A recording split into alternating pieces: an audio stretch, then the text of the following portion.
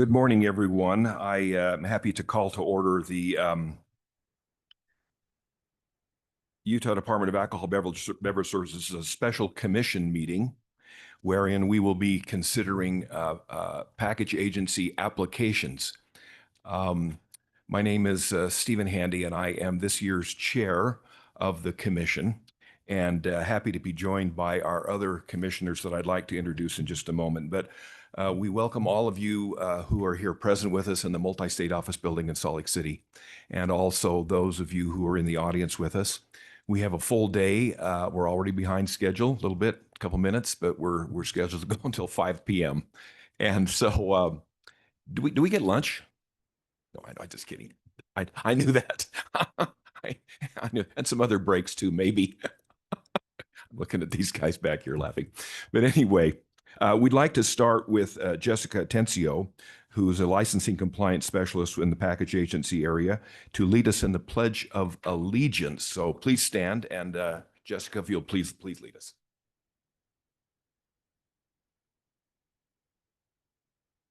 Pledge allegiance to the flag of the United States of America and to the republic for which it stands, one nation, under God, indivisible, with liberty and justice for all.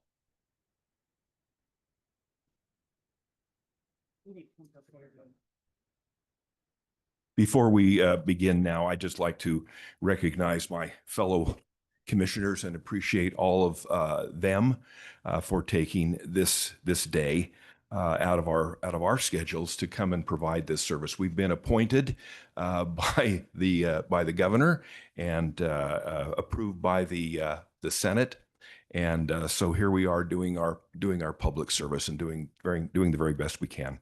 So to my right is Jennifer Terrazon, who's our vice chair. Commissioner Tom Jacobson here, Commissioner Jacqueline Orton, Commissioner Fallon Owens here. Commissioner Tennert is not here today. Is she coming? Do we know? And Commissioner Tara Toohey is here as well. I want to note that our wonderful staff is here, and I want to recognize them. To my left is the Executive Director of the Department of Alcohol Beverage Services, Tiffany Clayson. Vicki Ashby is our Executive Assistant Commission and keeps us all organized. Todd Darrington is the Finance Director. We appreciate him. Oh, it says here that Commissioner Tennert is excused. Thank you for that. We have Brian Swan, who's the Deputy Director, Legal and Regulatory Affairs. Jeremy Summerlath, the Licensing and Compliance Division Director. Sam McHenry, the Assistant Attorney General, who does such a great job for us. Michelle Schmidt will be joining us later as the Communications Director. Jeff Colvin is here, the Package and Manufacturing Program Manager. We couldn't do it without the assistance of Joe Ferrari and Steve Lucero, who are assisting with audiovisual today. Jessica Atencio, that you just met. Alexis Iverson, the Licensing and Compliance Specialist. Tammy Bolte, the Financial Manager. Jessica Wilden Cocazetti, the Financial Analyst. So thank you, everyone. So we will proceed as follows. We have a schedule in front of us. It has been posted as well. All of the commissioners have it. It's been online. And we'll start with the Monticello liquor outlet, it's called, Donnie Roberts. And we'd invite you to come forward and or online. Are they online or in person? We're online. Good morning. Thank you very much. The time is now yours. Let's see. This is the first one, so let's kind of figure this out. We're going to give you a few minutes for, Director, help me with this, a few minutes for a presentation, and then the commission may have some questions for you. And the presentation is just, we have all of your documentation, we have your paperwork, and you're scheduled for, it looks like about 10 minutes, and so let's take the time you need. Go ahead, please. Introduce yourselves and let's go ahead, please. Sorry. My name's Donnie Roberts. This is my wife, Nicole. We've been operating the package agency in Monticello for 13 years now, I believe. It's been an honor to be able to serve the Liquor Commission and the community. We really enjoy our job, and we've been very, very happy to see the changes and the growth in the community. we try to make sure that we serve the state as our customer, our very first customer. Keeping them happy is, of course, what we get paid to do, making sure that we're in compliance with everything, making sure that we're up on what the laws are and keeping up with the technology. Um, we also work very hard to make sure that we're serving our community.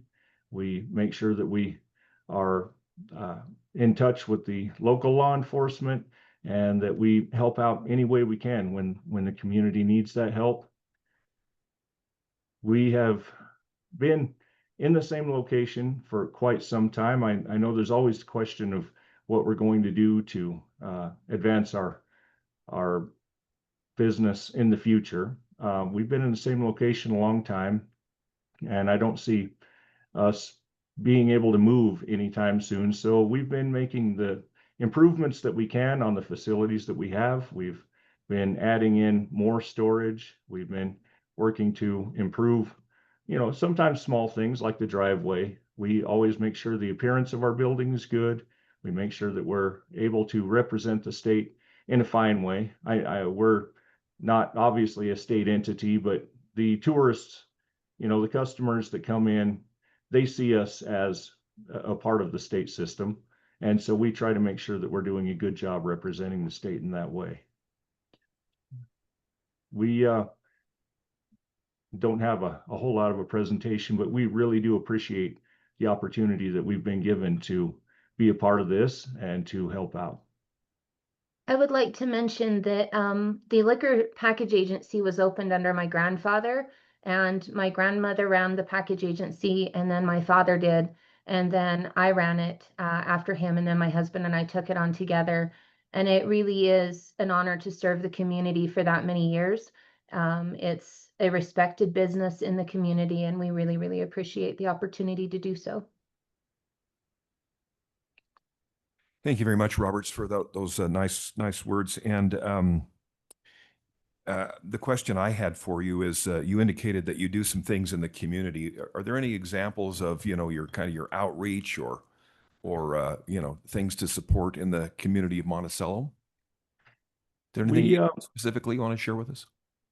During COVID, we were a facility that they could, because we had a delivery dock at our building. We were a facility, we volunteered to allow them to deliver supplies to our facility for the county, and then the county workers would come and pick those up and distribute them. We have done work for the pharmacy and the local hospital in bringing in the alcohol. Basically, it would be Everclear back when that was something that we carried in the full strength. We would bring that in for them for whenever they had needs for cleaners. I don't know what all they do with that stuff, but we were there to help out with that. We do a lot of smaller, let's say, private outreach things. Obviously, a lot of people come into our store, when they just got bad news, or something, and we have actually helped to direct individuals to get the help that they need, upon the loss of a loved one or medical problems.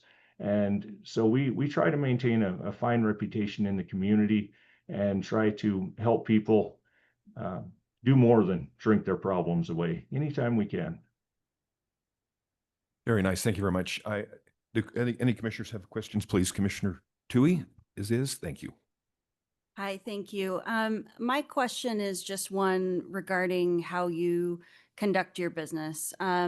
In my line of work, we follow trends closely. We adjust for customer demand or special requests. Can you give the commission an example of a time when you've adjusted your business to accommodate customer demand or plan for trends? Oh, absolutely. We keep a close eye on the community calendars, especially on the county calendar, because there's a lot of things like Jeep Safari, ATV safaris, and different things like that. But we also make sure to see what's on trend. We do talk to the I just lost it, like the Sazerac woman that comes in. I apologize. Distributors. The distributors, when they come in, we try to see what's trending and what's going up there. all of the restaurants we keep in contact with that come in, and we try to make sure that we can let them know, hey, this is on sale, or this is what seems to be growing or what's changing. We try to keep a close eye on all of that stuff and make sure that they're well supplied and well informed also. Great, thank you. Thank you very much. Any other commissioners? Commissioner Jacobson, please. You know, when you're first, what happens is we still have a lot of energy. If you were at 4 o'clock this afternoon, you may not get as much energy out of us. But I did read, of course, your application and everything, and I thought, you know, the things that you've done in the community are excellent. You've been doing this for a long time as a, you know, an independent business. As an independent business in the area, could you maybe share with us any challenges that you're seeing for the next 5 years? Or 4 years during the period of the contract? I would say some of it is, I know that we had talked to you guys 3 years ago about the bringing in minis, and I know that that was not accepted, and that is still an issue. We still have people that would like to buy in a smaller amount, and the availability of pints or half pints is still very limited. There's not much of a variety, and we have people that go hiking or go on river rafting trips, and they don't want to carry an entire fifth or a half gallon. So I would say our issue is honestly size, because we can't bring in a smaller size. We do have issues there. Thank you. That's really good to hear from you, and as to why you think that's an important thing. Mr. Chair.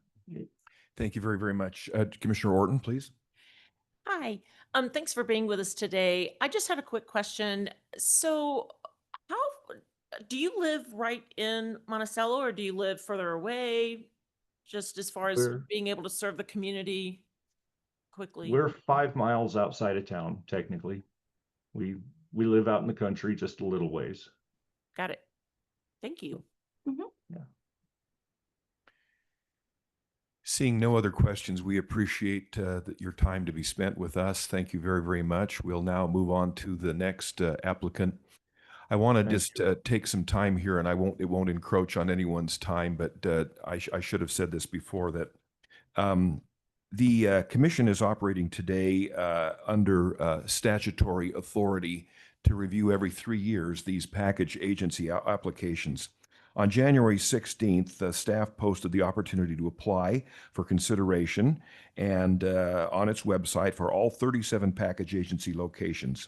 The open call for applications ended on March 10th. The department then staff reviewed and processed the applications. In advance of this meeting, commissioners received the applications and information for each applicant that will join the meeting today. Commissioners have had an opportunity to review the information. Today, commissioners will take that opportunity and ask a few questions, as we did to the Roberts just now. We will then take this information and make recommendations for final contract awards by May 29th, 2025. No action will be taken today in our meeting. This is an informational gathering meeting today. And again, appreciation. We all thank the staff director, your staff, and you for their great work and preparation and leading up to today. And also, we appreciate you package agencies. We know that you're entrepreneurs, you're small business people, and you're out there, making a difference and making a living. And we appreciate what you're doing as we have reviewed your applications. It's an opportunity for an entrepreneur that loves a challenge and is not scared of hard work. Work is hard. Small businesses, it's hard work. We know that you're tuned into your local communities, and as the Roberts just demonstrated so well.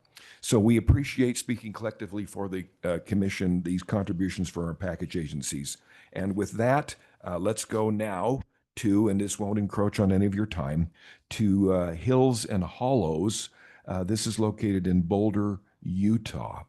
So, are you ready?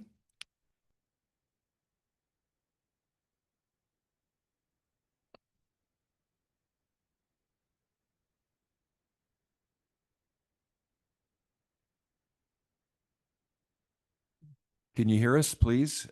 Sean, can you please hear us, Sean? We got you? Apparently not. Let's Yes. Chair Handy, maybe Thank you.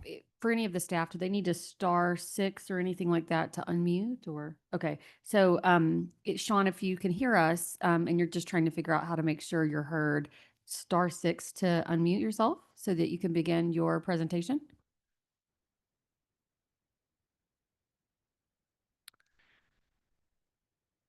We'll give Staff, if we could maybe try to reach out via text or Okay. email to get a hold of him, that would be great. Thank you.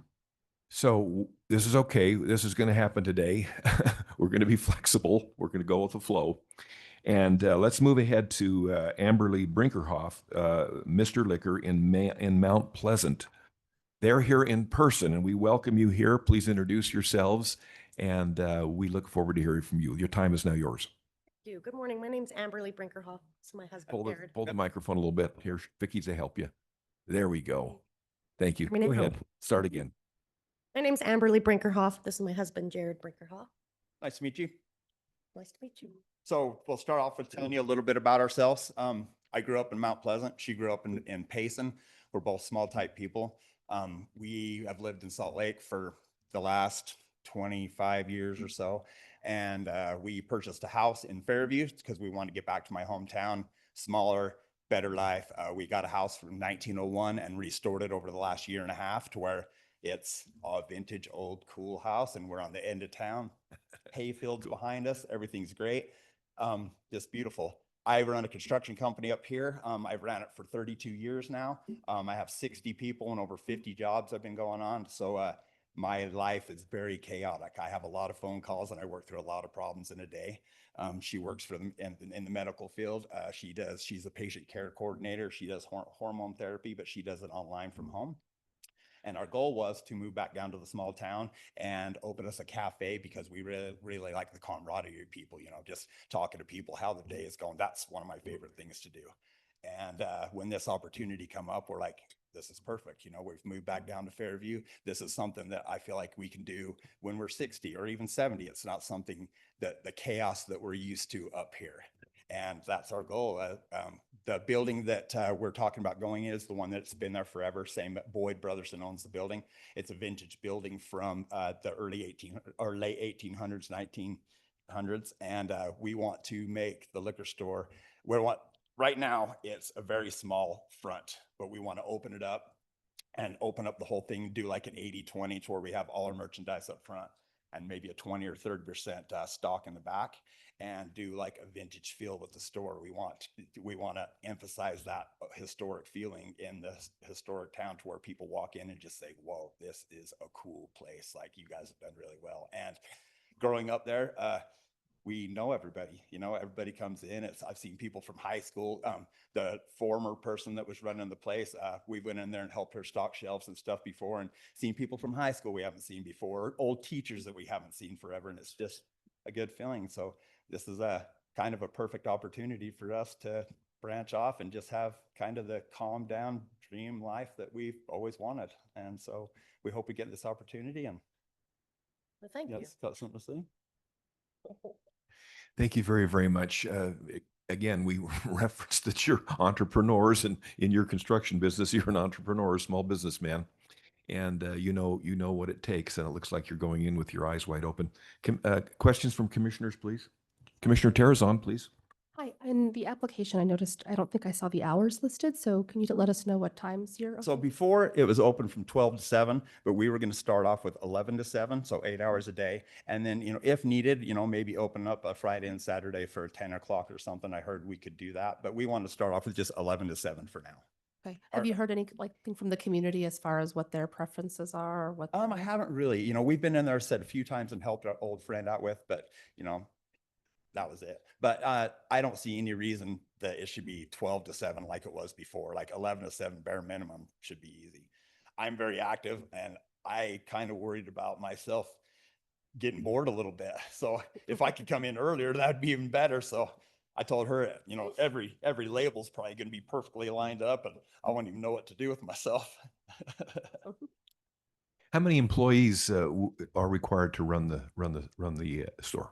The store. It would just be us. Just the two of Yeah. you? We thought that maybe like, because we like to go on vacations and stuff. We usually like to go out of the country at least once, once a year for a week. So we would find somebody, maybe if we want to go on a vacation, but yeah, just us.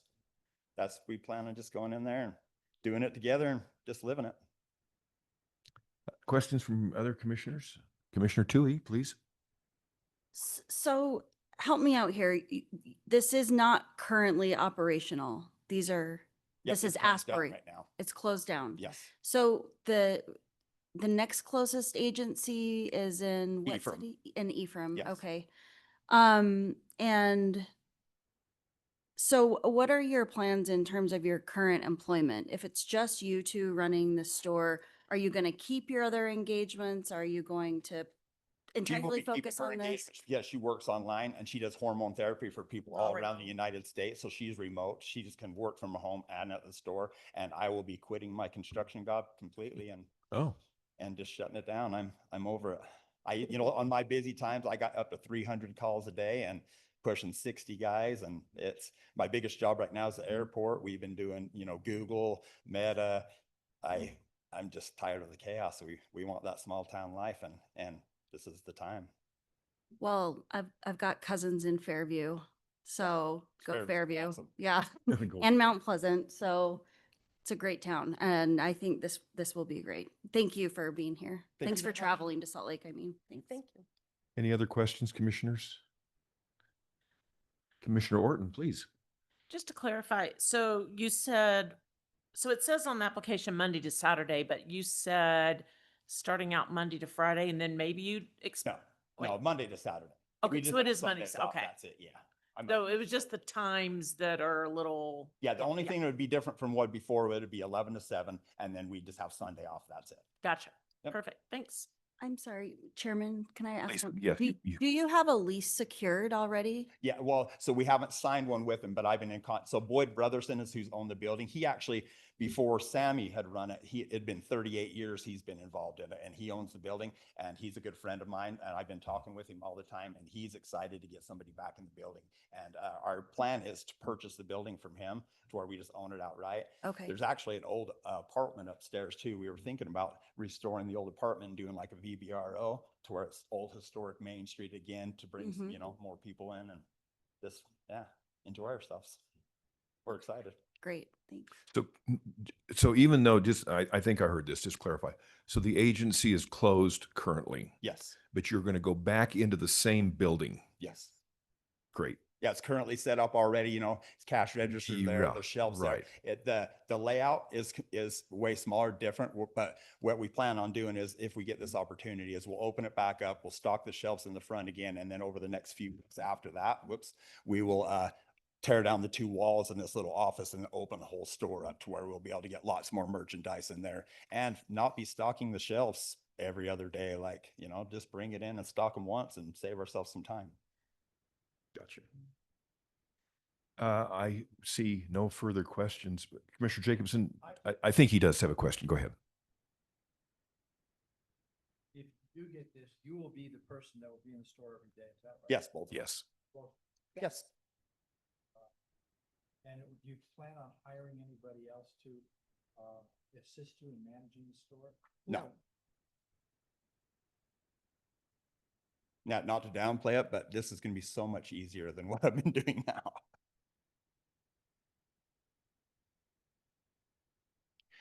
Could I say one other You thing? certainly may. Yes, please. Just want to say that I do think even though you don't want to hire someone, if you leave, you will have to have an employee. Yeah, we were talking about that. Yeah, like we would find somebody to where like if we end up going on a vacation or something like that. Okay. But that's Yeah. it. During the week, normally, no. But if we ended up doing, let's say we do our 1 vacation a year. So we would have to hire somebody if we decided to do a trip or something. Okay. Because there are rules around closures and all of that you Yes, need to we've read work all. with the staff on. Okay, great. Awesome. I think we've exhausted our questions, and we thank you, Brinkerhoffs, for coming to see us today. All right. Thank you And very we much. we wish you well. Thank right, you. thank very you. much. Have we got Sean Owen online yet, everyone?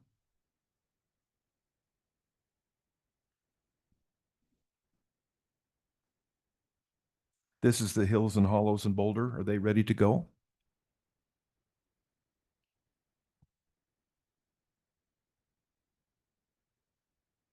Should be, huh? Mr. Owen, can you hear us?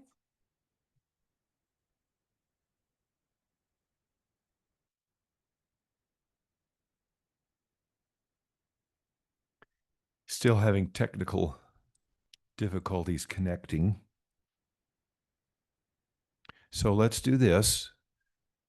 Let's go ahead and, pardon me, are you on now? Yeah. Yeah, go ahead, and if we're go ahead and speak so that we can make connection with you.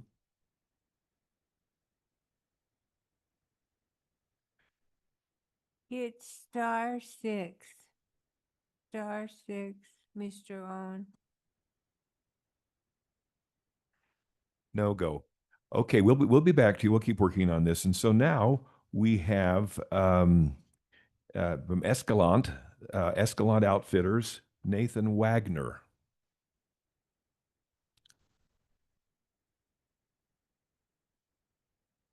How about you, Nathan?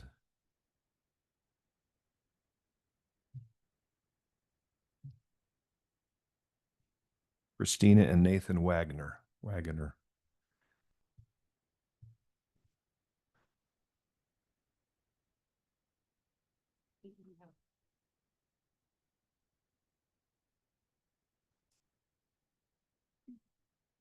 That doesn't seem to be working either. Are we okay with, we'll keep trying here, huh? We have now Garden City, Mike's Market, Dan Moldenauer. Are you available, Dan, to speak to us? Sean Owen.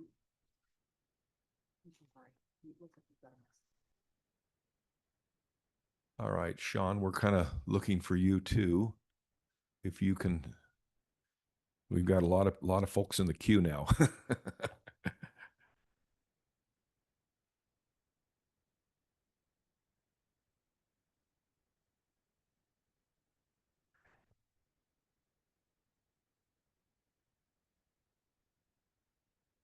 Should we just stay in a holding pattern here while we figure this out, or shall I call someone else?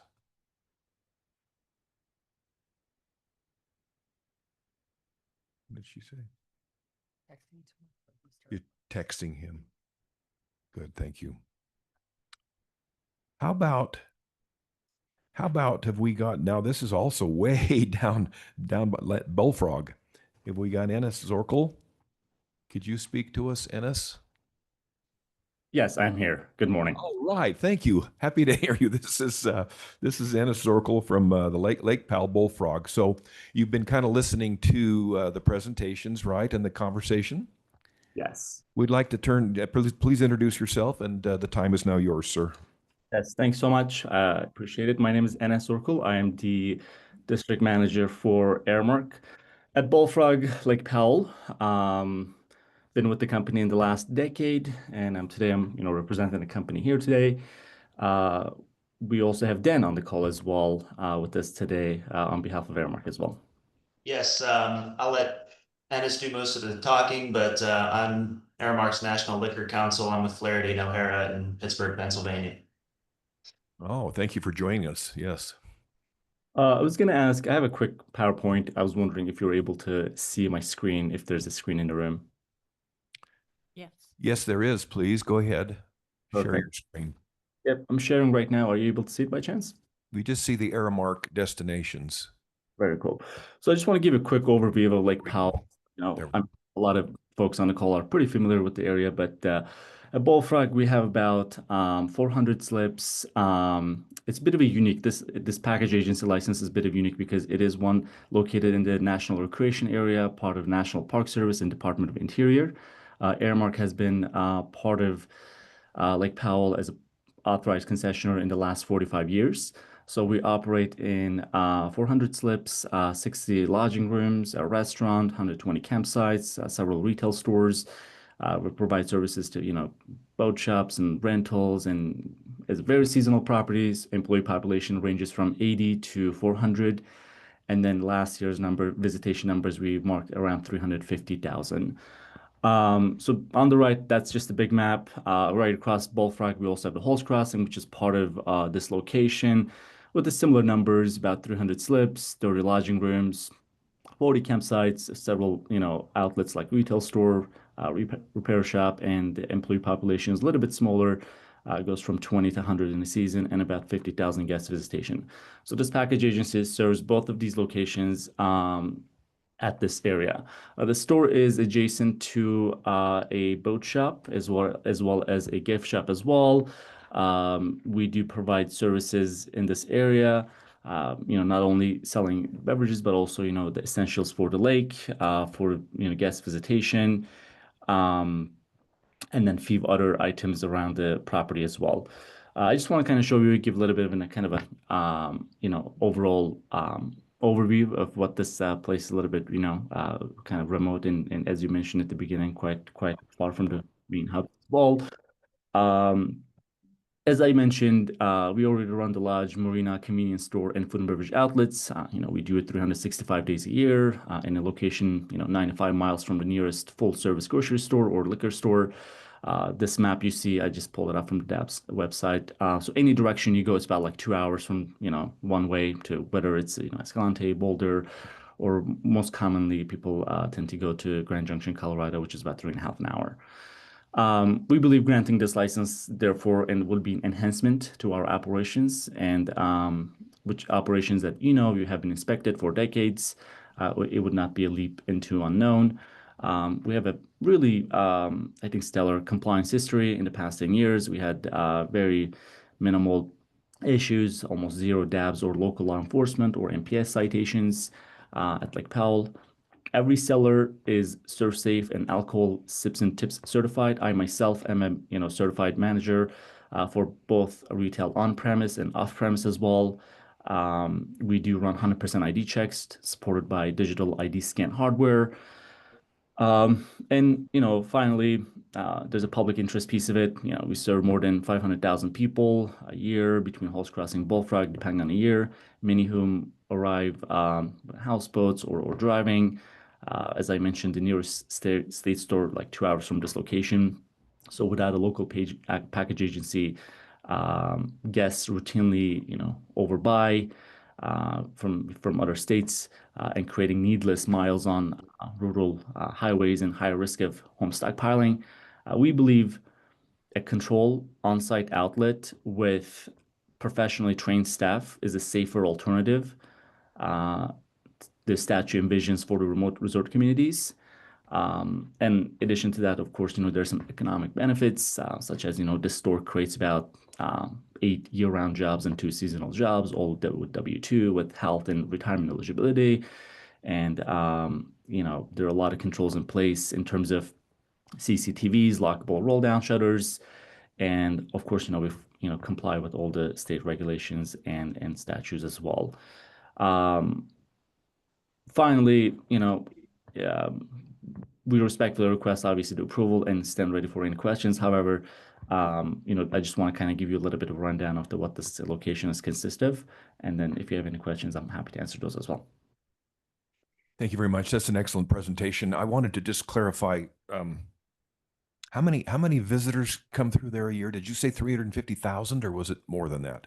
350,000 was last year just for Bullfrog, and additional like close to 50,000 for Halls Crossing. So if you go to Bullfrog, there's a ferry. Basically, you get on a ferry and then you cross and go to across if ferry is running. So yeah. Yeah, thank you very much. I think probably most all of us are familiar with this amazing recreation area in the state and the far reaches of our state. Questions from commissioners? Commissioner Toohey? I wondered if you could submit your presentation so we could make it part of our record as well. I thought your presentation was good, and this is the first photos we've seen of an establishment today. So I do appreciate you showing us. I'm just curious, what are your biggest issues in being a really remote package agency in Utah? A great question. The remoteness, comes with a challenge being able to, getting to the supplies. I mean, everything takes about 3 to 5 days to get there. So the challenge is always the remoteness, of course. as far as like remote package agency is being able to hiring staff, because there's no clinic on site, there's no grocery store. We provide, of course, our own, but the challenge is always going to come to being able to hire the staff and hiring the people that we can run the store. We do have some programs in place. We offer very competitive housing. I mean, I think like we established like these new brand new mobile homes. We only charge folks $200 a month. So a lot of families and some folks, just maybe, at the end of their career or after retirement, choose to come and live at this community and being part of the team. But yeah, certainly I would say hiring is the biggest challenge. Thank you. Mr. Terrazon? I just wanted to confirm, you guys are open year round, or is it a seasonal? Correct. We are open year round. Thank you. Commissioner Jacobson? I read your application, and in your application, you stated that that the applicant is primarily located at Waweep, which is in Arizona, and that the applicant makes regular trips to Bullfrog. Okay, so what I'm getting at and where I'm going is, who is there on a regular basis to manage this store? Yes, good question. Yeah, so I mean, to your point, yes, Lake Powell is a crossing between Bullfrog and Waweep. I lived myself there in the past 5 years. I made a move to Page, Arizona in the past year. On the day-to-day, we do have several managers. I have two managers. Both of them are holding all the required training and certifications. One being the director of retail, and then the other one being the store manager. Those people are on site 365 days. If one of them is not on site, the other one is, and that's an internal Airmark policy. Not both manager could be off site at the same time who oversees these locations. And then those are well trained, and I visit with them on a regular basis. Myself is traveling out there once every month. I spend typically 7 to 10 days on a monthly basis on site, and ensuring that we're aligned. Yeah, well, what I'm kind of getting at is the store is open more than 10 a.m. to 6 p.m., if I'm not mistaken, right? The store, Sorry, go ahead.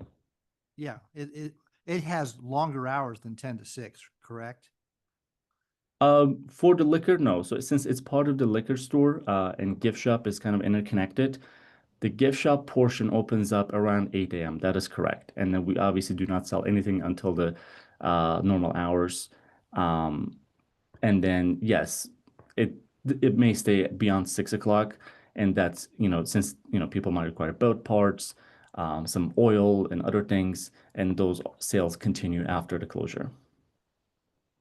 What I'm kind of getting at, what I'm concerned about is because of the kind of operation that you have there, where you have to service people, this is located inside a facility, whether it's gift shop or otherwise inside the store there.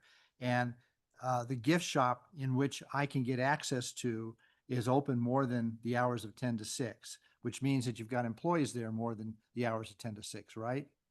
Correct. So the manager that we're concerned about, is a manager on site from the time that gift shop opens till the time it closes? Absolutely, yes. Okay. So even if it's more than 8 hours, that manager is on site there, correct? It is, and we have several managers on site. So whether one of them comes a little bit early and other one would come a little bit later in the day, so we have a full coverage throughout the day. Okay, and you even have coverage during their lunch breaks, is that right? Of a manager, someone who's trained to deal with the alcohol? That is correct, yes. And again, two managers working, whether one of them takes the lunch early or later and notifying somebody else due to coverage and so forth. Okay, so if the manager was ever called away for any reason, because of something else that happened on site, would your staff then be making liquor sales without the manager on site? There's always a manager on site. I mean, we have on-site total manager. Like these two managers that I mentioned are primarily responsible for this store. There are 10 other managers on site who are also holding tips certified, off-premise manager certified, and on-premise manager certified. If they need to step in for some reason, they will step in. Okay, the reason I'm asking that is because of the type of operation. It's a very unusual operation, and you probably don't get a visit from SBI very often down there. This was an issue. I think we looked at this the last time about the manager. So what you're telling us, and you can confirm to us, is there will always be a person that is properly trained that will be on site when that gift shop is open and the liquor is present, whether it's 10 to even outside the hours of 10 to 6. That is correct. It is an internal Airmark policy, and any manager, doesn't matter what their job is, or must be trained for all alcohol-related purchases, which we do have them go through tips and serve safe, whether it's a restaurant manager or a lodge manager or any other manager who is working for Airmark must be trained with all these things. And then we do have these training records available on their files for any kind of a request. That appears to have exhausted the questions from the commissioners. I have one additional question. What kind of, do you have challenges in the timely delivery of product? No, it's been quite consistent. And if any kind of a need arises, we certainly do communicate. So far, I think, especially in the last couple of years, I think we've been in a really good shape. That's good to know. I think, go ahead. Do you have questions for us? My primary thing is, the challenge at this location is, obviously, you're all familiar with the Lake Powell. The challenges are going to be a thing over the next year or two, of course. We constantly make adjustments in our operations to, ensure that, we are better serving our community, our visitors, or employees. So that low water challenge is going to be a thing, unfortunately, in the next couple of years as well. That impacts visitation or also impacts the services that are available, whether the launch ramp is open or ferry is running. So all these things come into place and then do impact the community economically as well as operationally as well, and determines our capacity in terms of what services that we can offer, how many employees we can hire, and so forth. But this obviously service that we offer in this package agency certainly is a great convenience for the folks that who travel hours to get there, and also is an offering that we're able to provide to the folks that employees and other members of the community as well. So I just want to mention that as well. Thank you. Thank you very, very much. We appreciate your time. We'll let you go now, and we'll move on to our next applicant. Thank you. Let's try Mr. Owen, please, at Hills out of Boulder. Do we have Mr. Hello. Owen? Yay. There we are. My Hello, apologies, Sean. everybody. I don't know what was going on there. No, we know what's going on. It's technology. Yes, great when it works. When you want it to work, it doesn't work. Exactly. Okay, sometimes. So you've been hearing the presentations. So we'll now just turn the time to you to discuss with us your application. Thank you. I know you're running a bit behind, so I'll go as fast as I can and then leave room for conversation. Boulder, Utah, just down in the Grand Staircase National Monument. We've now had the package agency since 2021, just about, and it's been very successful. We're the only place in the area. Originally, we really wanted to put this in place for the locals who are coming through, who have been traveling quite a bit over dangerous terrain to get to either Escalante or to another place. It's been a staple since we're one of only 2 stores that provide groceries and gasoline. We've since added on food components additionally, and have aspirations for lodging, but right now we're mostly focused on just being the best food and beverage location in town. And so far it's been going very well. I don't have anything else per se, other than we're really grateful to have the agency work with us. It's been a good relationship, and hopefully we'll be able to maintain that for a very long time. I asked this question, Sean, of the previous applicant from Lake Powell area. Do you have challenges getting timely delivery of your product? Not so much anymore. Over the years past, it's been pretty good lately. And during COVID, it was quite a challenge. Yeah, no kidding. Discuss your challenges with staffing in a remote area. Well, we We have had challenges. Luckily we have not in the last 2 years. We've had the ability to create lodging for employees. So we really haven't had any problems with staffing. And we've had a long running staff now for a very long time, including some family members. So in the past, it would usually be transient and would be a challenge if we couldn't find a place for somebody to live. Mm-hmm. Thank you very much. Questions from the commissioners? Commissioner Jacobson, sir, please. Mm-hmm. I had a question about your manager. In reading your application, is Heather McDivitt the person who's actually there for the day-to-day management? Yeah, there's 3 people now, but Heather's the one that's kind of taking the lead on this part of the business. Okay. She lives really close by and pretty much works full time. Okay. You know how close she lives to the facility? I About realize about 3 minutes. It's a large town if you look at geographics, but it's very small with only one major road, so everybody's pretty close. So she's about 3 minutes away. Tessa's about, or my properties are about 5 minutes away.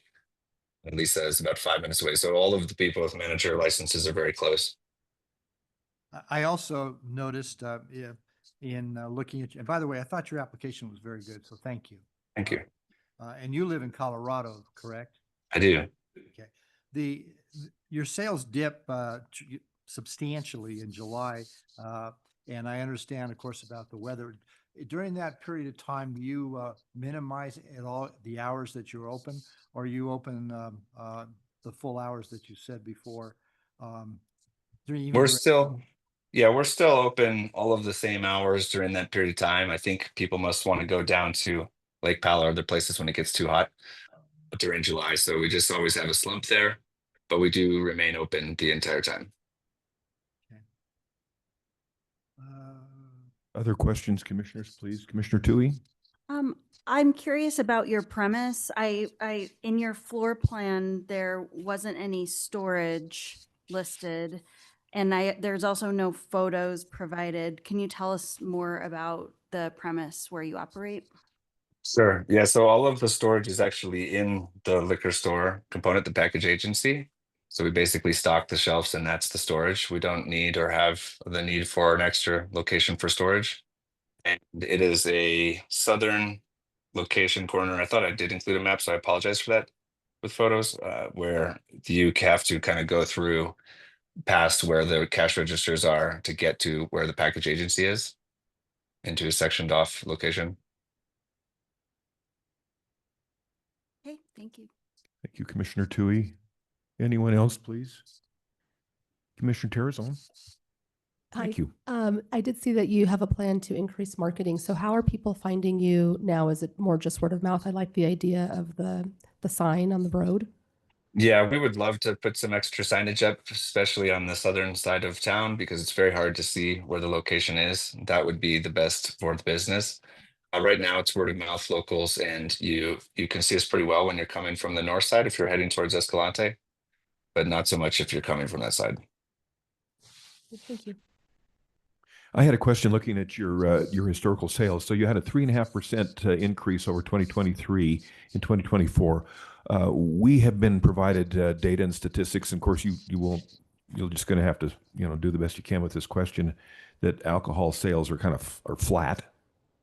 And do you project an increase for 2025?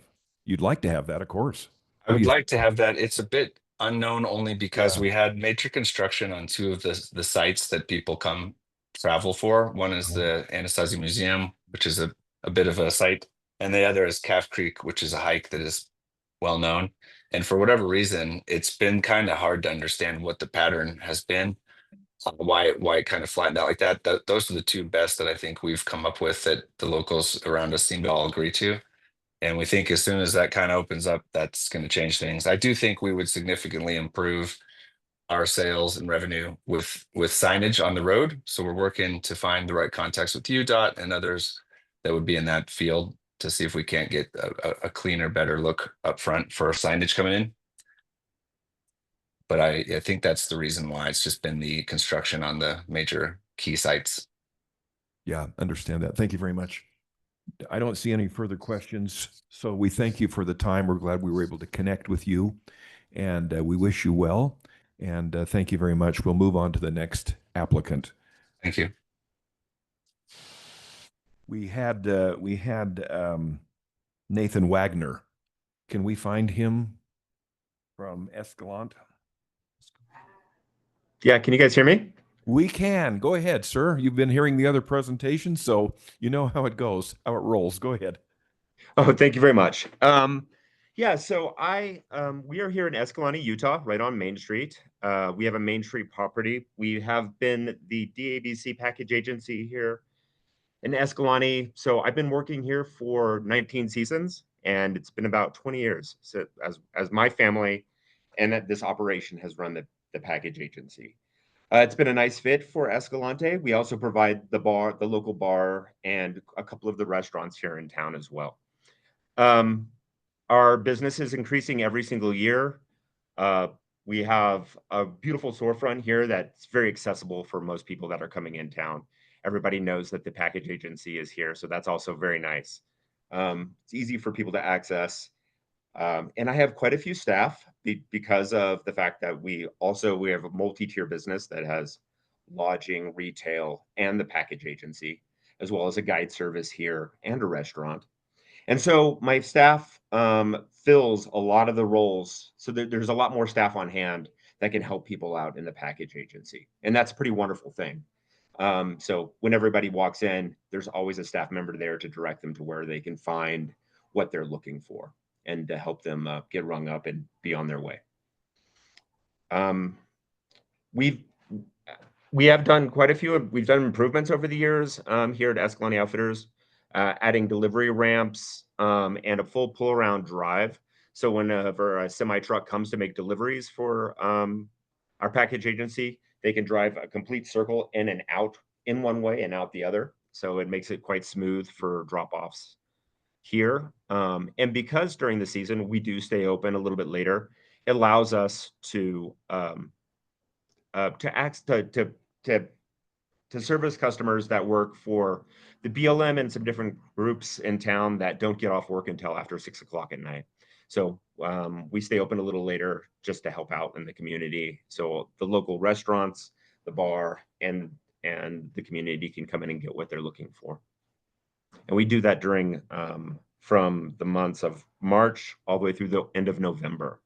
And then from December, January, and February, we fall back to the traditional DABC hours,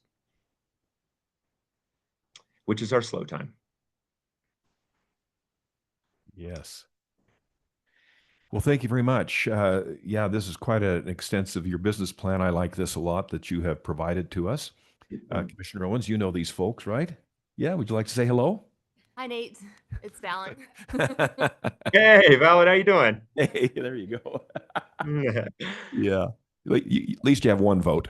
No. Just kidding. The Garfield County vote. You do have a great business. Well, thank you very much for sharing that with us. Yeah, what a cool thing you got going here. Other questions from commissioners, please? Serious questions. No. Yeah. Your business plan is really good. It is good. Very thorough, and I appreciate the time you put into it. Thank you. Yeah, it's something that we provide for the community here, and we take a lot of pride in it.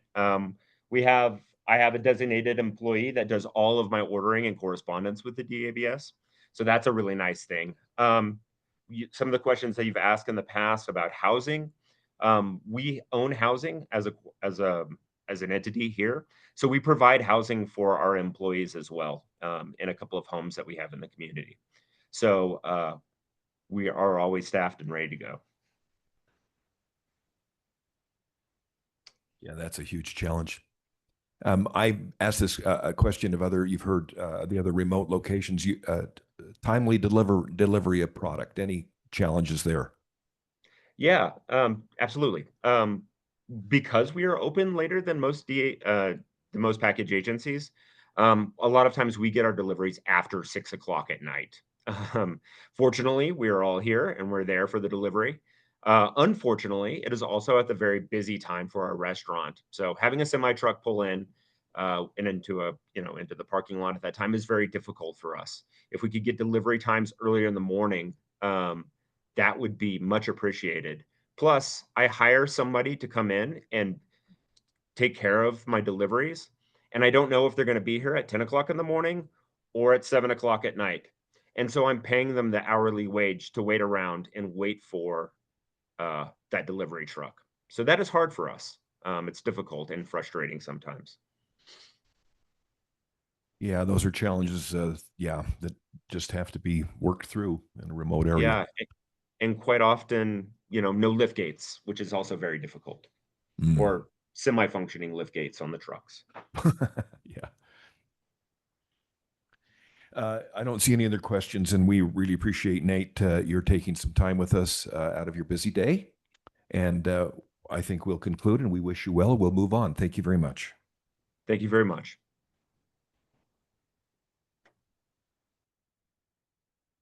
Now on the schedule, we have a new applicant from Parowan.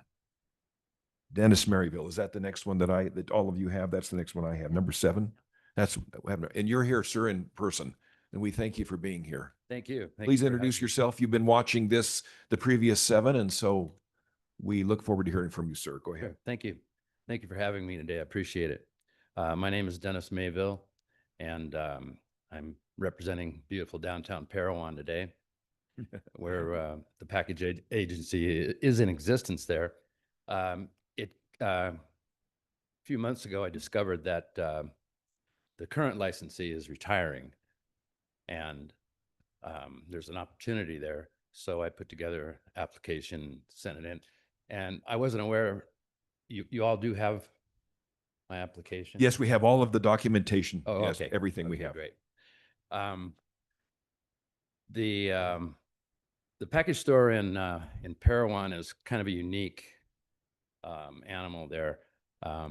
It's obviously services the city of Parowan, but it's also right near Bryan Head Ski Area, ski resort. And a good portion of their volume is a result of the tourist trade from Bryan Head, not just for the ski season, but tons of mountain biking. They run their lifts through the summertime. And so there's a great deal of opportunity there. Now, opportunity is a word I use describing the store, but challenges might be a word that could be used as well. It has its own unique set of challenges. I believe one of the commissioners brought up asked a question about storage. There is no storage there, and to remedy the situation in Parowan, I would propose that we have to improve the overall customer shopping experience. I don't mean to disparage the current licensee, but the place needs a complete facelift. It's pretty poor. I'd be willing to take on that task. We'd have to almost tear out the entire interior. New flooring, the whole thing needs to be painted. The shelving is dated, old, needs to be stripped, refaced. The checkout counters look like they've been in there for 30 years, which I believe they have been. So when you combine all that, my recommendation would be to move the operation. I've been in negotiations with the current leaseholder on the property. He has another building about 50, 60 yards up the street, same street, that used to be a Wells Fargo bank. And we wouldn't need the whole bank, but we did meet there, and we mapped out some square footage that would basically triple the size of the store now. We would have adequate storage. It's completely handicap entries and everything, ramps all done. It has 5 times the parking that the store has now. And we haven't negotiated a price yet, but he is holding the building for us to depending on whether I was aware of the license or not. So that's where we stand with the building. Any questions? Oh, sorry. And our chair had to step out for just a moment, but one of my questions is, so it would be you and your wife who are managing the day-to-day? From the start, yes. We definitely plan on hiring some help.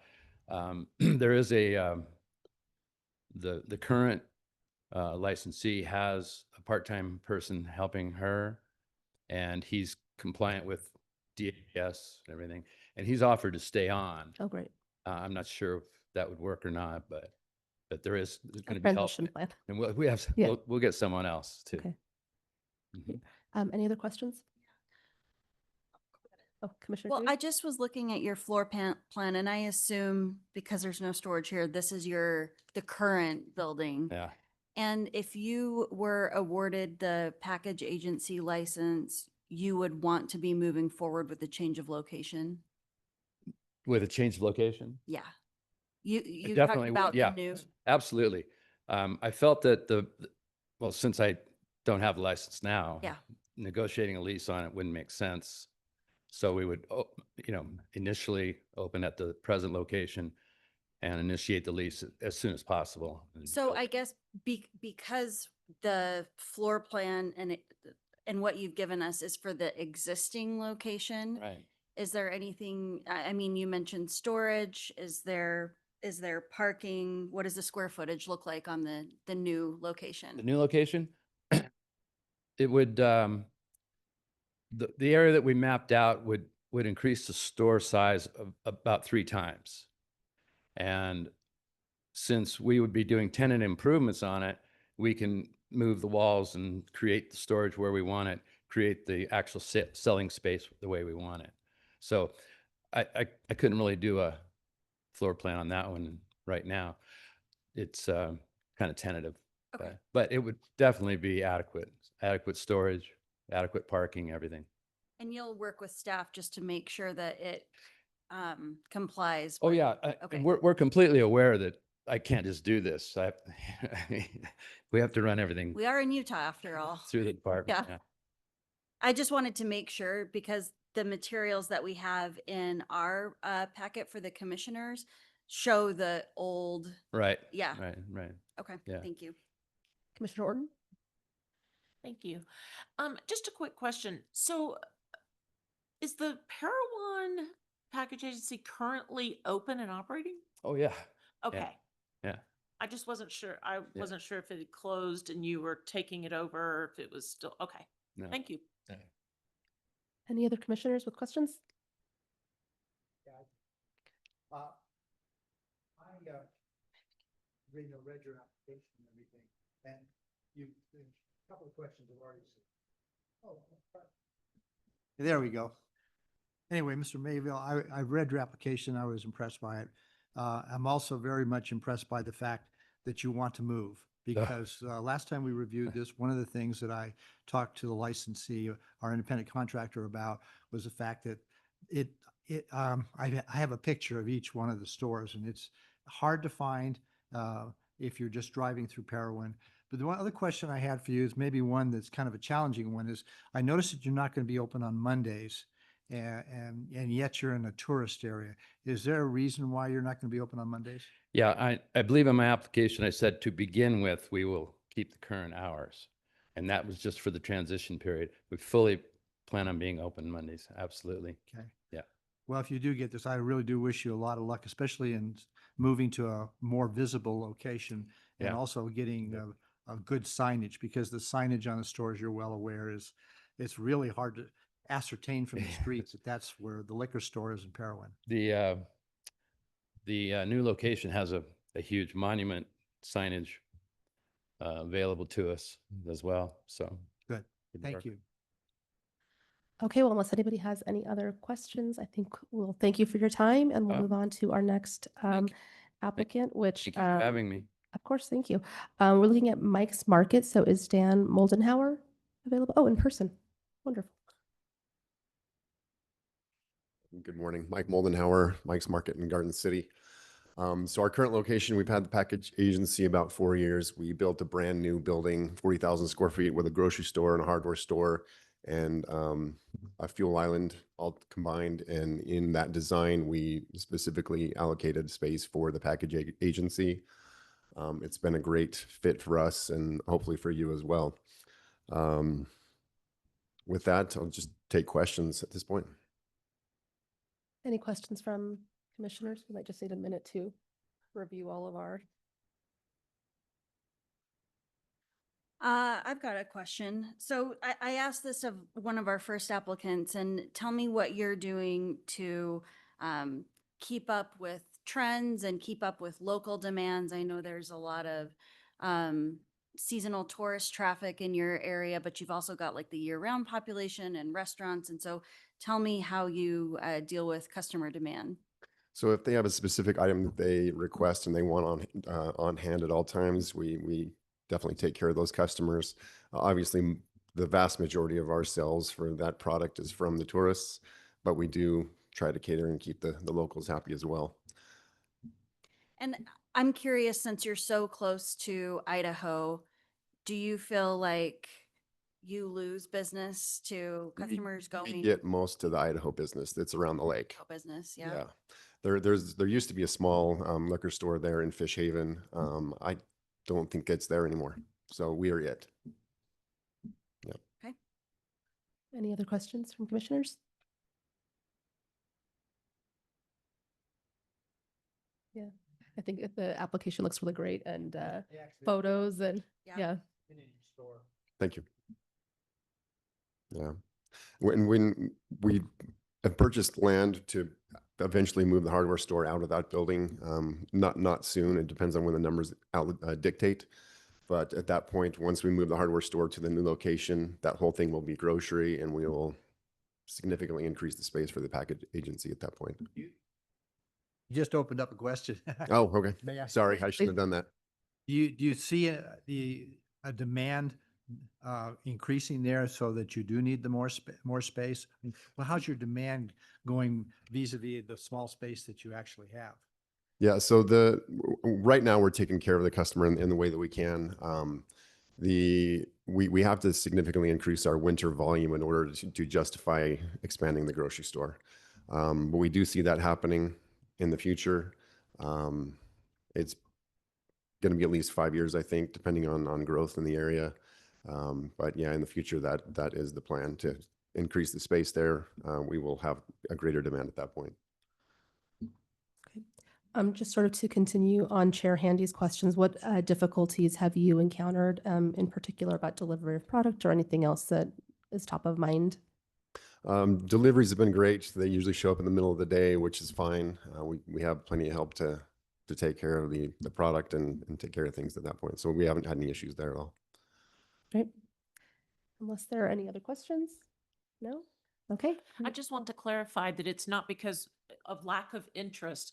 When you have a complete and thorough application, It makes it doesn't much leave us a easier. lot of- yeah, it doesn't leave us a lot of questions. So. Awesome. Thank you. Thank you so much. Okay. I think according to the schedule, we're set for a break. So how long is the? Yeah. Vice Chair, the next applicant that you'll hear from is scheduled for 9:40. So we'll break now. I would say if we could be back here and in seats ready to go at about 9:35, that would probably be ideal, just to make sure we're all ready. Thank you. All right, perfect. Thank you, guys. Great job, everyone. It takes a second to get in a group. You guys are doing great.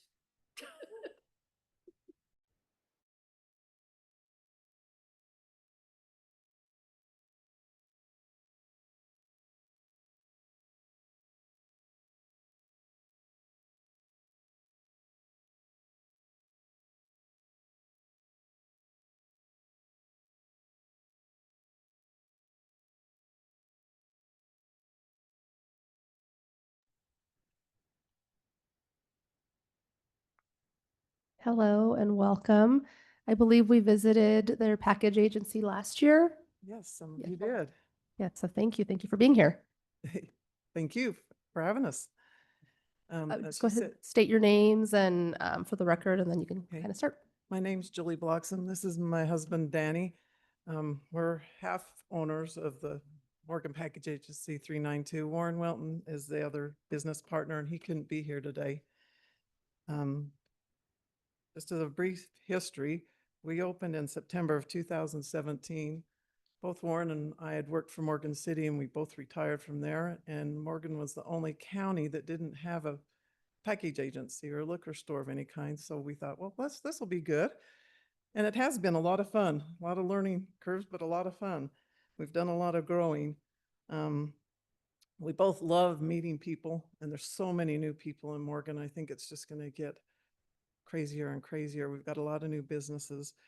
We are in the central, we're in the city, so we're central, and so it's easy access for all the community people to come to our store.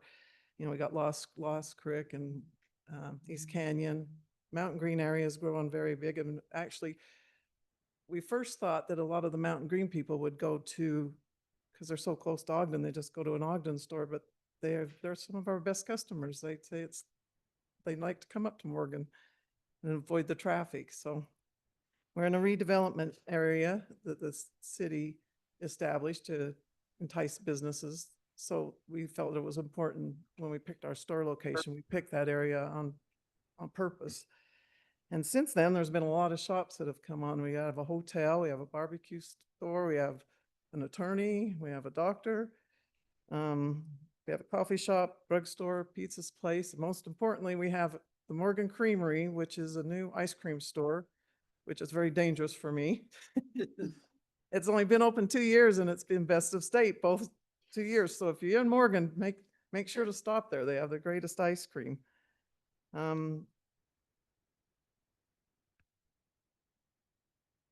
When we started in 2017, we only were open from September to December.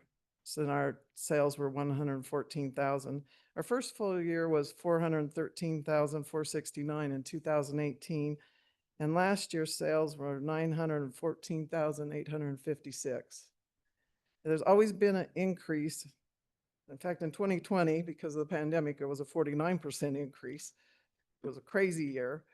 And the following year was 1.7 decrease in sales, but that's just because of the nature of the pandemic. But we have no reason to believe that our sales won't do anything but continue to increase. We offer, or we provide the orders for 2 of our bars, which are Taggart's, not Taggart's, that's a restaurant. Stoddard Roadhouse and The Post are both located in Morgan, and they purchase their liquor from us, as does Taggart's. And then we have a person who lives in our community that runs Snowed Inn. It's a place up in Park City. And she says she likes to keep the business local, so they purchase all their alcohol through us. So that's wonderful. That really helps our business. We like to order a lot of special order items. That increases our business. We get a lot of people from Ogden and Roy and that come up because we carry wines and buzz balls and other things that the other stores can't carry. So we really work on trying to bring stuff like that in. And then our store is little, so we constantly happen to say out with the old, in with the new, and shuffle. But we're really accommodating to people. If they want a product and they're new in our community, we get it for them, and carry it. So we find a place. I joke that someday we may have shelves in the restroom, but we haven't got there yet. Well, it's a very charming store, and I saw that most of your growth has been through word of mouth. So does that kind of continue to be your main plan for your general expansion? Yeah, it does. It is.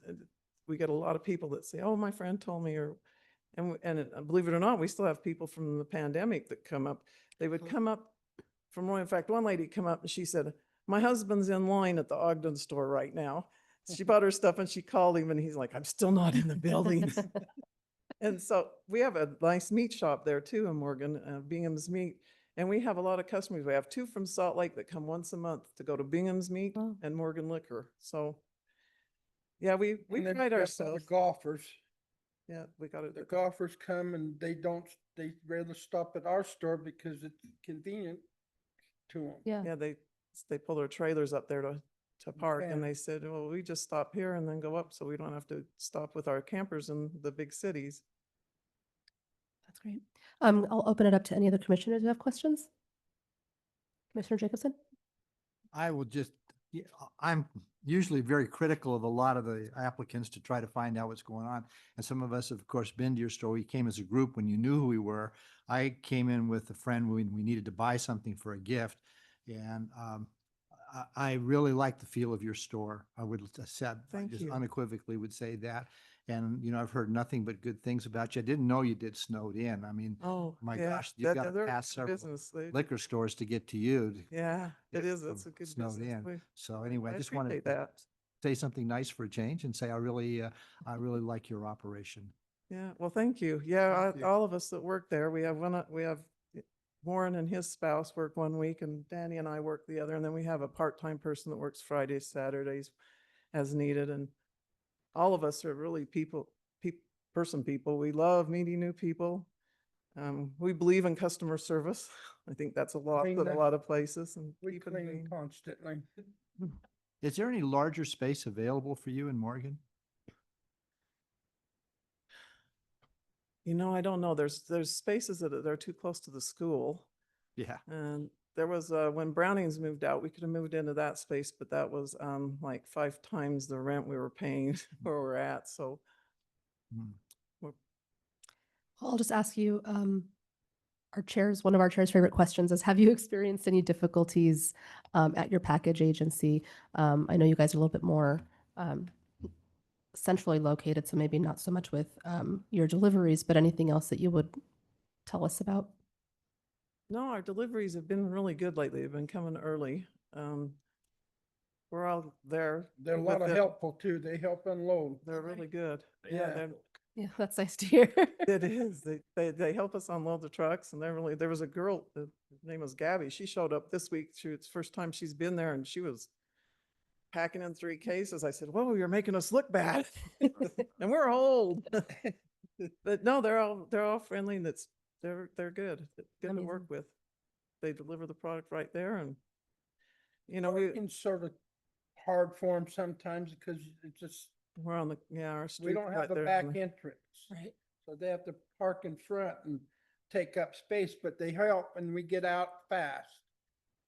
Yeah, it sounds like that.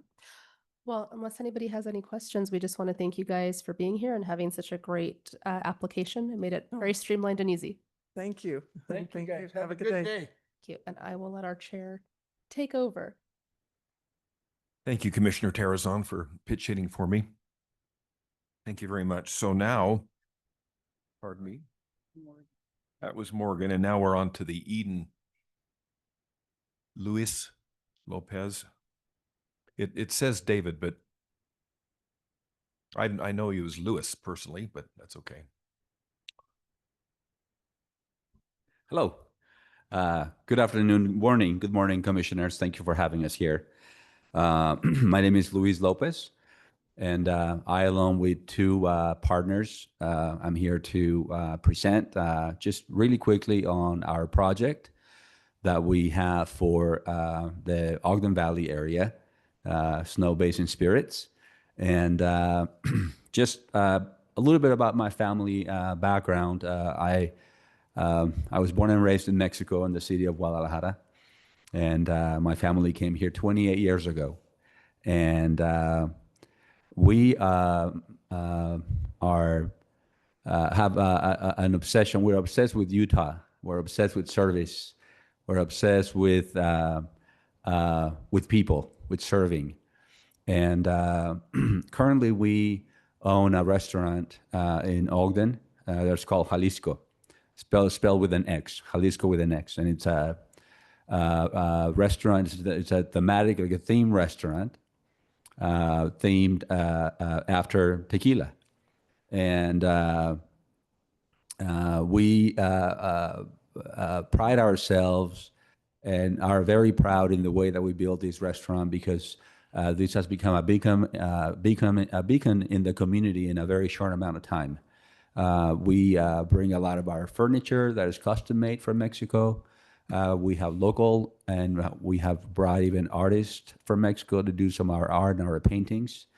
and it's a very special place. And if you haven't been there, we'll invite you to come and visit and check it out. I've been there with you, as you know. Yes, yes, I have. absolutely, Commissioner. Yes, and so we really are passionate. We understand the importance of this package agency in the Valley, and because we are truly committed to Utah and are passionate about what we do, we just want to be a part of the growth and a part of the expansion and a part of the great things that are happening in Utah. And we want one of the most exciting things we think about is to be a part of something like this when the Olympics happen in 2034, right?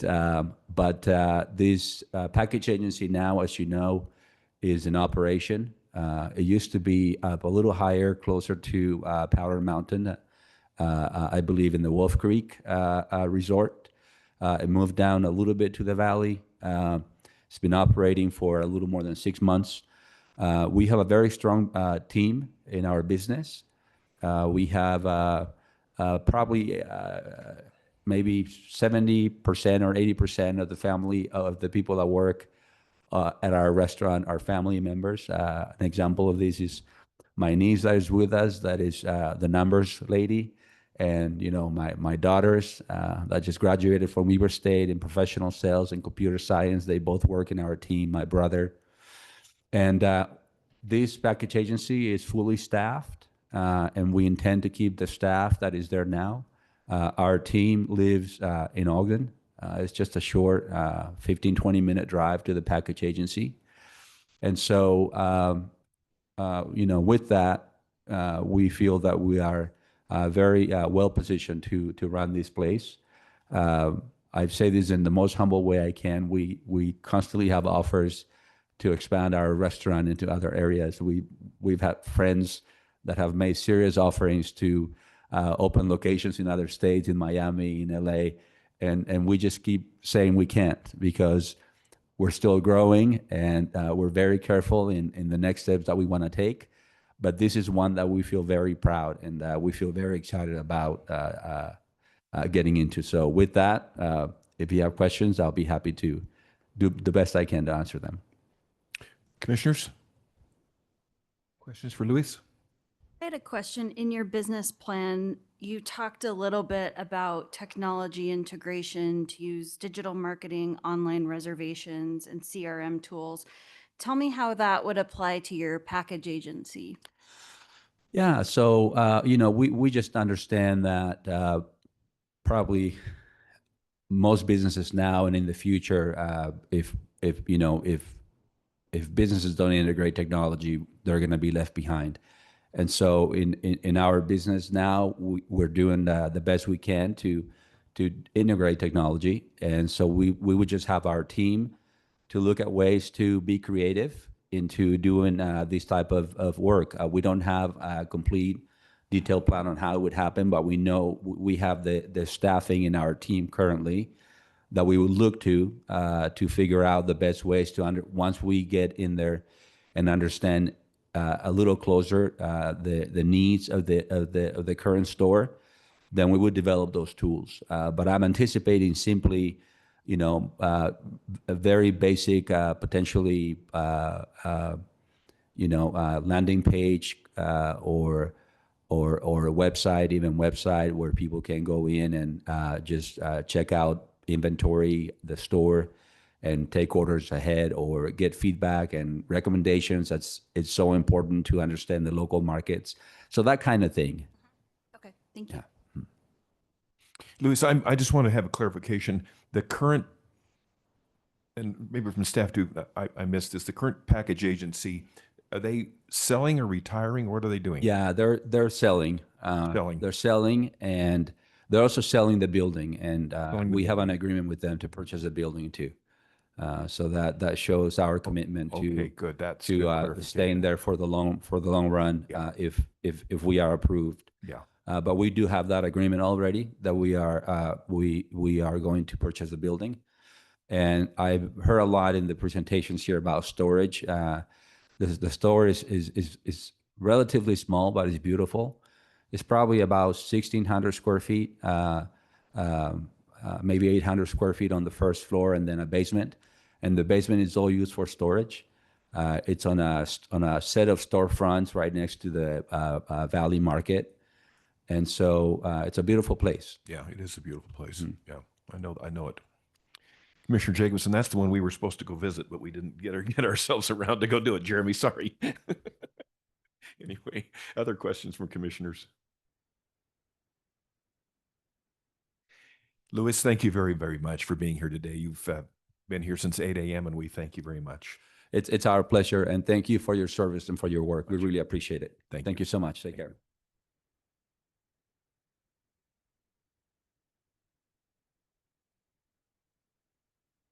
Okay, now we have Amy Olson. I assume she's online. You're here in person. Well, how delightful, from Mount Pleasant. We like to be in person. Yeah, So come forward and introduce both of yourselves. And you've been hearing the presentations, and we'll turn the time to you. we've heard a little bit of the presentations. Good morning, commissioners. My name is Amy Olson, and this is my sister. I'm Miss Olson. Yep, I'm a talker, so I tend to take over. I don't mean to, but I tend to take over. So we are here for the packaging agent in Mount Pleasant City, Utah. We are lifelong residents of Mount Pleasant, born, raised, own homes there. In fact, if I needed to walk to the store, I could be there in about 6 minutes. We approximately 14 years ago, I got a crash course in the alcohol business when our mother purchased the bar in Mount Pleasant. And since then, we have had a very good business where we have learned a lot of things. I've learned a lot about compliance. We've learned a lot about rules and regulations, what you can and can't do. And recently, the packaging agent contract came available. Mr. Brotherson ran it for years. And then he had a family member take over, and it has came available. And we are looking to expand and move into the packaging agent business. That's if you'll have us. We are very committed to our community. We'd like to, I'm not very good at speaking in front of people, I'll be honest. So I'm a little bit nervous. So if You're doing great, Amy. Just a little bit. No, you're doing great. You're doing great. Just keep going. So we would like to expand our knowledge and move into another branch of alcohol sales.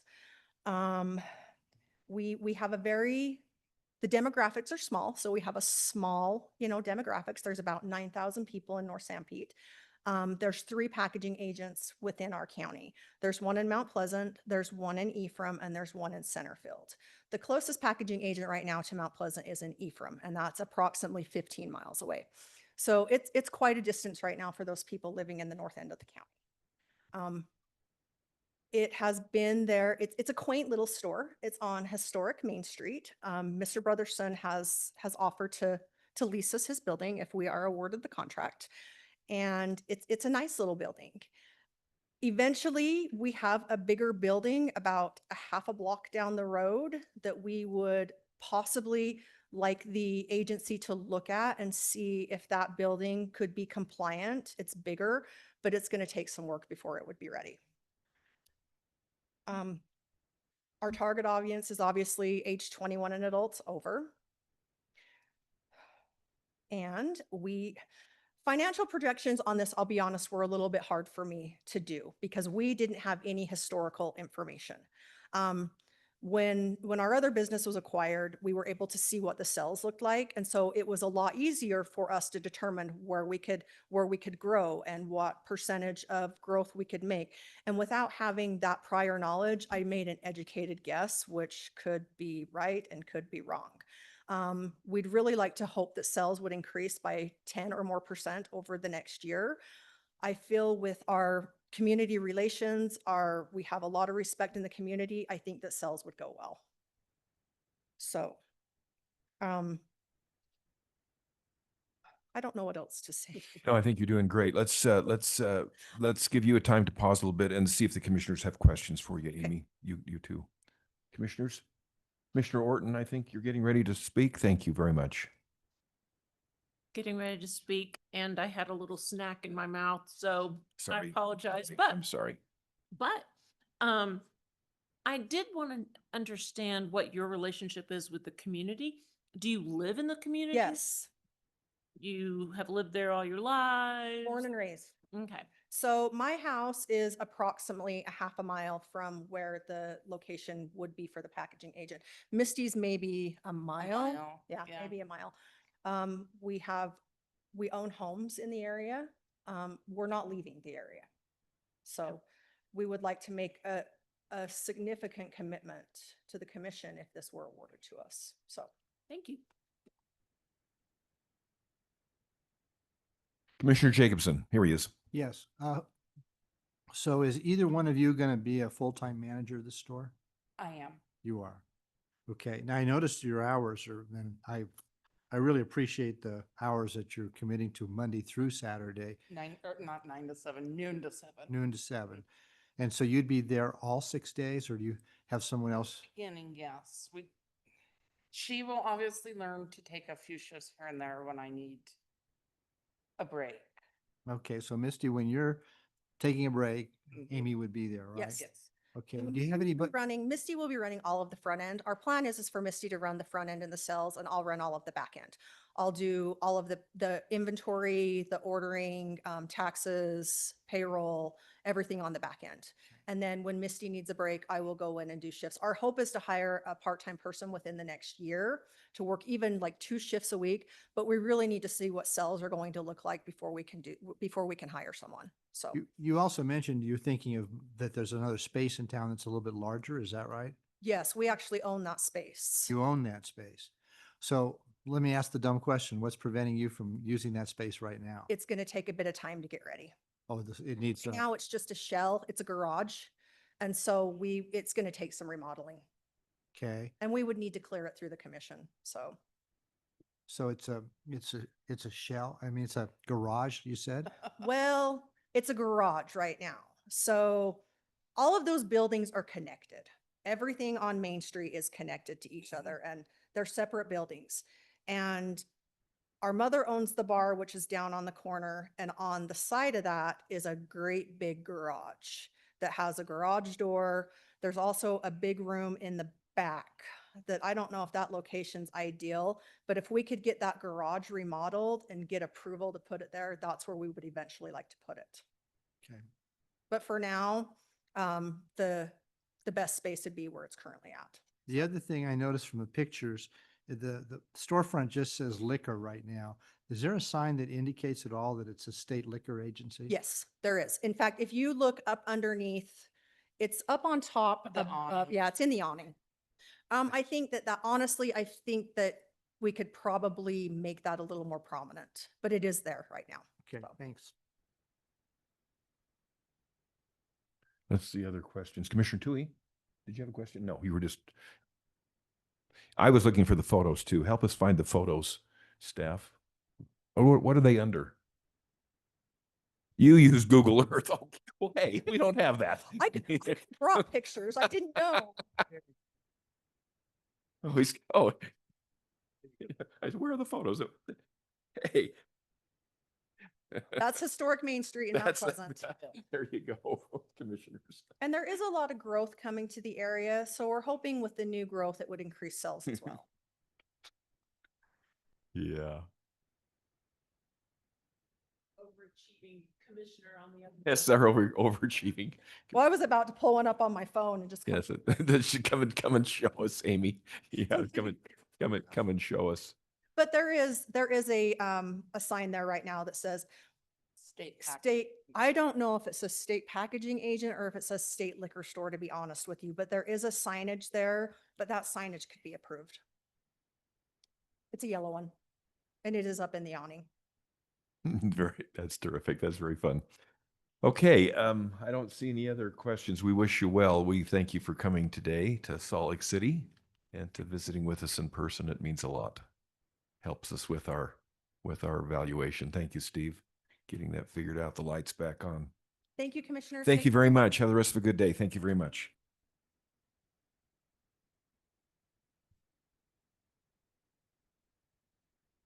Okay, here. We have now from St. George, Southern Spirits and Wine, Tiffany Rigby, correct? Timothy, not Tiffany. Timothy. Not quite. Thank you, Tim. I misread that and I apologize. You've been here this morning and you have a handout for us. Please go ahead and share them or have Vicky distribute them for us. And you have a digital copy. Yes. So while she's handing that out, my name is Timothy Rigby. I currently am one of the owners of Digby's Market down in St. George along Snow Canyon Parkway on the way to Snow Canyon State Park. And about weekly we get asked in the grocery store, where's the wine? And so, that kind of opened our eyes over the last couple of years to look at this as an option. And as you kind of see as you go through here, the opportunity that we had, obviously St. George has 8 to 10 million visitors annually through the greater Zion area. Number 1 and number 2 are Zion National Park and Sand Hollow. Number 2 or 3 and 4 are Tuacahn and Snow Canyon State Park. There are several resorts along the road going next to us. We have Entrada just barely across the street from us. Black Desert, which is the biggest resort in Utah being built, which they have to, and many resorts have to visit up to 4 liquor stores to get the variety of alcohol that they want and need to serve in their restaurants, golf courses, and resorts.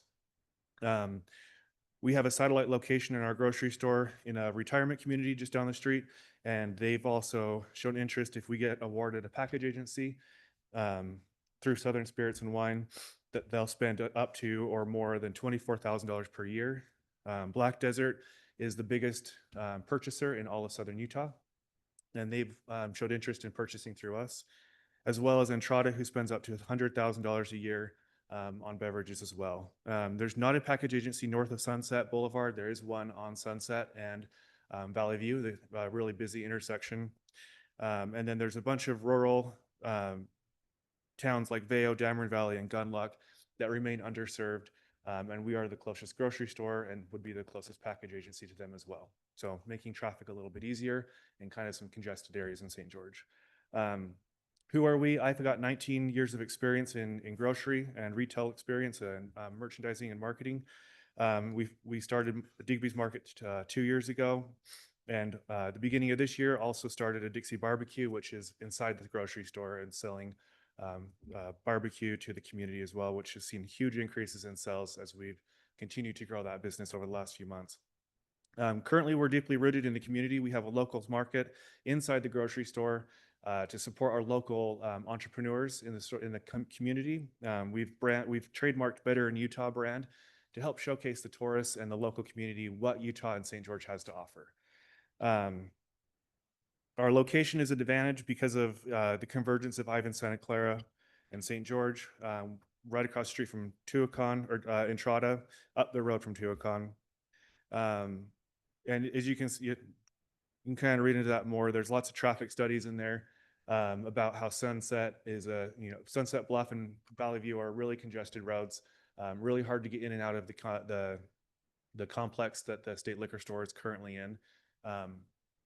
And that's why we feel like we have an advantage there. So, bringing Southern Spirits and Wine into the community, we want to create like a retail experience and help educate the community and the local people and the tourists alike what Utah has to offer, what sets Utah apart, and in their travels. So we're going to have a sommelier-led manager on staff who will be able to help cater to certain restaurants, resorts, golf courses, but also to the community and the local person who wants to host a dinner party at their house. Trying to help cater to those and offer that service that Digby's has come to be known for, but also pass that along into Southern Spirits and Wine.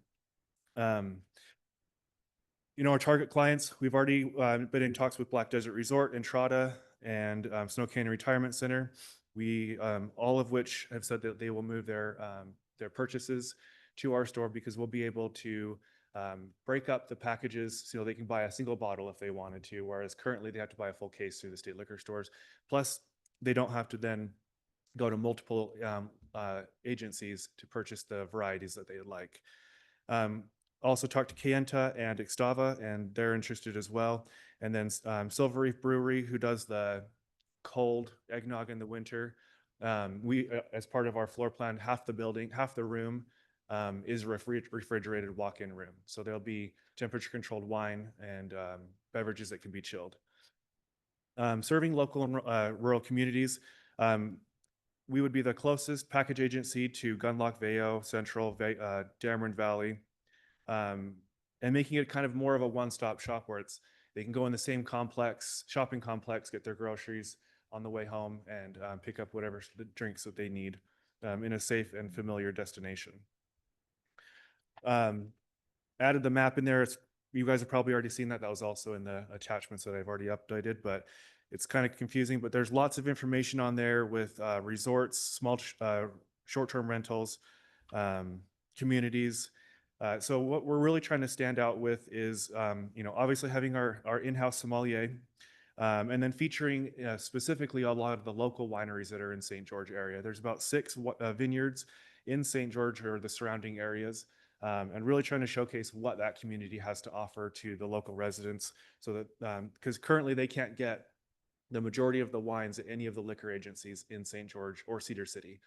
So we, partnered with them, and we would want to carry a big variety of the local wines to help support our local community.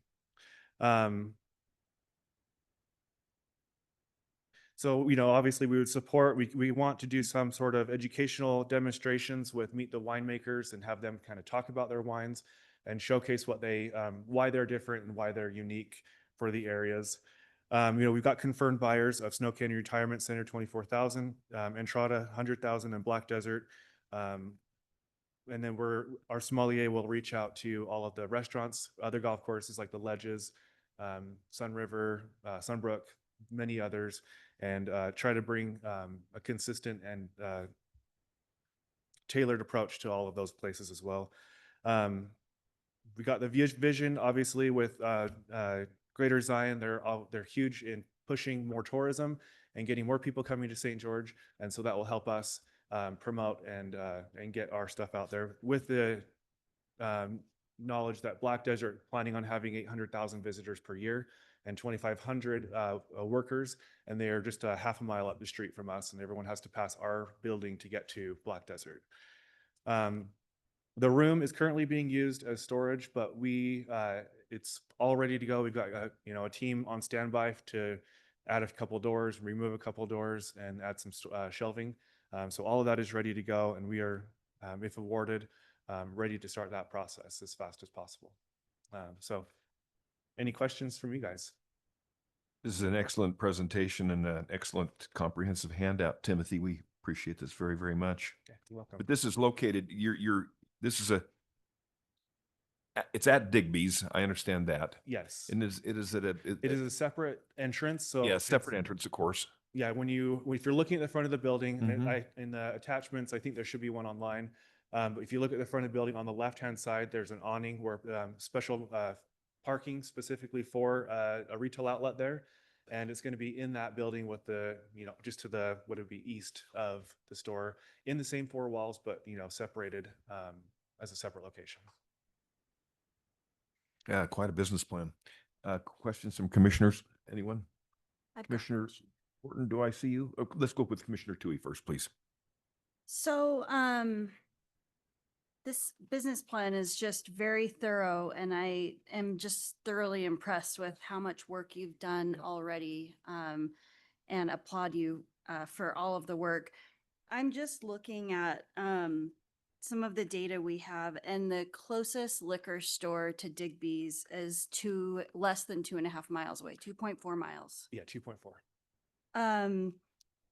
When we first did these interviews with package agencies a few years ago, there is an agency in the Salt Lake metro area, and it was 1 mile in 2 directions from 2 state stores. State stores, yeah, down here in Midvale. And I'm looking at your business plan, and it's honestly better than a state liquor store business plan, which we don't have one. I'm sure there's director. Sorry. But when we can hire sommeliers to work with vendors, that's next level. So the reason I'm saying this is you will be taking revenue from state stores, essentially. I mean, that's the way I see it. And so I'm not saying that's wrong, but I'm just saying like something for the commission to think through is that I think the population in the St. George area is growing in a way that this business makes a lot of sense. This is definitely more of a private venture than like a state-run store that has, we have all of our regulations attached. And I applaud you for seeing this opportunity and taking it. My question would be, is your plan to take over the market in Washington County? Dominate the world. I wouldn't go that far yet. No, but we do recognize that we're 2.4 miles away from the other liquor store. And that's why we had to have something that was a little bit different and to support that. But we've also been in contact with some of the employees at other state liquor stores, and they've expressed how hard it is when there's multiple resorts, golf courses, restaurants, bars, all reaching out to the agency and trying to help take care of all of those processes, but then also help all the front of house customers that go in and out of the store at the agency. So that gets really stressful on the team. And it's not that we're trying to take away from the agency. We're trying to make it so that the community has better access to the state liquor stores. And we are focused specifically on businesses and resorts, trying to take that burden and traffic burden off of the community roads. Because if you have to visit, if 4 resorts have to visit 4 liquor stores, I mean, that's a lot of travel. Oh, shocking to hear. Yeah. Yeah. And multiple resorts have said that they've had to, go to multiple agencies as well. So if we can save that traffic burden, that's traffic saved, safety on the roads and a better service to those specialized businesses. It's a really interesting proposal. Thank you.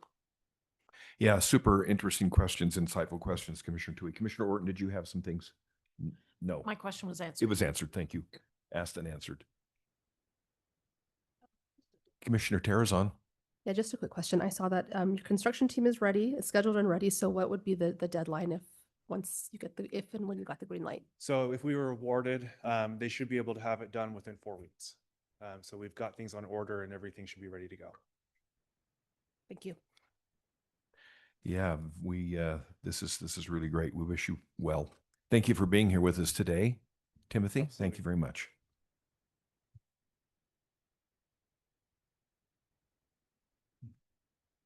Okay, next we have Spanish Trail Supply, right?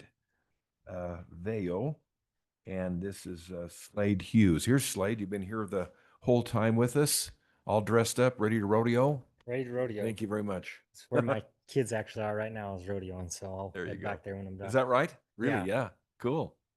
I'm Slade Hughes. I'm the owner and operator of Spanish Trail Supply, Vail Mercantile LLC. Went from the cattle business, which we still run, to running a few stores. We're just looking to expand in our community. Right now I have some gas stations. I have a little hardware section, restaurant. Just trying to add to our community there and looking to add a package agency. I've owned these gas stations for about 18 years now, and we're looking to serve the community up our way, hoping we can provide that service. Slade, so will this be proposed to be located at one of your gas stations? Yeah, so this is at the Spanish Trail Supply. Spanish Trail Supply, okay. My location is actually above the gas station. I was looking at putting it inside. Ran into a little bit of an issue with sharing a bathroom with a off-premise license. I also sell beer downstairs. So we adjusted the floor plan, moved upstairs, which provides us more square footage than we need. It's right now not open to the public. It's just extra room.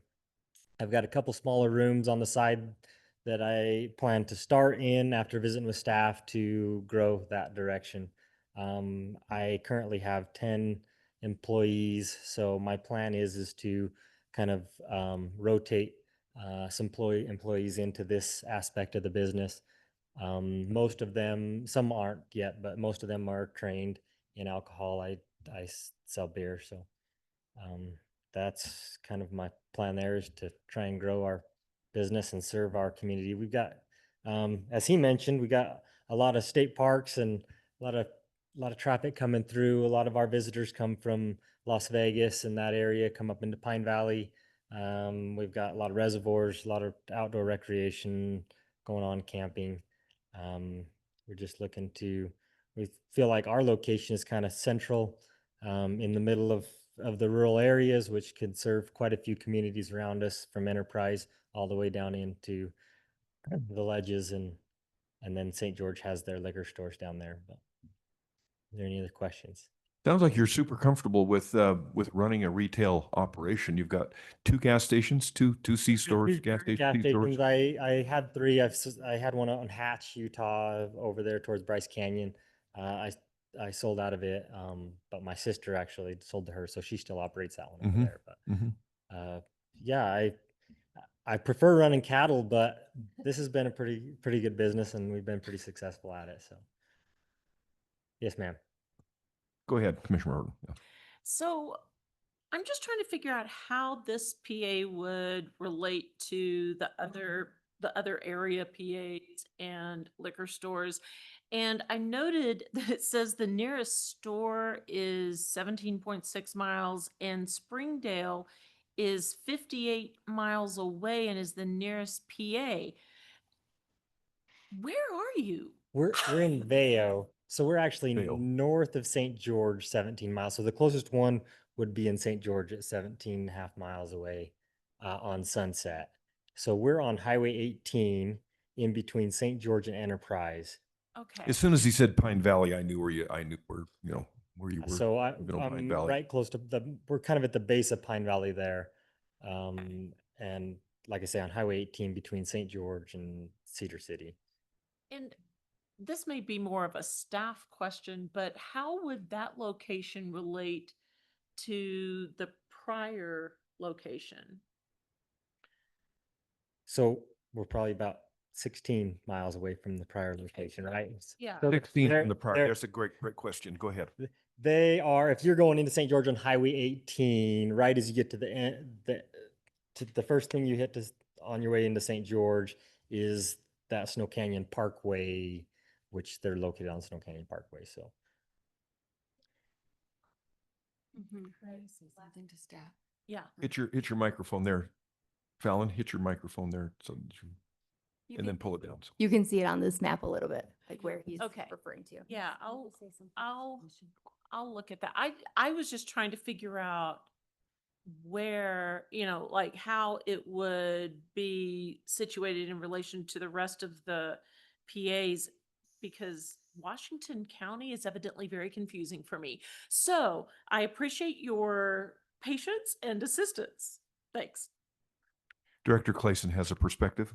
Yes, I just wanted to let the commission know, not only the prior presentation and then with this presentation, I think what would be helpful for us to do, the meeting will end today, and then you all will have, additional time to think about, all of the things that you've learned, speaking with applicants in person, looking at the applications again on, on paper that we have.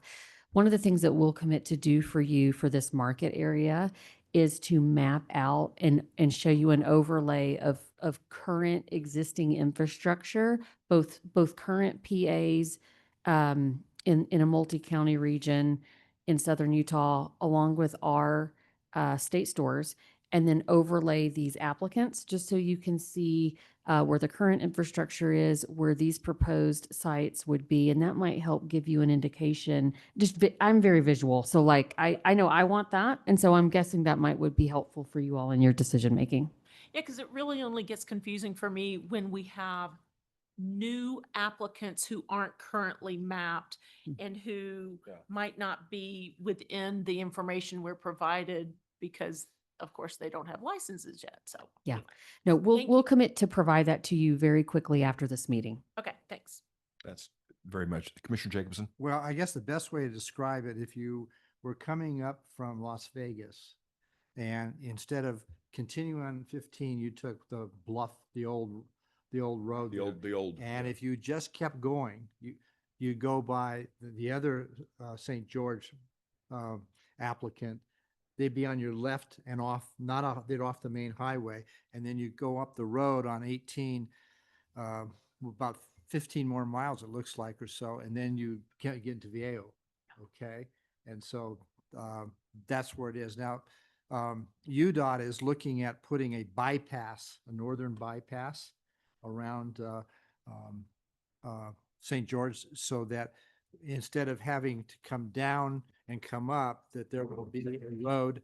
We can't see it on my phone, but it's like putting the other piece of a triangle through. And exactly where that will meet 18 is still open for discussion. But that will have a highway that will bring it into the area where Slade is proposing it, and where the other applicant was looking at. Right. So that's also the whole dynamic will change when that road gets built. Yeah, sounds like a good opportunity. Thank you. Years off. I think we've exhausted that, Slade. You've been terrific. We Thank really you. appreciate it. We wish you safe travels back. Thank you. And thank you for being here today, and get back to those cattle and your gas stations and your C-stores. Well, commissioners, are we good to keep going for these three more? All right. We have now from Midvale, the Midvale Package Agency, Robert Flagger. Hello, Robert. Good morning. Hello. I'm Robert Fligger. I run the Midvale Package Agency in Midvale. I've been doing that since September of 2000. In 2006, I moved it south on Main Street. I moved it south a block and a half. But, essentially, Midvale's had a package agency on Main Street, my understanding, since the end of Prohibition in 1930. So I kind of took on the tradition of that. There's been a lot of big changes on the street. When I first moved there, it was kind of the more rundown area, kind of forgotten. Most of the businesses had moved over to, the west side or the east side of the freeway. Oh. And so, but since then, back in the day with Mayor Sagini, she started a program of trying to bring back Midvale Main Street and refurbish it, bring businesses back there. When I was there, it was mostly, there's quite a few empty buildings and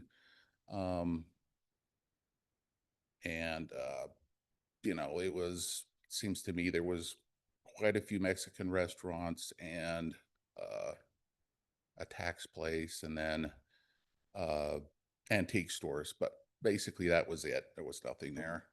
And, over the years, they've refurbished it. You got new buildings that have come in and built, and they've redone old buildings like the one I'm in that I lease is one that was rebuilt, and it's a really nice building. My understanding, it's the building itself was built somewhere in the 1880s, so it's an old building. A lot of the buildings there are at least on my side of the street and that side and that far down south on Main Street, they're all pretty much that same age. The ones farther north, there's a lot of new ones, and they've tried to, what they've built there, they have tried to make it look like it's an older building, kind of keep the same architectural style and stuff. Kind of vintage, huh? Yeah. But they've really, and they've really accelerated it in the last 2 or 3 years, which, it's been a lot of growth on that side of the valley and in the area that I'm in. Let's see. Yeah, a lot new businesses. We got a really nice pizza parlor just right close enough that you can get lunch there, and you know, quite a few up and coming new businesses and such. Sounds like that area of Midvale is experiencing a regrowth and a. It is, Yeah, yeah, and that's they good. do a lot of filming still. They, you Oh. know, they right next to the pizza joint is right next to Vincent Drug, which was made famous by the Sandlot movie. Oh, really? Yeah. That's the one that the kids would run in there and do stuff. But yeah, they filled. They just 3 weeks ago they were filming a Hallmark Christmas movie. So we had just, Oh, you know, yeah, right in yeah. front of my store, we had a big snow machine. No kidding. Yeah. And that kind of stuff. Yeah. But Does the application anywhere, Robert, disclose what your gross sales are? this year it should be somewhere in the 700,000. Oh.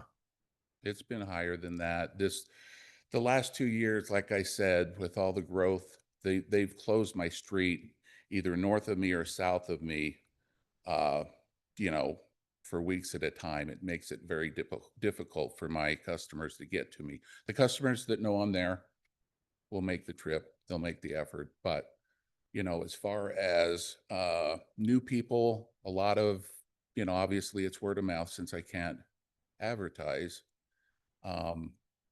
But I'd get a lot of business just from people that have drove past and seen the store and, you know, wondering what that's all about, and would come in, which is, you know, wasn't necessarily happening that much when you have, you know, the street closed and such. Commissioner Orton, please. So, what do you do in your business to kind of set yourself apart from the surrounding liquor stores?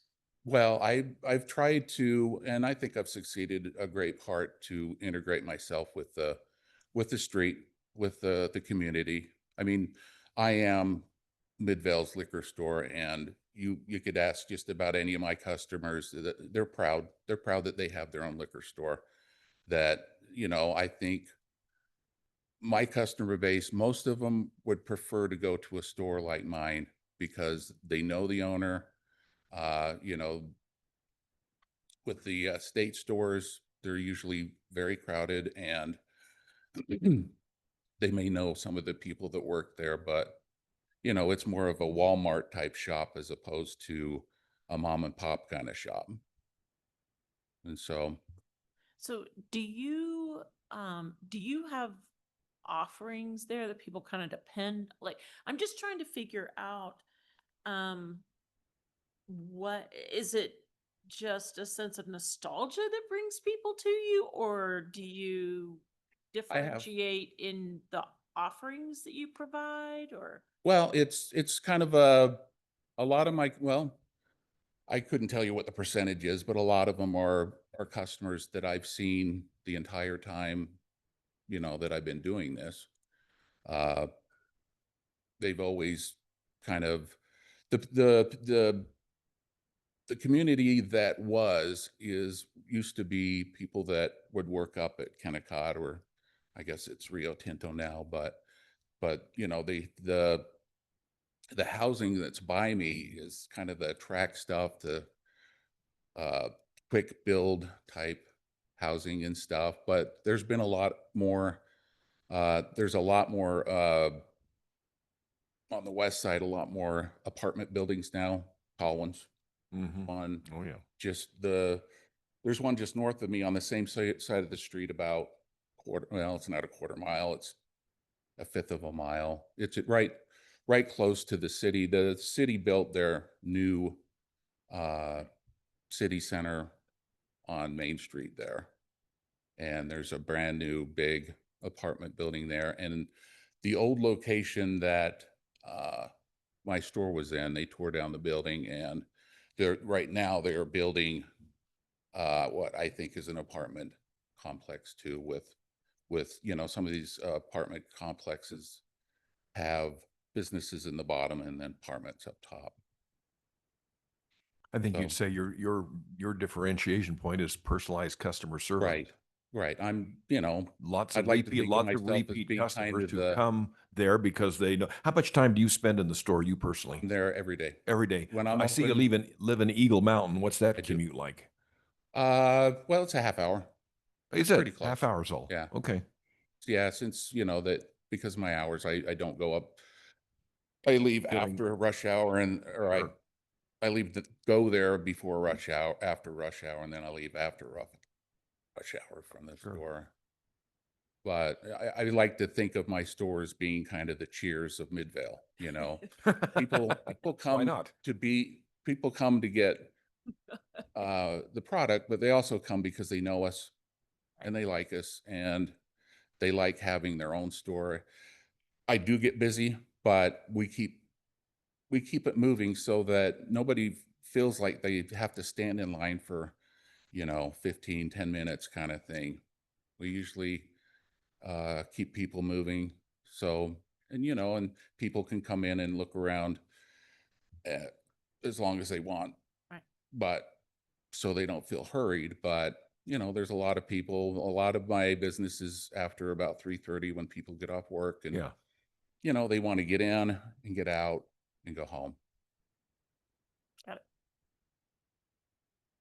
it. Commissioner Tui, you have your hand up, please. I just wanted to say one thing. I think in the last presentation, we were asking about proximity to other stores, and I didn't realize that you were next, but I think I said that you were a mile from a few different stores, and I wanted to correct that. The data says that you're 4.5 miles from store number 9 and 2.5 miles from store number 16. 16, yeah. Right, Sandy and Murray. And you know, that's I like to think that I take the overflow from them. They're, you know, Yeah. around Christmas time, you know, a lot of people that know about us will come and shop with us instead of having to wait in the line. I mean, I don't think there's anybody that thinks that Salt Lake County is overserved with liquor stores.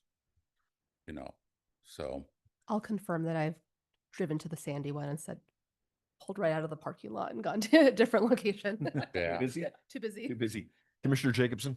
Yeah, I was going to ask, it's kind of like almost a follow-up is, what does your store offer or specialize in that these other two liquor stores don't? the Murray and Sandy. Sandy.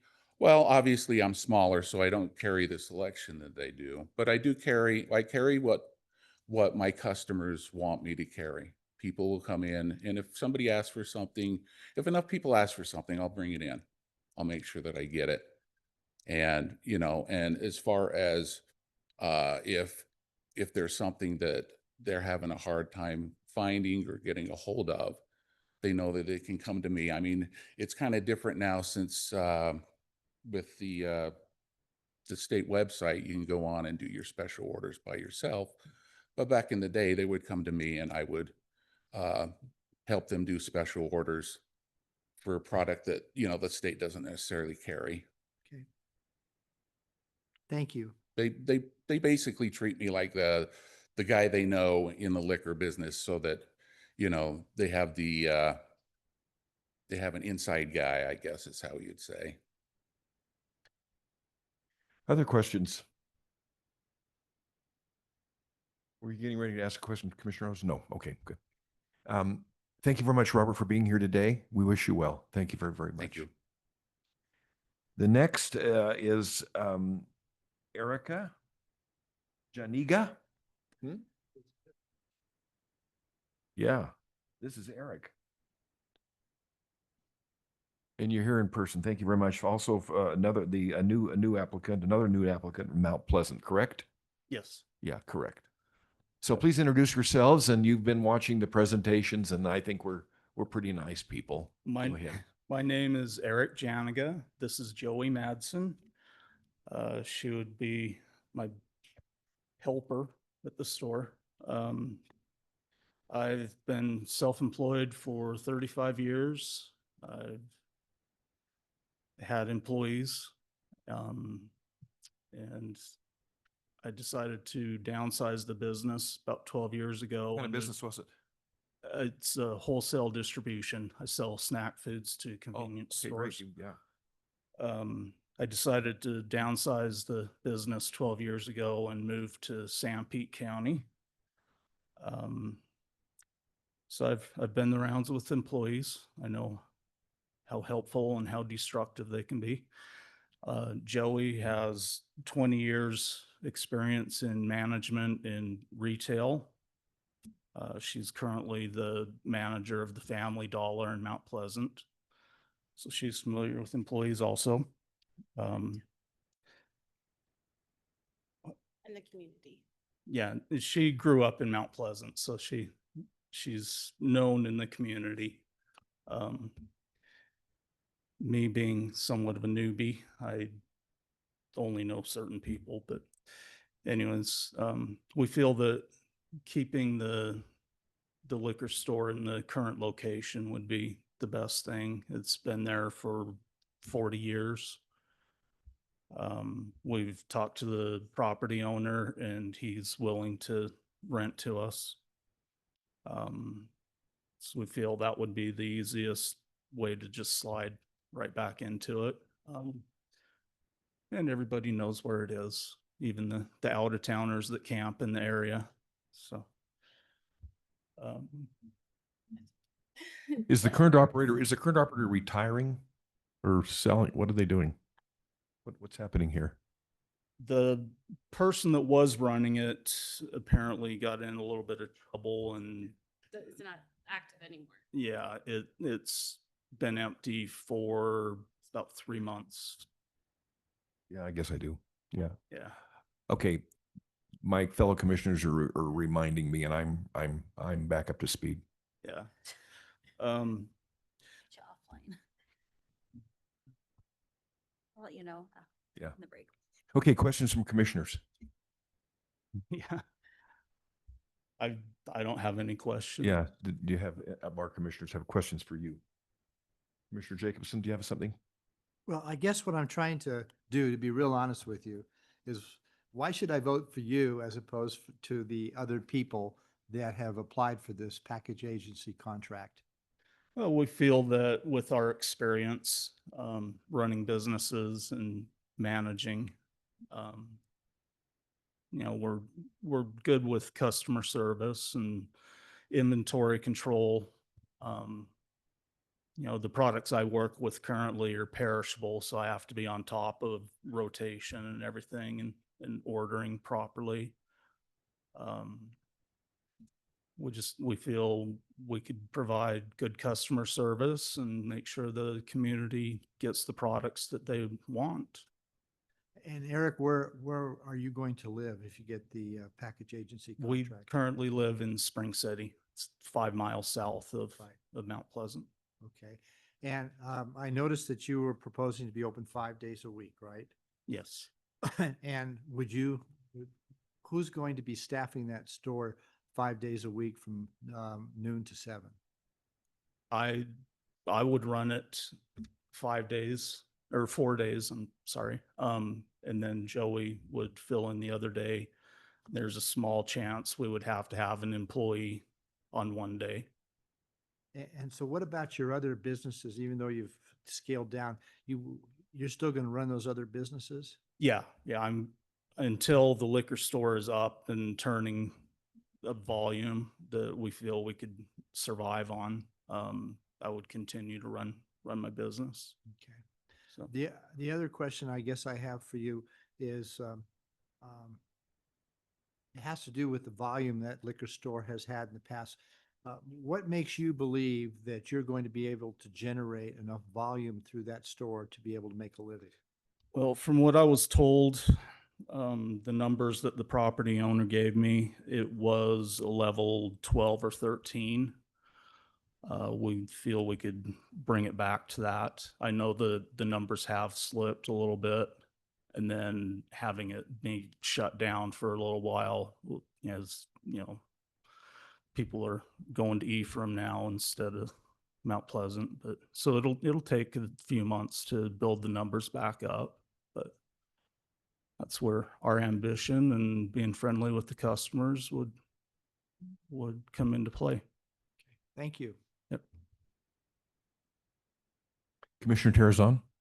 Thank you. Was there any competition for this particular spot since it was the previous package agency? I'm just curious, like some of the other applicants have selected different locations. So how did you settle on this one? And did you have a relationship with that owner too? We just think that keeping it in the current location would be the best thing. That's where everyone's familiar seeing it and going to. There's not a lot of other locations in Mount Pleasant to move it to. And the property owner, Boyd, he's 80, he's getting up there, and he's willing to sell the building at some point also. It's kind of his retirement plan. Got it. Okay. Being self-employed, you don't have a lot of retirement options. Commissioner Tui? What is your past experience in the liquor business? I have none. Or, I mean, you said retail, Joey, Oh. or? Yes, I've managed a truck stop for 10 years and then I moved, well, I didn't move, but I want to stay closer to home, and Family Dollar just barely got their liquor license 2 years ago. So I've that's sold it. too off premise. Yes. Okay. So I got it through Pilot Flying J and then through Family Dollar. And so you've gone through the training and okay. All courses, yeah. So would you be managing sort of the compliance Yes. aspect, or? I'd make sure everything was handled through. I've always passed all I call them stings when somebody comes in and tries the store. Because Yeah. I don't, everybody knows that comes in my store. You don't have an ID, you can just turn around. It doesn't work. No fines, you don't mess around. with No that. violations No. you've dealt with? Okay, great. Thank you.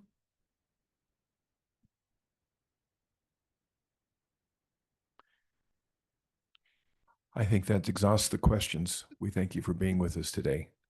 Okay, Thank you very much. Good luck.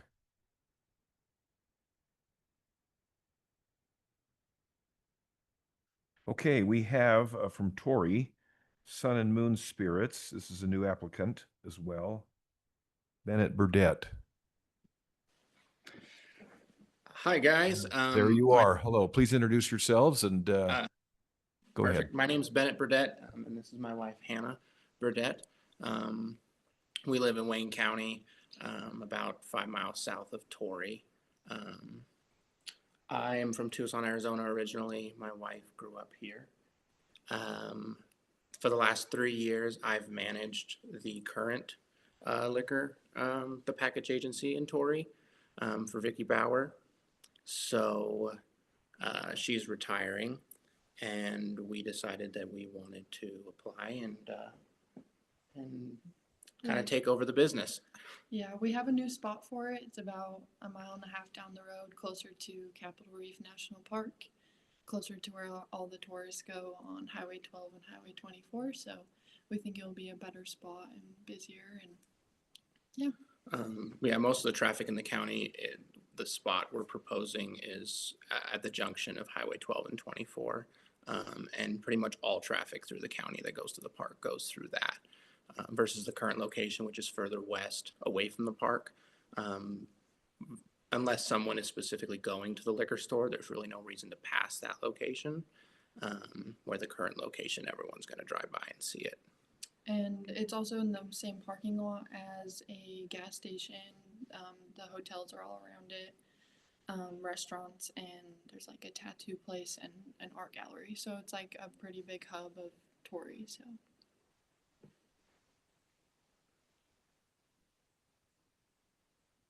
So you've been managing for 3 years, Bennett. That's terrific. Yeah.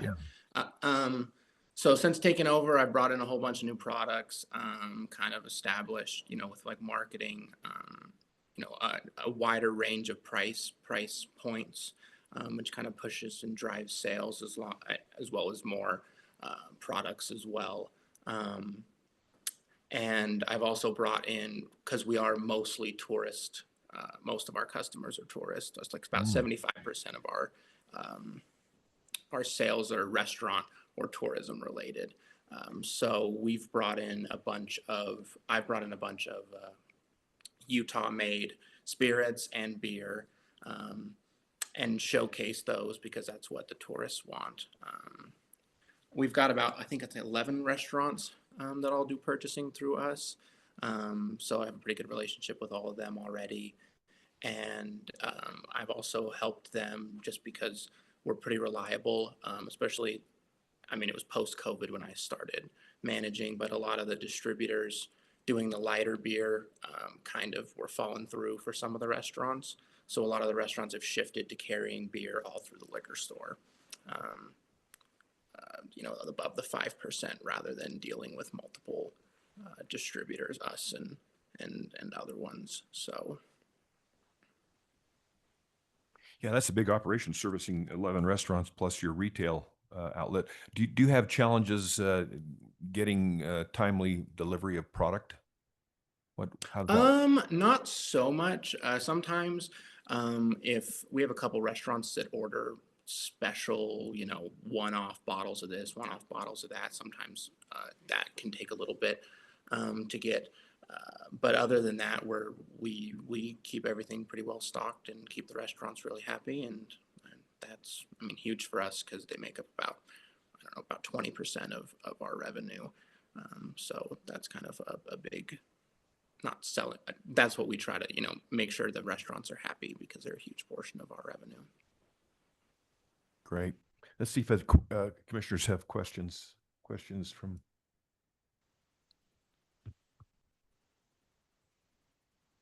You must have a question, Commissioner Jacobson. No, you don't. I also appreciate the fact that you've been actually out there, so you know how difficult it is to run that business. We can't really hear you very well. You know what? I apologize. That's my. Oh, you're good. Mic Now we on. can Here we hear go. perfect. You have to turn the mic on. So no, I appreciate how difficult it is to run a business out there where you're at. And you've had the experience of running that business, so you understand the challenges in connection with operating a liquor contract agency out that far, I understand, right? Mm-hmm. And you don't, am I making some bad assumptions that you really don't have a lot of extra space that if your business picks up that you can carry more product? Actually, so moving from the place that we're at currently to the new location, I think I'm going to be able to bring in about, just because of the shape of the building, it's got more wall space versus the old space. It was kind of more of like a square. So there's a lot of dead space in the middle. I'm pretty sure I'm going to be able to bring in probably about 50 more products at the new location. Which will be fantastic. And our storage space is a pretty good size as well.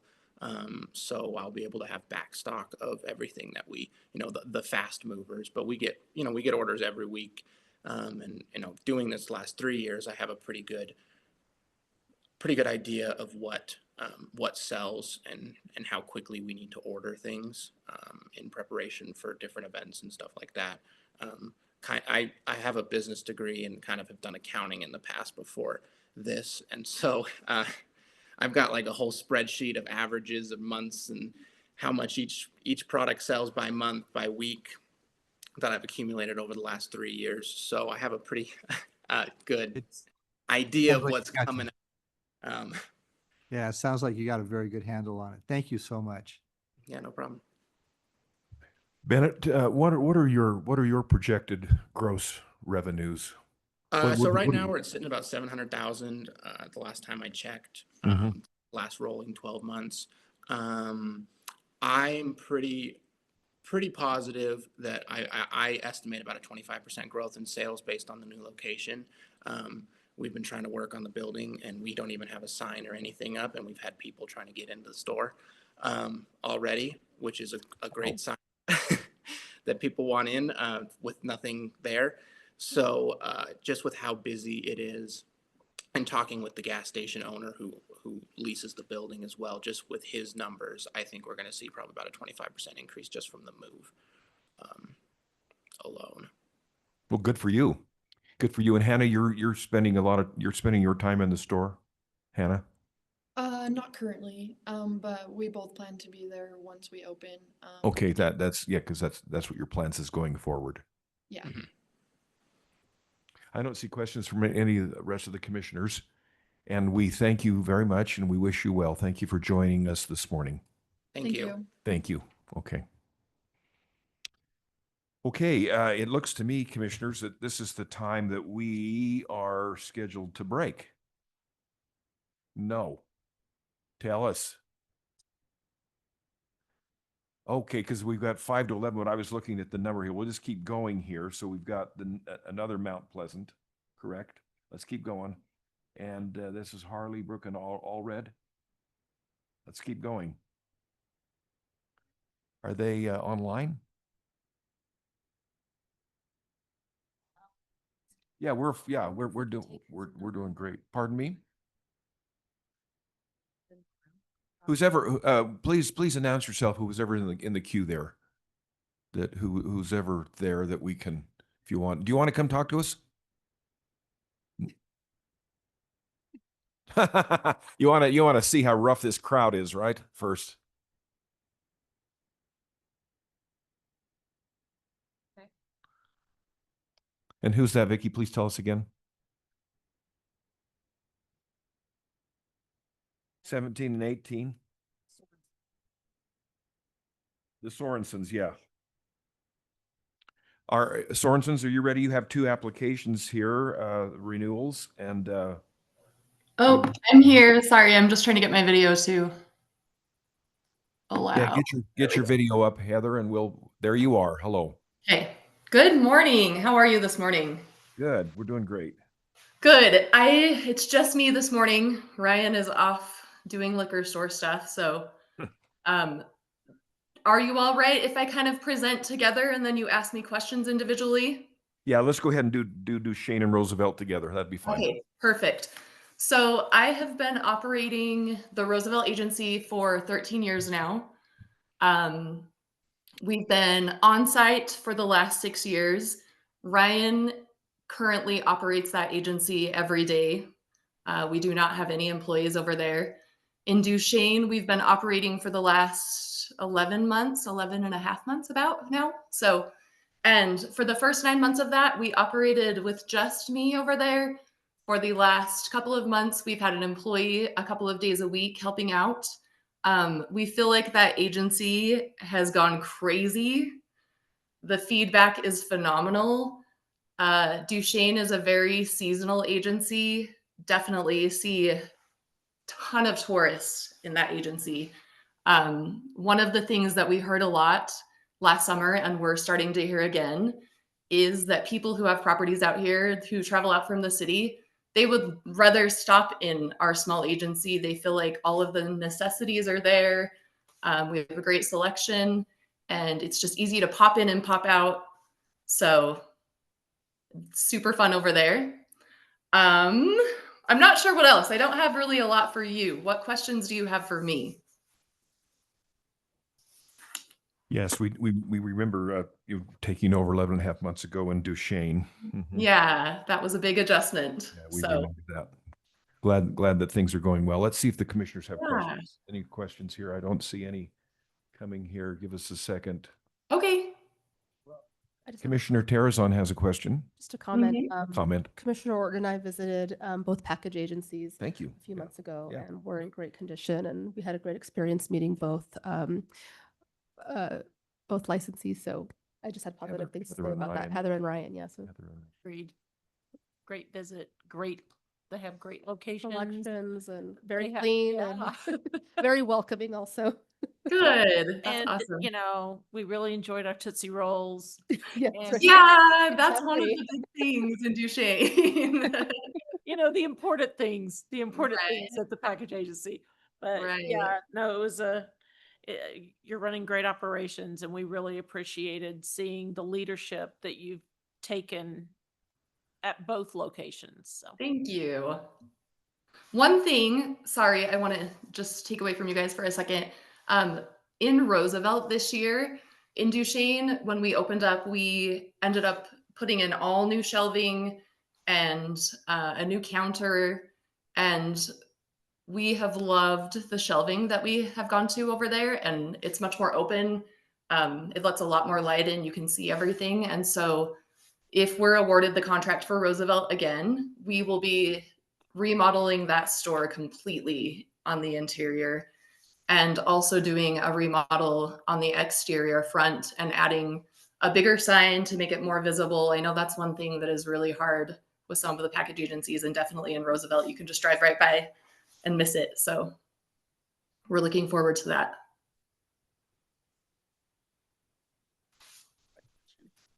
Commissioner Tui? I remember, interviewing you, and there was, competition around the license that we awarded in Duchesne. And it was sort of, I felt, one of the first times the commission took a step in that direction about actually having like a truly competitive process. It was hard. It was, and there was a lot of community feedback and influence, asserted towards the commissioners individually. Just looking back on that and having, been in business for about a year now, I'm just curious what your experience has been like working in the community directly and what the reception or challenges have been like. Yeah, for sure. So I was so nervous opening that store. I wasn't sure if we would need to have like a police presence the first few days or what was going to happen. It was a very high emotion situation. We have dove right into that community and have been welcomed with open arms. Throughout the year, I've definitely seen the transition of people who still wouldn't come in that store because people had threatened not to shop at either of our locations. But as winter hit, I saw new faces, and our customer service is great. That's one of the things that we pride ourselves on. And I feel like everyone has adjusted to the change, and they're really happy with the selection. And one of the things that I think was a challenge was it's hard as a package agency to carry everything that everyone wants. But we utilize the special order system a lot, and then also the club store. We're ordering weekly from the club store 1 or 2 bottles of different items to make sure that the selection is there. Great. Thank you. And Yeah. I hope like it was a very emotional experience on this side of the table as well. And so, I think as we move into this space where we try to actually encourage competition in this space, I'm just very curious about, feedback from these situations. Yeah. So I appreciate you sharing. Thank you. Yeah. Can I one more to that? I think in the small communities, everyone knows each other and everyone is so intertwined, and people are so afraid of change and new people coming in. But as you face this and make those hard decisions, huge growth is going to happen, because sometimes that's what is needed, is just a little change and something new, and people innovative and creative and ready to do something big. Certainly. And I mean, it's great to hear you've been having a positive experience and innovating and growing. And Right. it's great to see sort of your application shine, and reiterates why you won the contract. So Thank you so much. thank you. Heather, it looks like just looking at your financials, a projected 750,000 gross in Duchesne and about 2 million in Roosevelt. Yeah, Yes, that is correct. that's tremendous. We're excited. Yeah, tremendous, Heather. Thank you. I don't see any other questions. Oh, yes, Commissioner Orton, please. Happy to hear from you. Yeah, just to that end that Commissioner Tui was mentioning. So how have sales compared to the prior year? So unfortunately, I don't have any of that information. I didn't have any prior numbers or prior anything. So I'm just basing it off of word of mouth, what our SST as far as our deliveries coming in, and them saying they're bigger deliveries, and just kind of taking a guess. Well, I happen to be sitting next to the finance guy, so he could probably help me out with that. I was Yeah, just for curious. sure. Yeah, Yeah, I For was just sure. curious if the there had been an department, the effect. department but- can provide that for us. Right. Yeah. Yeah. If we, Thank you. yeah. Yeah, definitely. Well, Heather, we're going to wish you well and thank you for taking the time and wish Ryan well as well. Yeah, thank you. And thank you very much. Have All a the best. wonderful afternoon. Thank you.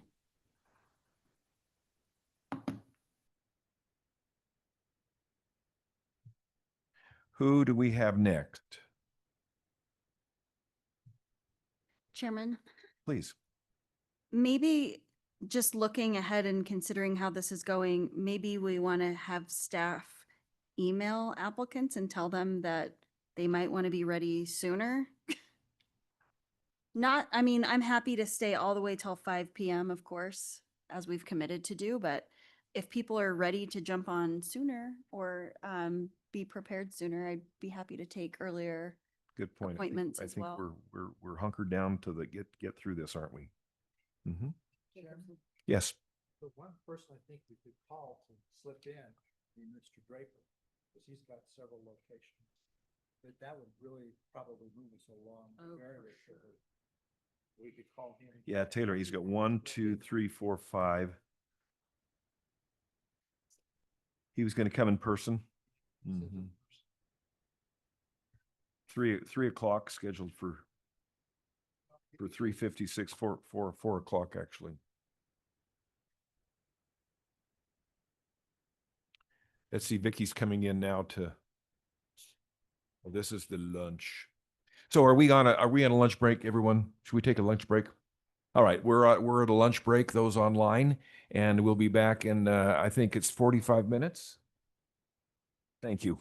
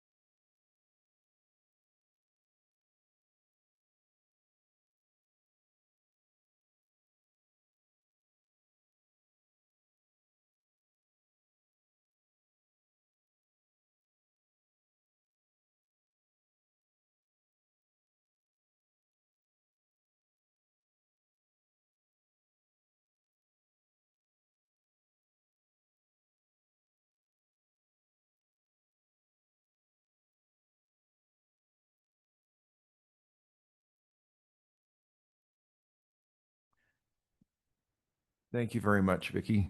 So we're having a few technical difficulties. We'll be able to see the audio, right, guys, of the applicants, but they won't be able to see the room. And you know, most of us are pretty ugly anyway, so it's okay. That's not that's no problem.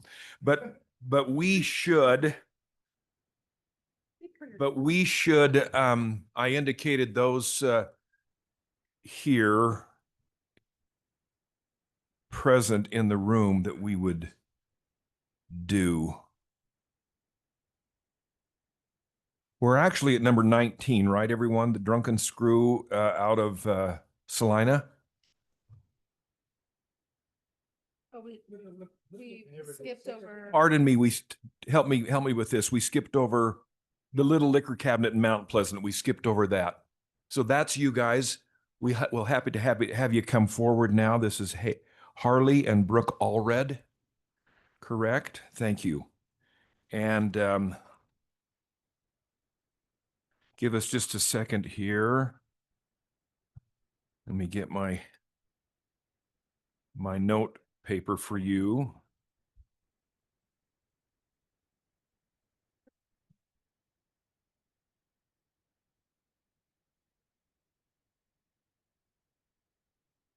Hang on a second.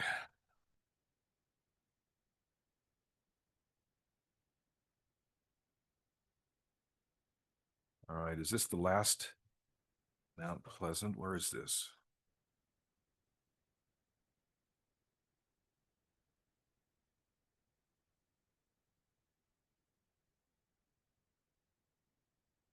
Just hang on a second here. It must be up in the front here more. Help me. Harley Allred? Yeah. Okay. It's right before the swords. Oh, I've got it. I have it. I have it here. I have it. The all reds. Okay. So is everyone ready to go? Commissioner Tui, everyone ready to go? The staff ready to go? Director, give us a timer there. All right, the time is now yours. We welcome the All Reds from Mount Pleasant to make a presentation. Go ahead.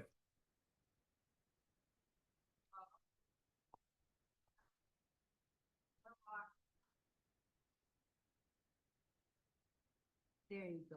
Oh, now I'm going to get nervous. So we are residents of Mount Pleasant. I own a local business already, an award-winning portrait studio that is less than half a block from the place. I do have a background in retail. I was in loss prevention for many years. I used to manage 120 stores for Limited Corp. I implemented POS systems across the country, so I'm very familiar with that. I've done that work with all of the businesses I've ever worked with and through. I do have a background working with the DABS. I apologize. I still know it as the DABC. It's okay. I used to do special events from everything from public institutions like the University of Utah down to local event coordinators and things like that, with making sure that they were operating legally and within the confines of their licensing and procedures. So I'm very familiar with working with the ABS. Communication is key, I know, when working with you all. And so, and then my husband Harley is, I've just always been local with San Pete, so I'm very familiar with the people there and a lot of the needs that people have for, you know, their good timing, I suppose. yeah, we've done our own, we've already started communicating. Sorry, I'm nervous. Okay. Communicating with our local constituents, asking them feedback on what they would like to see improved, what they would like to see different, how they would like to see things, product they'd like to see in the store. We've gotten some really great feedback. We've even since submitting the plan, we already have many ideas on how it can even be made better. And we've only been a month into thinking through this process. So yeah. What questions do you all have? Thank you very much. You guys are doing fine. Let's get some questions from commissioners, and we can kind of get some dialogue going here with you and kind of understand this. We have other applicants, as you know, from Mount Pleasant, and so you're in a competition.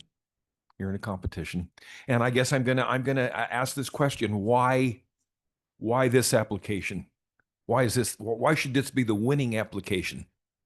Well, I think that we have a good standing in our community. I think that Brooke has a lot of Get Harley's mic a little bit better. There you go. Thanks. business, and I've got a lot of good background with everybody in our community. You know, I've worked as a foreman for several different companies within our community. And, you know, we're just very excited to take on this new project and keep adding to our community and to ourselves. And I'd like to add, we come with like the business background to make this not only, you know, a low risk investment for the state, but it also an opportunity to serve our community at the highest and best good for it, so that we are not just revitalizing a valuable resource in our area, but we're also really bringing the standard up and really bringing that background in business, background in what we've done and things like that to the forefront, so that our community is served to the best of our ability. So Let's see, commissioners. Commissioner Jacobson, please. And then you have. Yeah. Yes, Harley, what, are you working now? Yes. I'm What the do you foreman do? for Slick Image Concrete. I'm sorry, I can't hear I'm you. the foreman for Slick Image Concrete. Okay. And if you are awarded this package agency to be our contractor there, would you continue to work for Slick? I think I'd still try to do some of my mornings there, at least certainly for the first while, before we could start getting all of everything sorted out with how we're gonna. And Brooke, what would you be doing? Because you already have a business there, right? yes, I'm actually, so my business is very flexible. It being a luxury portrait photographer, I only take X amount of clients a year. My schedule is very flexible on what I can do, as far as, you know, if I want to just take 1 or 2 clients a week, I can just take 1 or 2 clients, so that I'm able to dedicate more time to the packaging agency. And but I've managed to balance a 6-figure successful business for the last 13 years, and I have no intentions on letting that drop. At the same time, being able to build another one is really exciting for me. My current employer is actually still very supportive of us pursuing this as well. You know, he understands that this would end up taking up a lot of my time. So we've been discussing how I can put in the mornings, kind of get guys lined out and jobs laid out so that they can keep going on what they've got to do, so that I can depart to take care of the day-to-day operations there. Well, as you know, it's not just the hours you're open there. Right. You have Right. the other time. And so would you be looking at hiring anybody else to help you with your stocking and what about your ordering and the other? Certainly like the idea of picking up a few employees along the way. Absolutely. You know, again, I think we're both dedicated into putting in a lot of time in the beginning and kind of figure out where everything's going to land, what we're going to start averaging, just starting out. And Understanding the data, so that we are making fiscally responsible decisions in building the business. And so, you know, not just jumping in with all this overhead and then being like, crap, we can't make it, you know, being fiscally responsible at the same time, looking at a growth pattern that is sustainable and viable for the business. How do you see yourself growing this business in that community? I'm glad you asked. So my background is in marketing and communications. I've been doing it for 20 years. I actually used to serve the Life Elevated on Utah's license plate. My time with the Travel Commission that's what we created. It was really exciting. But my background in marketing and communication allows us to kind of look at different ways. One of the things Jeff answered this question, we would like to have a better digital presence. And so looking at a website, how we can maybe have some of that. Definitely looking at social media presence, and not so much with the like direct in your face, like buy alcohol, more like, you know, this wine might complement a nice chicken Alfredo or, you know, things like that. I do have to learn. It's been about 8 years since I've worked with the DABS on what the state's marketing communications of alcohol sales is at this time. So that's something that I would reevaluate, so that we are meeting that, we're exceeding that.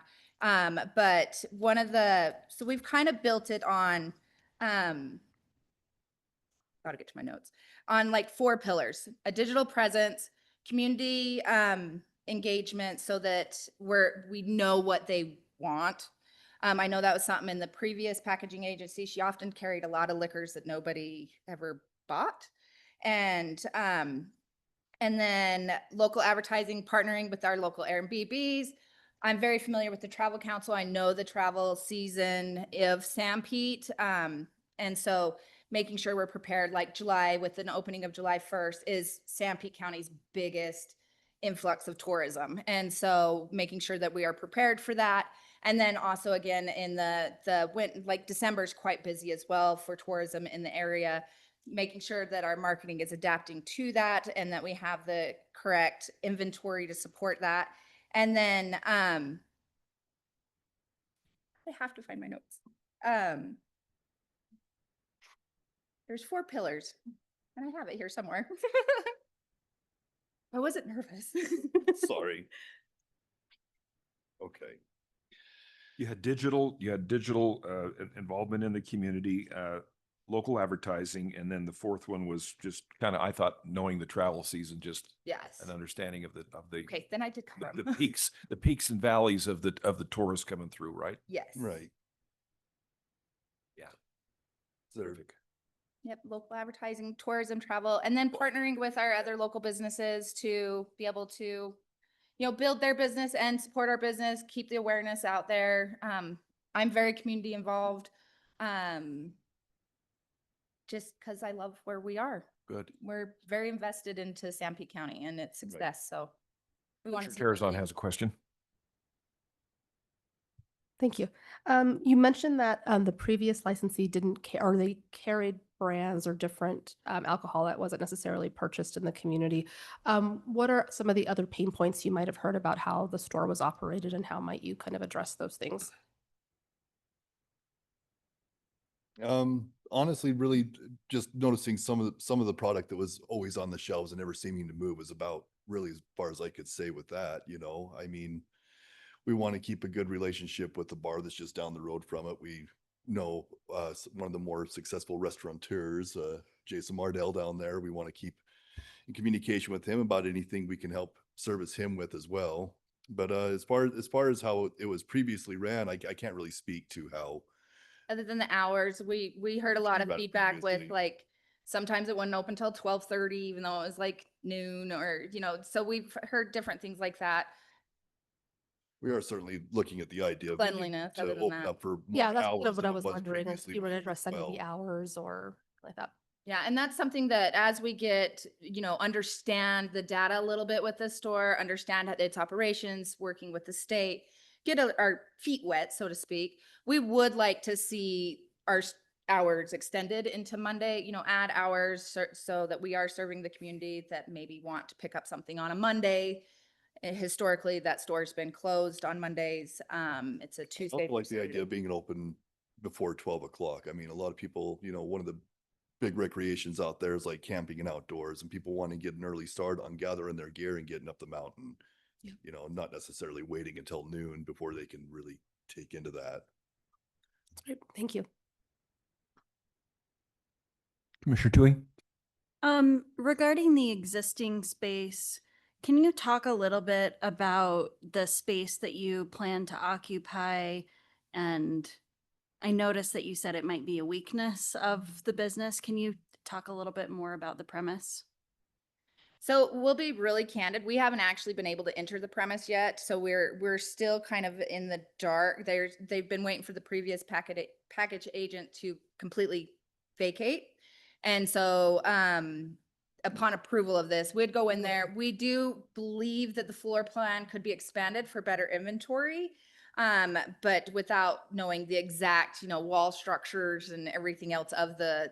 For the most part, everybody's only seen the front presented area, and it definitely looks like that there's some shelving that could open up the whole thing a lot wider. And I mean, I would like to present a better floor plan in time, but based off of what we know now, it seems it was functional enough as it was before, but we'd like to kind of see what we could do with that to open that up. Maybe even add in some more coolers, Or even entertain, after succeeding with this with you all, is looking at an opportunity for a new location that would actually even be better for the needs of the store, until we have that kind of foundations information on the growth opportunities, the demand, things like that.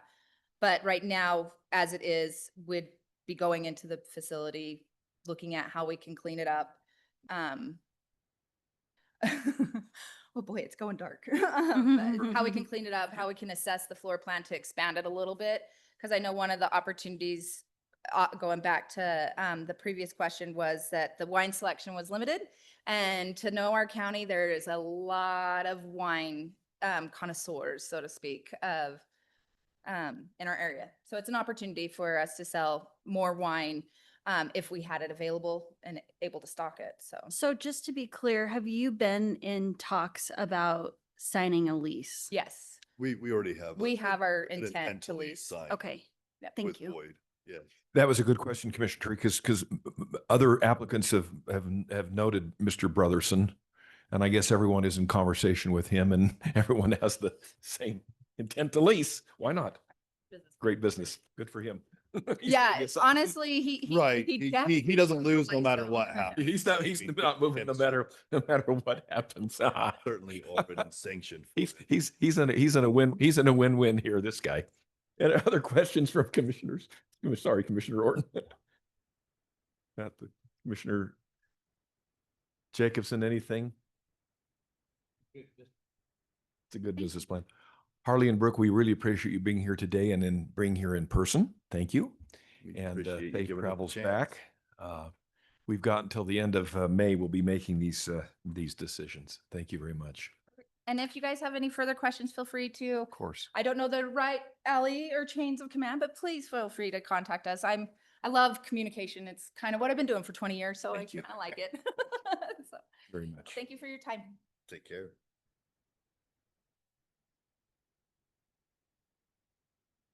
Okay, now, where are we? We've got, I mean, I show that we would go to the Drunken Screw from Selina. You say Selina, I say Selina.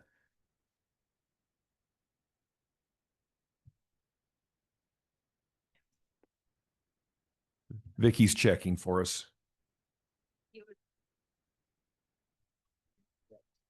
It would be Don or Sherry Sampson. That's correct. Yep. We are here. Go ahead. We can it's fine just to do the phone. This is Commissioner Handy and the rest of commissioners, and we'd like to have your presentation and discuss your application with us. So go ahead. Okay, we are just reapplying for the store we've had since 2006. I wasn't prepared. I thought you were going to ask me questions. Yeah, we will. We'll get around to it. Tell us about your operation. Just tell us how it's going. It seems to be good. You know, as far as we see, we work at it every day, you know, so we've done it for a long time, and we'd like to think it's successful, but you guys would know. We have had problems with the point of sale. So we're excited to have our own and be able to choose our own. We're a little nervous about having to take on the merchant fees just for the fact that we can't raise the price of our product to make up for that. But other than that, we're just ready to go into another contract.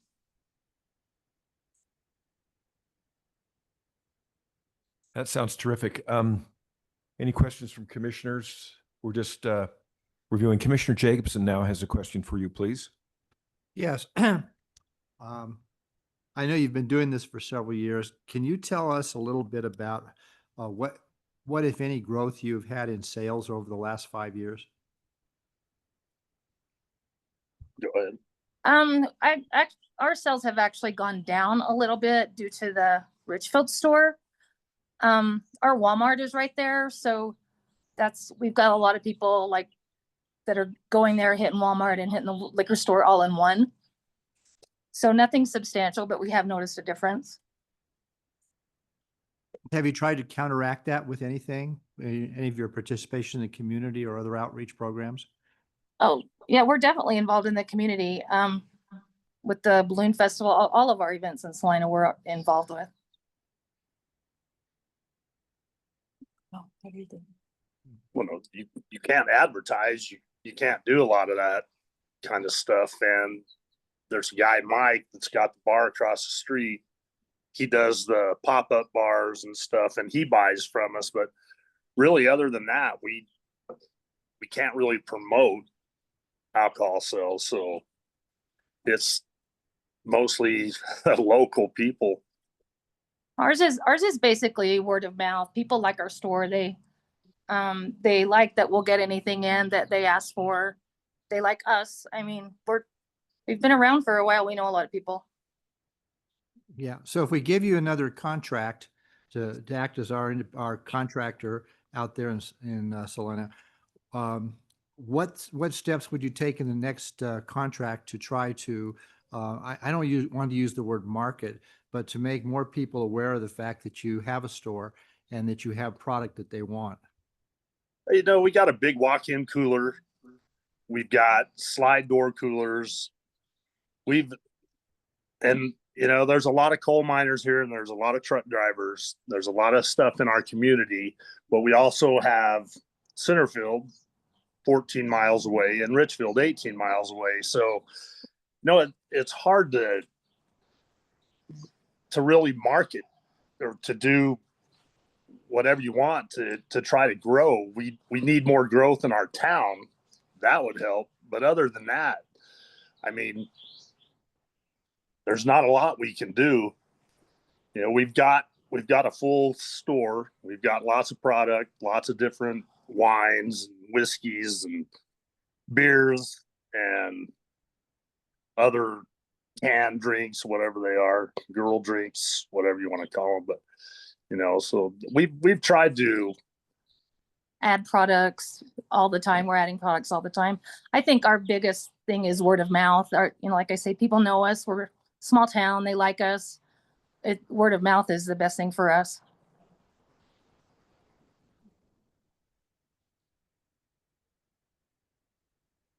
What challenges do you have or do you have challenges with staffing besides yourselves? No, we've been very lucky with our staffing. The people that we have there have been there for 6-8 years. You know, they're not going anywhere. They like their job. It's pretty easy job. It's for them. And yeah, we haven't had a problem with staffing, and we fill in, you know, we're still working. I'm still working Saturdays in the store. So we're still working in it too. Mm-hmm. Mm-hmm. Commissioner Tui? I just had a few questions, points of clarification. Okay, I have 3 things. Gosh. Just to start off, we didn't receive any pictures of your premise. Could you tell us a little bit more about your actual premise and where you're operating? We are on Main Street, just half a block off the corner of Main and State.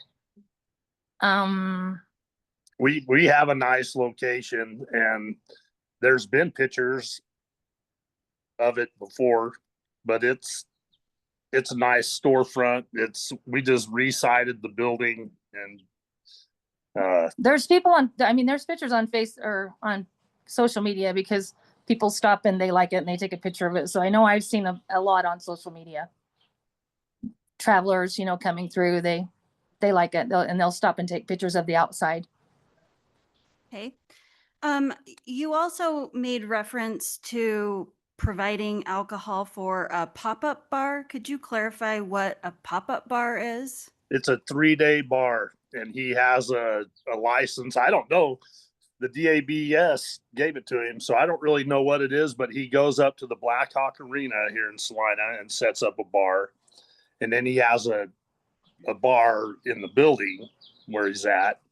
And he does just special events. I don't understand it all, but he buys his alcohol from us, and then when he is done, he brings it back, and we have to buy it back from him.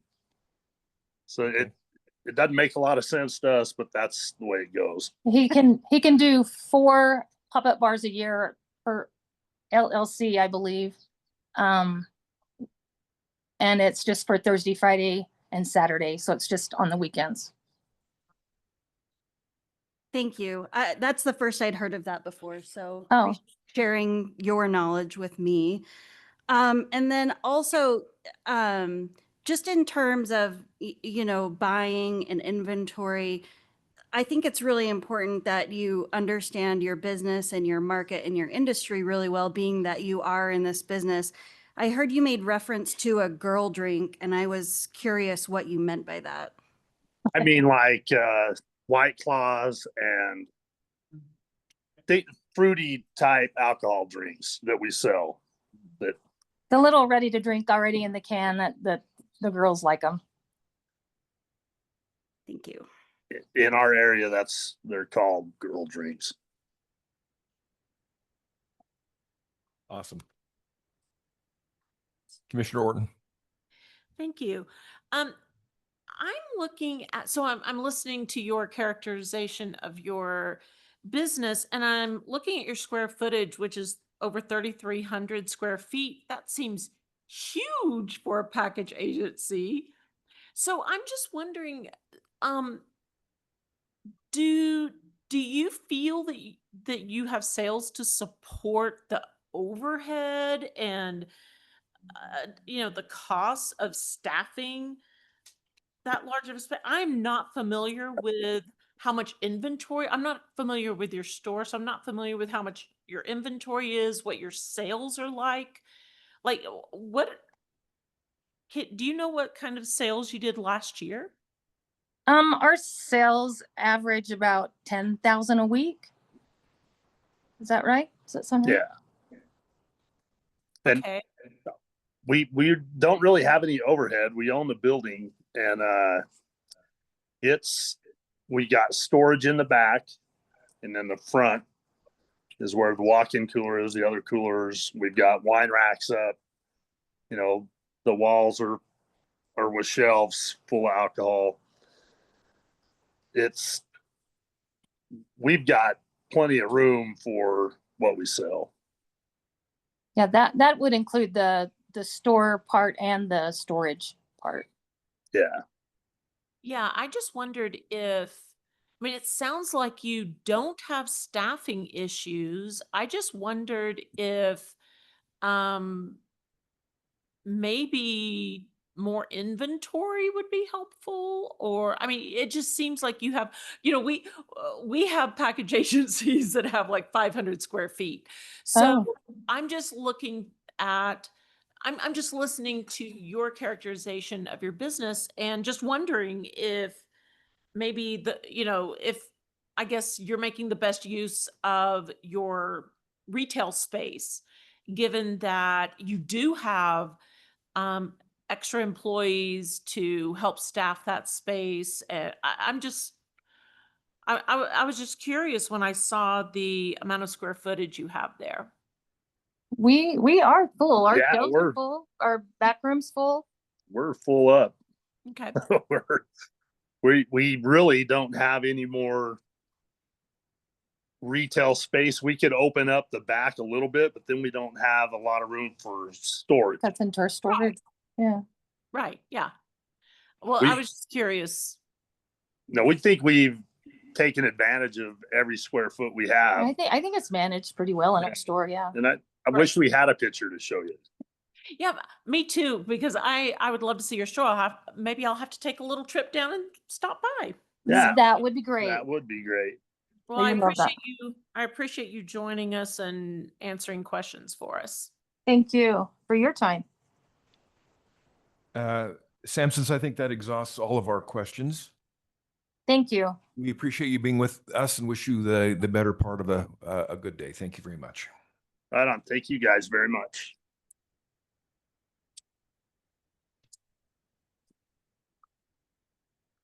Now we have from Brian Head, correct? Apple's Country Store, Shelley Calloway. They are here in person. Thank you, Shelley. Please come forward. You've seen the presentations, and go ahead and introduce yourselves and get close to the mic there so we can hear you, and others online. Thank you. Yep, this is my husband Clayton. I'm the second owner or the third owner of Apple Annie's. My mom was number 2, so it's been in my family since the mid-70s. We're at a small ski resort, southern Utah. We've had a horrible snow year, and yet the resort has broken all-time records for skier days. Yeah. So it really could have been a lot worse, but it's been a good winter in spite of having no snow. And our population of our town is about 150, give or take a few. So mostly who we cater to is the tourists. Brian Head from one end to the other is a little over 2 miles long. I'm right across the street from the 2 hotels in town. And also have the post office in my store. We're kind of a little city center. We answer all the tourist questions. We've got all the brochures for our area. We feel like they're ambassadors for that. And but our main customer base is the tourists. We do have a small store. They're stacked in there pretty tightly. Our customers kind of call us the Walmart of Brian Head because we can pack it in there real well. And while our display space up front is good size, or is limited, it's as tall as I can reach. The shelves, because we get it off the shelves for them, but we have plenty of storage in our back room. But our main business is the tourists, so that's what it is. We're involved in the town in lots of ways. Brian Head's a fun place to go during the summer. It's a cool getaway from the people that like to ski there. They know a record high temperature for us would be in the 70s. And so we have 2 distinct seasons with 2 slow times in between, which this is our slowest time of the year right now. Our snow is almost gone. I know you've asked others about room to expand and stuff like that. We haven't really thought that we have the business to need that, although we do own our own building and we own another lot behind it. So there is room for that. I know you've asked about sales, that's kind of stuff. I seem to go with a steady increase on either bottles or dollar sales, but not both at the same time. I know that UDOT is going to put in some sidewalks in town. There's 3 of them this summer. And we needed one because of the foot traffic we get from the 2 hotels across the street from us. But my main thing is listening to what people ask for. And so it may be something that's only, one row on our shelf, but we try to do that. And that's kind of how we do it. It's totally on, I feel like the whole town as a whole is either going to sink or swim together. And we all support each other. Our employees, I make sure that they've ridden the shuttle around town during the winter, know where all the businesses are. When people ask you, you tell them that that our competition for like a convenience store, grocery store and stuff like that, that's included in that list, and we feel like we're kind of ambassadors for our town. And we've got a good reputation. What comes up, one thing is, with Google, we're pretty darn well reviewed there about we're well stocked and friendly. And we do know that number 1, what we're searched for is groceries, and number 2 is liquor. And when we first started hearing this, I went, really? That doesn't come up. Nope, you kind of have to know to call it a package agency. But we do get phone calls all the time that says, do you sell liquor? And but that's going back to what they said about, you can't advertise in that. Our town also has some really strict rules about signage. We do have, when we moved the store in 2009, we did manage to get a sign in our parking lot.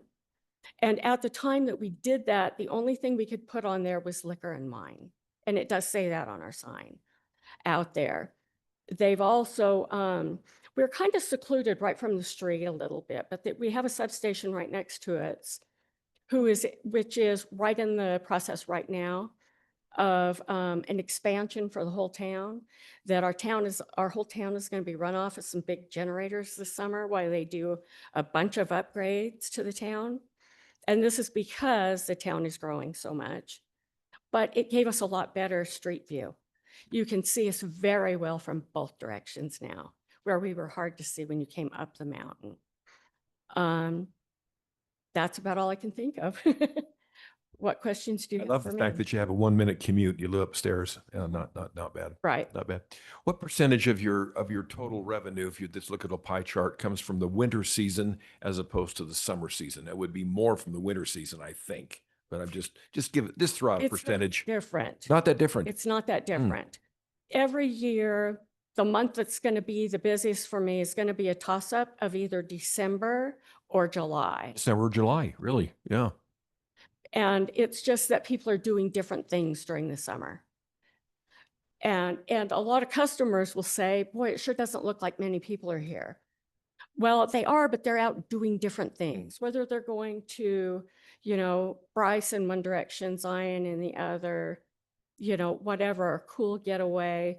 Cedar Breaks National Monument is just a few miles up the road. It's in our backyard, that kind of stuff. Fishing, we've got all kinds of lakes around us, that kind of stuff. Wonderful little community pond that you cannot drive by there in the summer in daylight and there's not somebody there fishing. Great. And so what else can I? Kelly, and Clayton, right? Clayton. Uh-huh. What would you say that you have your C-store, right? And then you have what are your total sales out of your package agency?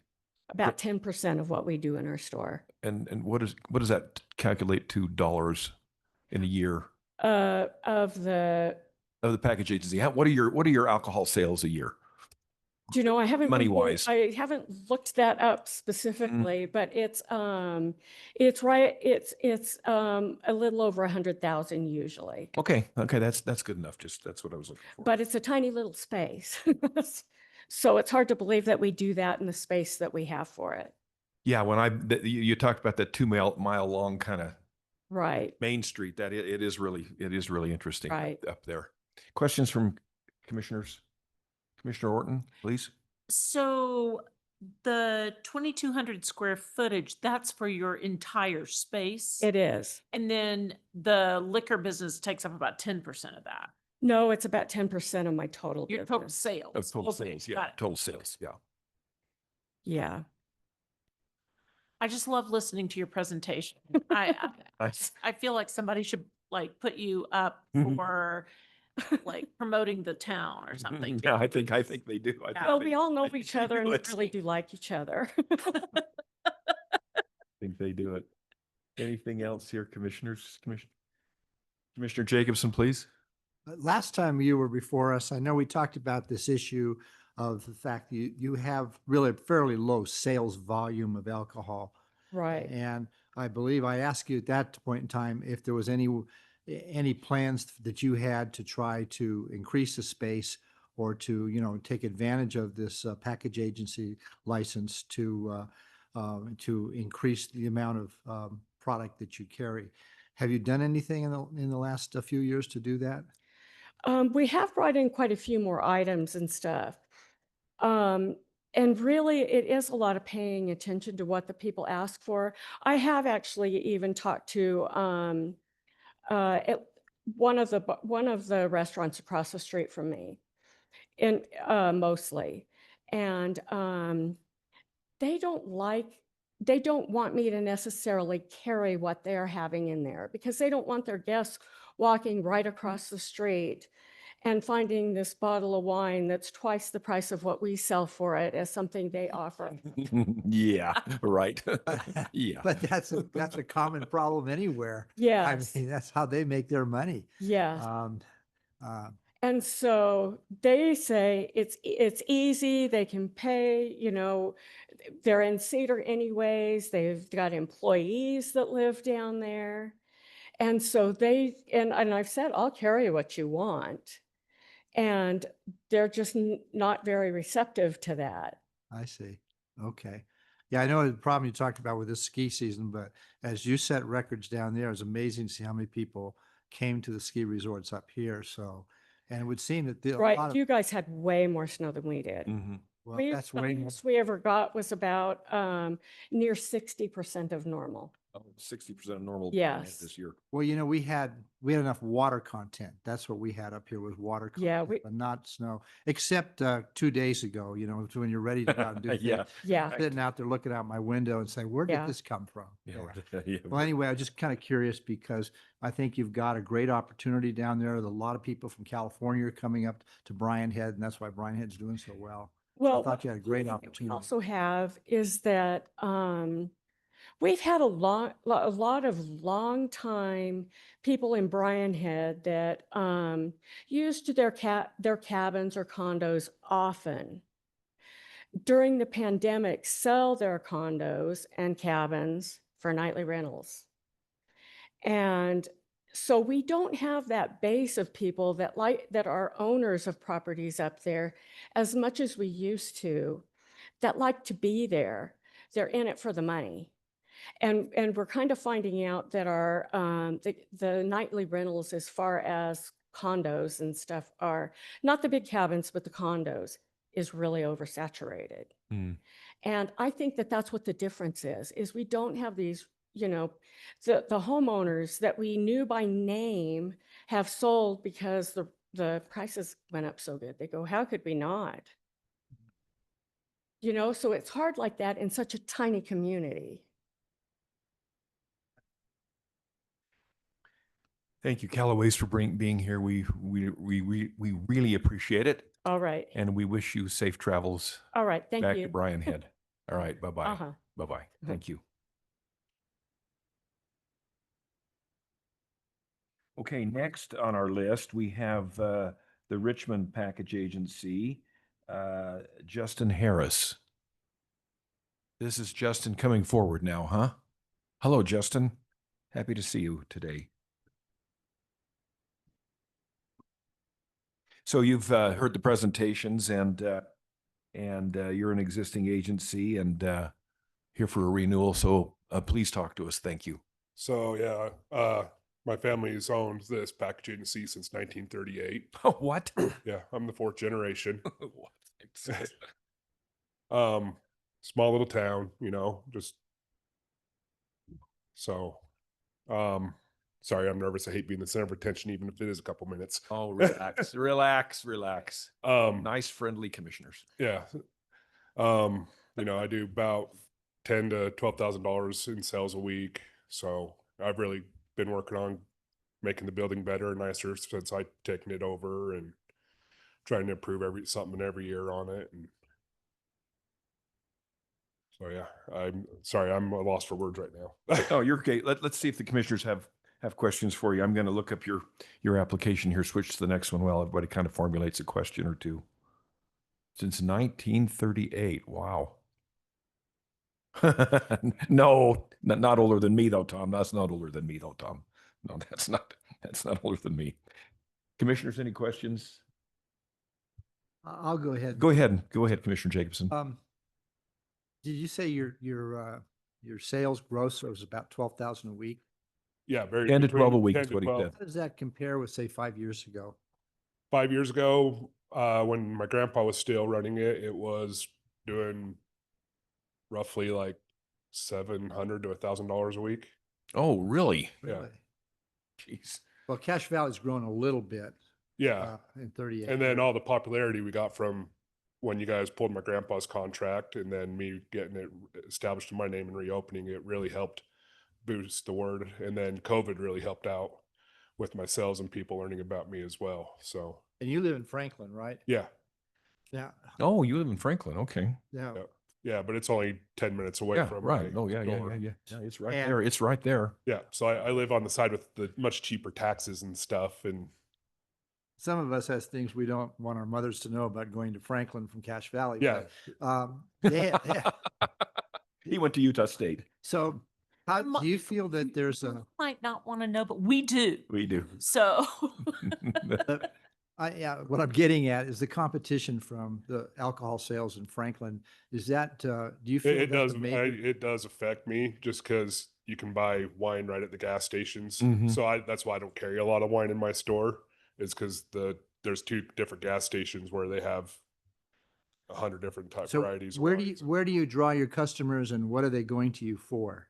Mostly alcohol, and then for the, like whiskey and vodka, that kind of stuff. And then they also come in for like the canned cocktails and the beers and stuff. And that, but like I do have people that stop at my store that do live in Idaho because they don't want to drive up into Preston, which is the next closest liquor store for on their commutes home. And there's like 30 different towns in my area that a lot of people, they just come to me instead of going to the Logan store. So So are you drawing from Logan at all?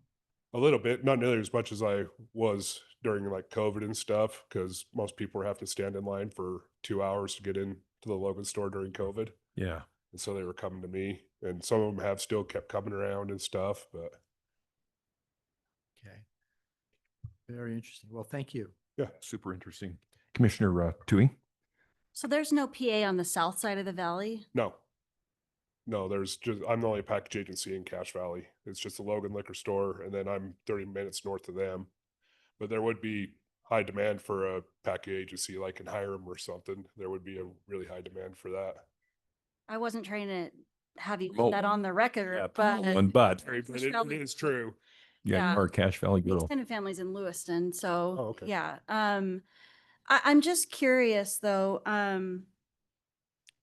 You know, you're sort of tucked back up there. You're a resource for the locals, but I wonder, you know, like who do you feel like your clientele is more like regulars? Do you work with restaurants or are you drawing from just I- overflow? Like, what do you try to work feel with like? restaurants, but everything that any restaurant or bar is in Logan, and they don't want to drive. Always, obviously.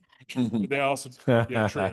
I've talked to them, and they just go to the Logan store while they're in town doing Yeah. grocery shopping and everything. So Interesting. So But- mostly residential, just yeah, everything's residential. It comes to me, and then like some people, they come and buy stuff for like weddings and stuff Mhm. from me, and then they did build a new grocery store in Richmond just recently.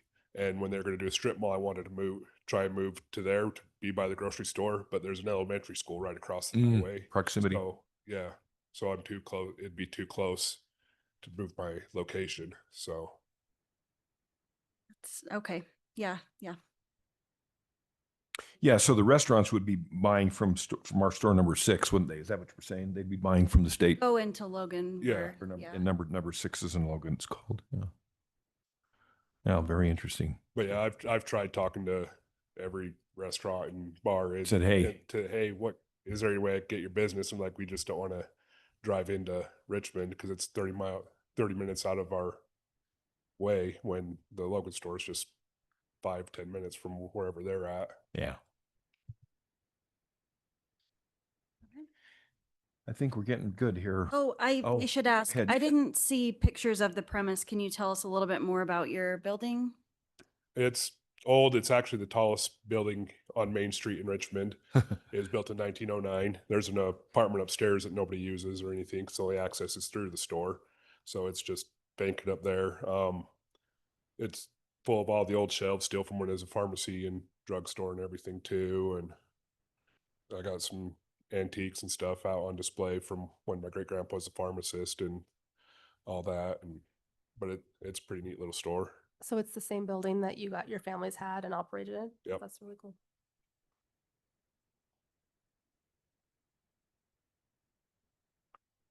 Justin, thank you for being here. That's quite a story. Very, very interesting. Very interesting. Thank you. Thanks for coming to the big city. Oh yeah, it's been The a treat. big city. Yes. The big city. Safe travels home. Well, thank you very I much appreciate it. for Yep. being here.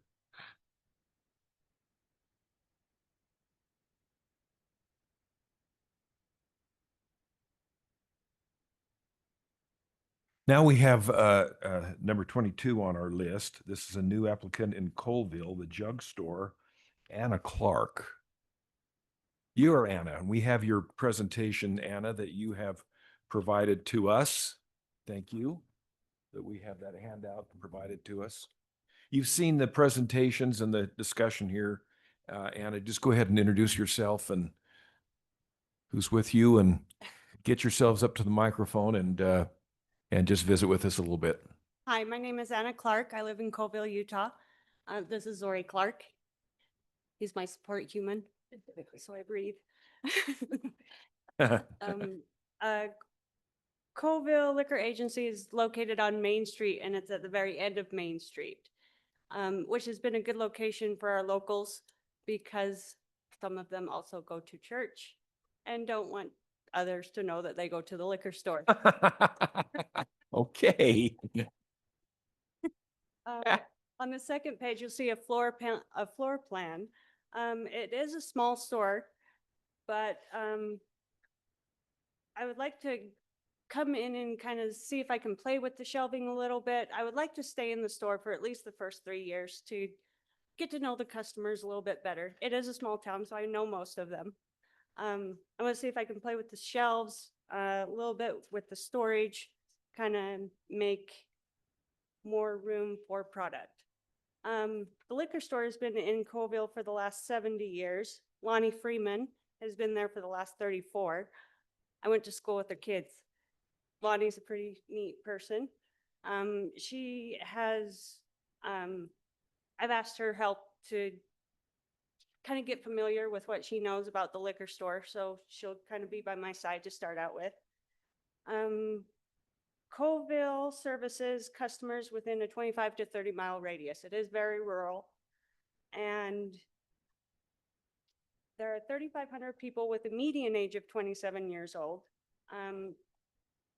Bunny's Bar is a longstanding customer and purchases directly from the Colville Liquor Agency. Travel, tourism, recreational sportsmen, family, and community gatherings keep the store going all year long. 4th of July and Christmas is the biggest sales of the year. For growth, there are additional neighborhoods that are anticipated. There are 1,500 homes being built within the next 10 years, and a total of 3,500 homes being built in the next 20 years. So there is room for growth. There's state parks, nearby hotels, campgrounds, cabins, motels within walking distance, and a community development with a golf course that's come in. Products are the range of locally imported and imported produced liquors, selections of imported and domestic beer, other alcoholic and non-alcoholic beverages, and of course the standard flavors that all the customers come to get. Snacks, mixers, and ice is also important. With the operations, immediate plans are my plan is to continue uninterrupted, but we'll see how that goes with the transition. I would like to start as soon as I can so that there's not a big lull. Lonnie is committed to being available for insight into operations and providing support from a consulting capacity.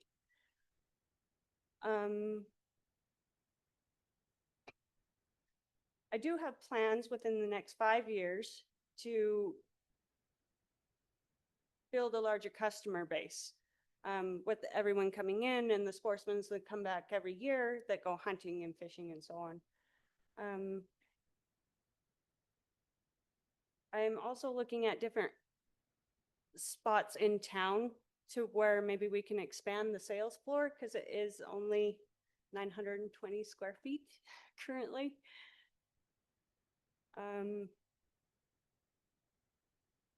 And as far as the process and equipment, Lonnie has her shelves in there. I've talked to All West Communication for consistent Wi-Fi, because that has been a problem. The point of sale system I'm excited about. It has a lot of bells and whistles. And I've looked into a minor decliner for age verification for the liquor store. I did see that Dabs has an app for that you can use on your cell phone. And I have completed my Easy off-premise and Dabs off-premise manager training. Coville Liquor Store is a landmark in Coville. Everybody say, hey, where's Lonnie's? One thing I would like to add to being able to find it better is there's a welcome sign as you come into Coville and it lists the businesses. And so I would like to rent a spot to be able to get everybody on the other side of Coville to come and see me.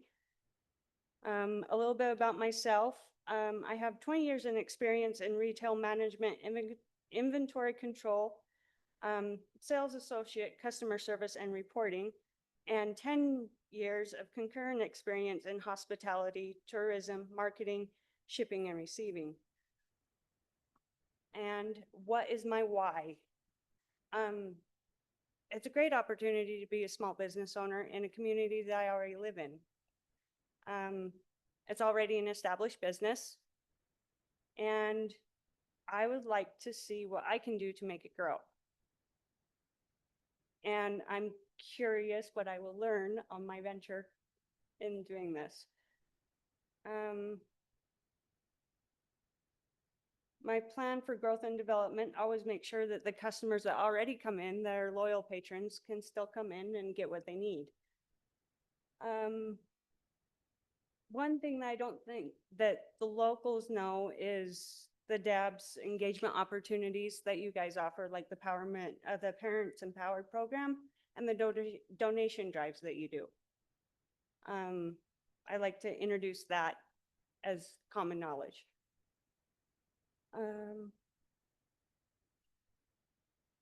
I would like to use marketing platforms and social media to enhance visibility, not advertising, come get your liquor here, but maybe we are located in Coville, come and see us. I'll be in touch with whoever I need to talk to on what those stipulations are. Gathering customer feedback for product selection and implementing those purchases. There are people that have the quinceañeras and the family parties and that type of thing that would like to buy larger quantities for their family parties coming in and out of town.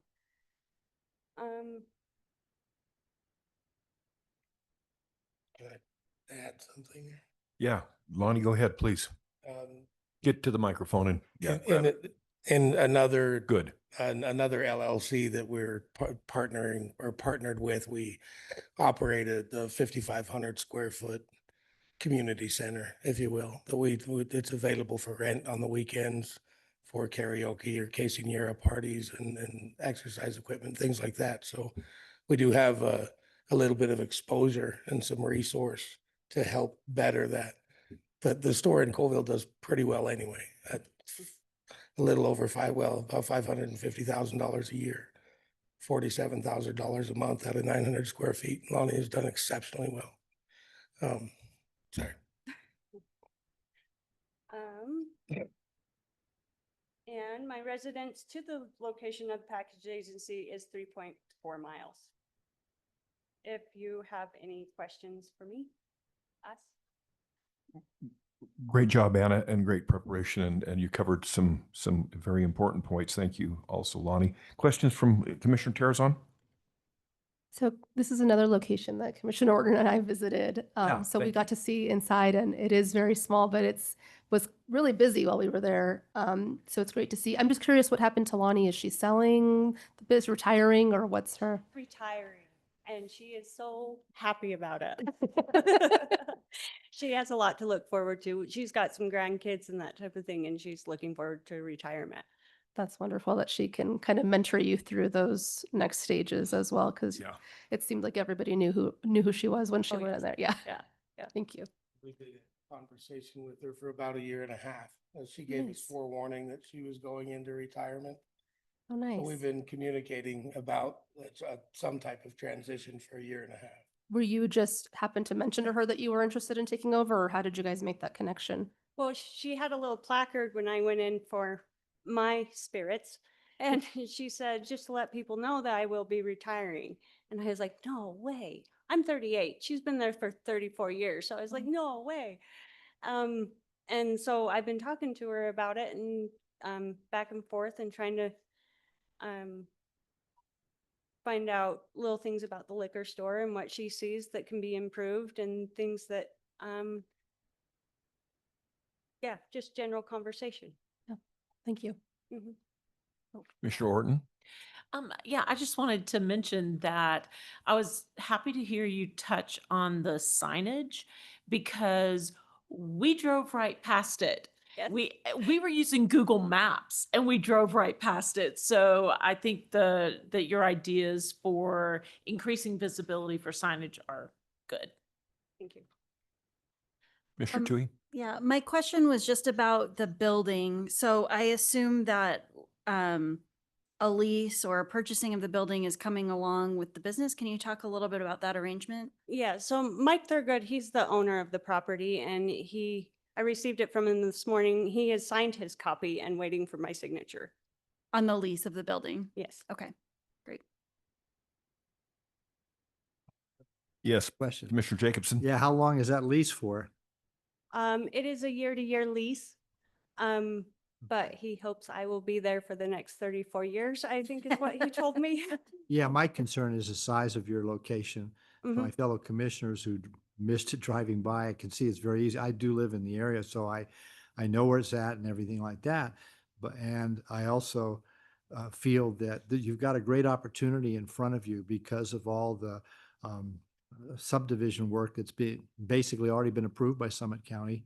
And it would seem that, I don't mean to demean the store, but $550,000 does not seem to me to be a figure that store should be grossing. It should be a lot more than that. Mhm. And it may be not only the location and people can't see it, but if you don't know it's there and you can't find it and it's not big enough, it's just a little drive down there to Kimball Junction. So Right, and correct. And that's why I asked for the year lease, so I have that opportunity to maybe go to a larger location. And he knows that when the lease ends at the end of the year, we'll either reevaluate or I will be moving somewhere else. I think that's really smart, Anna, as you think this through. We appreciate both of you being here today and we wish you well. Thank you very much. And this is a terrific plan that you presented to us. Thank you. Thank you. Thank you. Thanks for your time.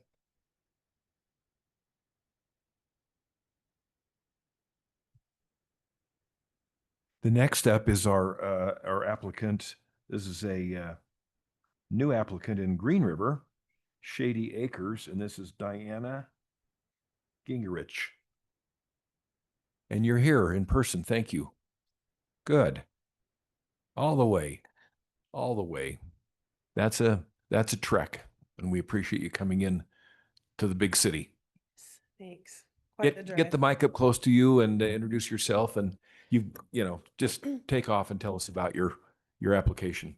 Okay, I'm Diana Ginrick, from the Shady Acres. This is my mom, Dana, also my business partner. We bought Shady Acres June 1st of 2021.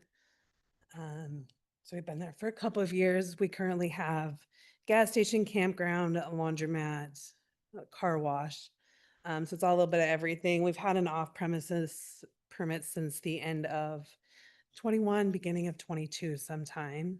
The liquor store that was in Green River for quite a while closed. So we've just had a lot of feedback that they really want a liquor store. I mean, it's a long distance to either Moab or Price. Yeah. Or into Colorado to get liquor. So we just kind of like to get something more local. We have a lot of tourists that pass through that are always looking for wine or anything they could buy at a gas station somewhere else. So we've kind of set aside the camp office space is like where we wanted to put the liquor store in. And it is a very small space, but we do have the room next to it that we could expand into if we needed to, if it became bigger. I know when it was at the West Winds, they didn't always carry a whole bunch of variety there.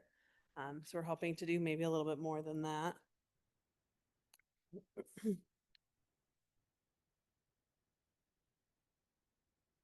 Just looking at your business plan here. Diana. See if any questions come up for me. Standalone suite apart from existing gas station, ensuring full compliance, of course. Yeah, that's a long way, 100 and, what is that? 105 miles to Torrey, 51.8 to store number 27. And that's where's store number 27? Moab. Yeah. Yeah. Is Green River growing? Tell us about the city, Green River, Jana. I Or- think they're trying to grow. Yes, they're trying to grow. Yeah. We have a new city director and he's hoping for big things. They've kind of been working on housing. They're putting in 2 new subdivisions this year. Oh. Not anything massive, like maybe 5 or 10 houses, but Okay. it's bigger for Green River. I mean, they're building hotels and gas stations like crazy. So the new city manager, I think, is hoping for expansion. But Yeah, a lot of traffic on 70. yeah, there's a lot of I-70 traffic. A lot of traffic. Questions from commissioners? Anything? Commissioner Yeah. Tui? Yeah, so tell me a little bit more about your premise. You said that you've got the gas station, camping, and Mhm. so are you integrating the package agency into a store, or do you have a separate No, it'll facility? be Tell in a me about separate that. suite. So it's 15 acres total. The back part is campground. On Main Street, there is the laundromat sits in the front, and then there's the suite that we're talking about turning into the liquor store, and then storage space for the campground behind that. Next to that's the car wash, and then the C-store with the gas station. So it's all kind of in its own separate buildings. Okay. Yeah. So I'm sorry, would this be a new structure? No, it's an existing Yeah. It's an existing building.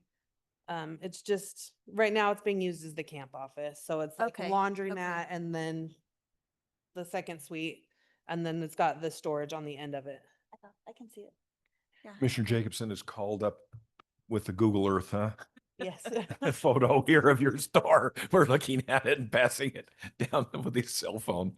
Nice. Thank you. Chair. Can I- Commissioner Orton? Yeah, I have a comment and a question. Okay. First of all, it's obviously a place where there might be high need for this.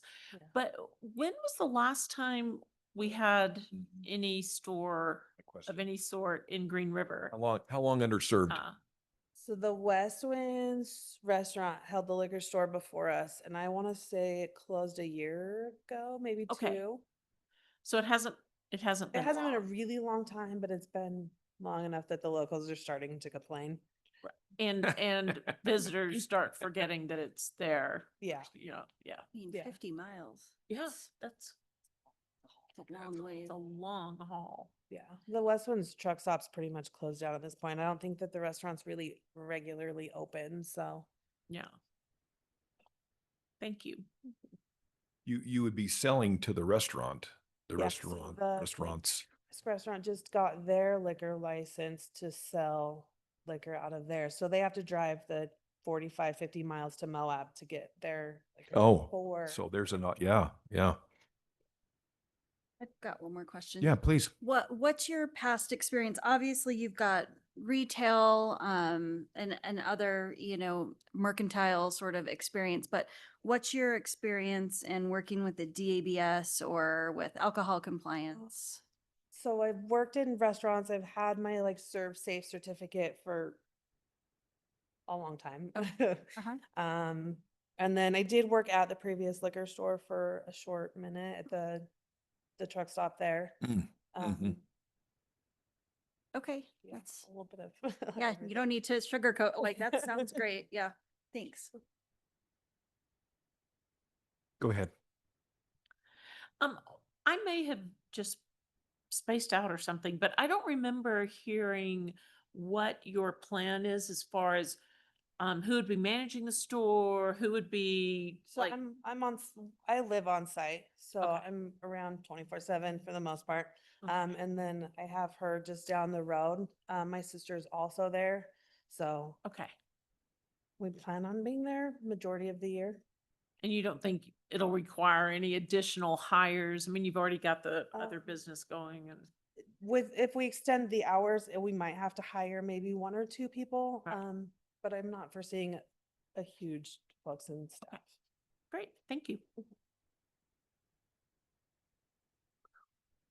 Well, we sure appreciate you coming all of this way to see us.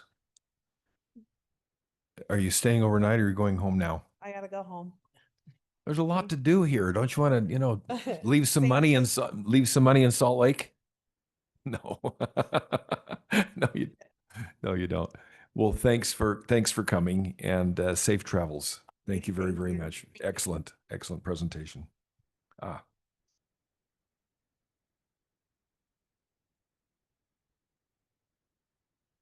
We're going to take number 24, that is Tremont, and then we'll take a break after that.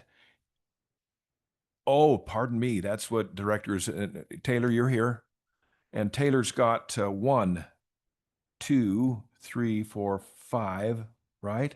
Let's do that. 5. And we're going to go ahead and, with the other commissioners' agreement, we're going to go ahead and knock you out after this applicant. We'll knock that kind of, we're going to knock, come on, you know what I mean. Don't take that so literally. So, yes, the Grovers. Yes. Thank you very much. Please talk to us. Okay, so we came in December of 2017 and was able to open the liquor store up then. We have grown it since then, and we have almost tripled what the liquor store was doing at the time we took it over. I think the most he ever did was 480,000. And as of last year, we did $1,450,000. Or 1 million. 1.4 million. 1.4 million. Thank you. Yeah. Add a zero. Yeah. And so our big thing with our customers we do a bunch of special orders. So we even have people come from Ogden, from Bear Lake that come over and have special orders because we listen to our clients and we get them the stuff they want. We even have people that come down from Idaho to special order their alcohol in. So we do a bunch of special orderings and we cater to our clientele. And Tremont is just growing. We have grown over 4,000 people in like the last 3 years. And I see that probably doubling in the next 2 or 3. Yeah. I'm just writing that down. 4,000 population growth over the last 3 years, 3 to 4 years. So. Where's that growth coming from? All over. In fact, right behind where the liquor store is, they're planning on putting. It's a 5-phase ordeal, but it'll put homes right up to the canal that runs right behind our store there. And that's only one of the many, many subdivisions going in right now. They said about 1,000 apartments and over 500 houses in the phase right behind the liquor store. Mm-hmm. But that's not counting Garland, Elwood, Fielding, Riverside, Thatcher, and all the small towns. So the closest liquor stores to us is Brigham, which is about 20 miles away, and Logan, which is almost 20 miles away also.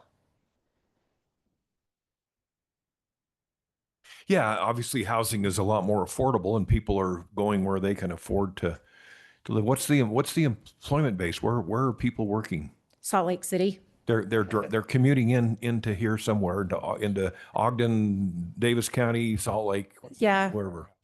We did have Lakeshore just built, which is a big Educational toys. school supply for the Western Don't United answer them, States. Sarah. Yeah. Yeah. Do it, please. No, I Do mean, it. they're just like an educational, like they make toys and things Oh. for schools. But that was a big incentive. They got a big incentive Mm. from the state, and Procter and Gamble is up Mhm. there. And so is, what is ATK. ATK. I almost said L3. I don't know What is what they it? are anymore. Yeah. Northrop. TK. Northrop, that's what it is. Yeah. And then we've got the airbags, Autoleaf. Autoleaf. Auto Two leave different manufacturing. there. Yeah. And remind- Malto Meal is a cereal and plant. remind me of the Nucor. People working in Nucor. Yes. Nucor. Nucor, and then the building systems are down in Brigham. Yep. Mm-hmm. There's that manufacturing base. Mhm. but- Yeah. Questions from the commissioners? Commissioner Jacobson. Yeah, I remember when you came to us, I was a brand new commissioner then, and there was another operator that we were not satisfied with at the time. And, we wished you a lot of luck at that point in time. Obviously, you didn't need it. You've done very well. And, so I've been able to kind of watch how you've grown over these years. And I got to tell you, it's a great success story, and it's something that I think a lot of people should emulate. They should look at what you've been able to do. So thank you. Thank you. Commissioner Orton. Following up on Commissioner Jacobson's comments, so I heard you say that you do a lot of special orders and things like that, and there's been tremendous growth, but tripling the sales. I mean, is there anything else that you think contributes to, I mean, that's huge growth. So we actually, when we got it, we moved it out of what I called the dungeon. Yeah. There was one little window in the liquor store, and it was just really dark. Yeah. And it wasn't very big at all. And we moved it out where it's called Crossroads. It used to be a big, where the freeway used, not the freeway, but interstate would go through until they built the big freeway. And we moved it down there, and that's just been, there's a ton of parking. We actually have semis that will pull in our parking spot, our parking area, and be able to grab their bottle for the night and go park out by the, by the freeway. So we've had huge, and the other one, what they ordered to stock the shelf, and the shelf only. So if you didn't get there Wednesday to get your bottle, Right. you pretty much had to choose something else. And we actually have overstock in the back. So we're able to order for the back room, not the actual shelf. Yeah, because as Commissioner Jacobson was saying, it's such a huge success story. And, we've heard from several operators who are just like, we don't really know how to do, how to grow our business.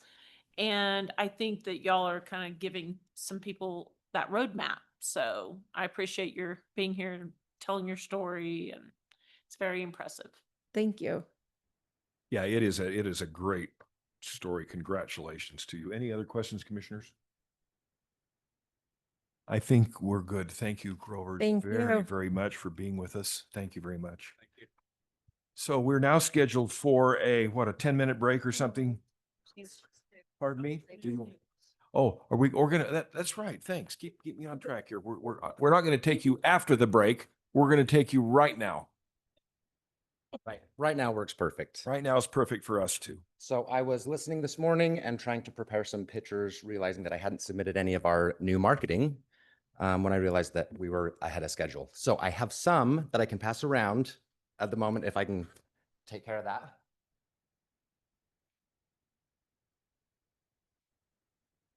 Sorry, I wasn't able to get copies for everyone, and I will start my little introduction speech here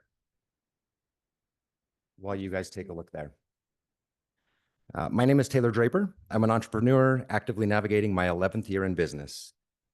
To begin with my retail experience, I have enjoyed growing my skills over a variety of specialties, almost 20 years of industry-specific, hands-on, and real-time practice.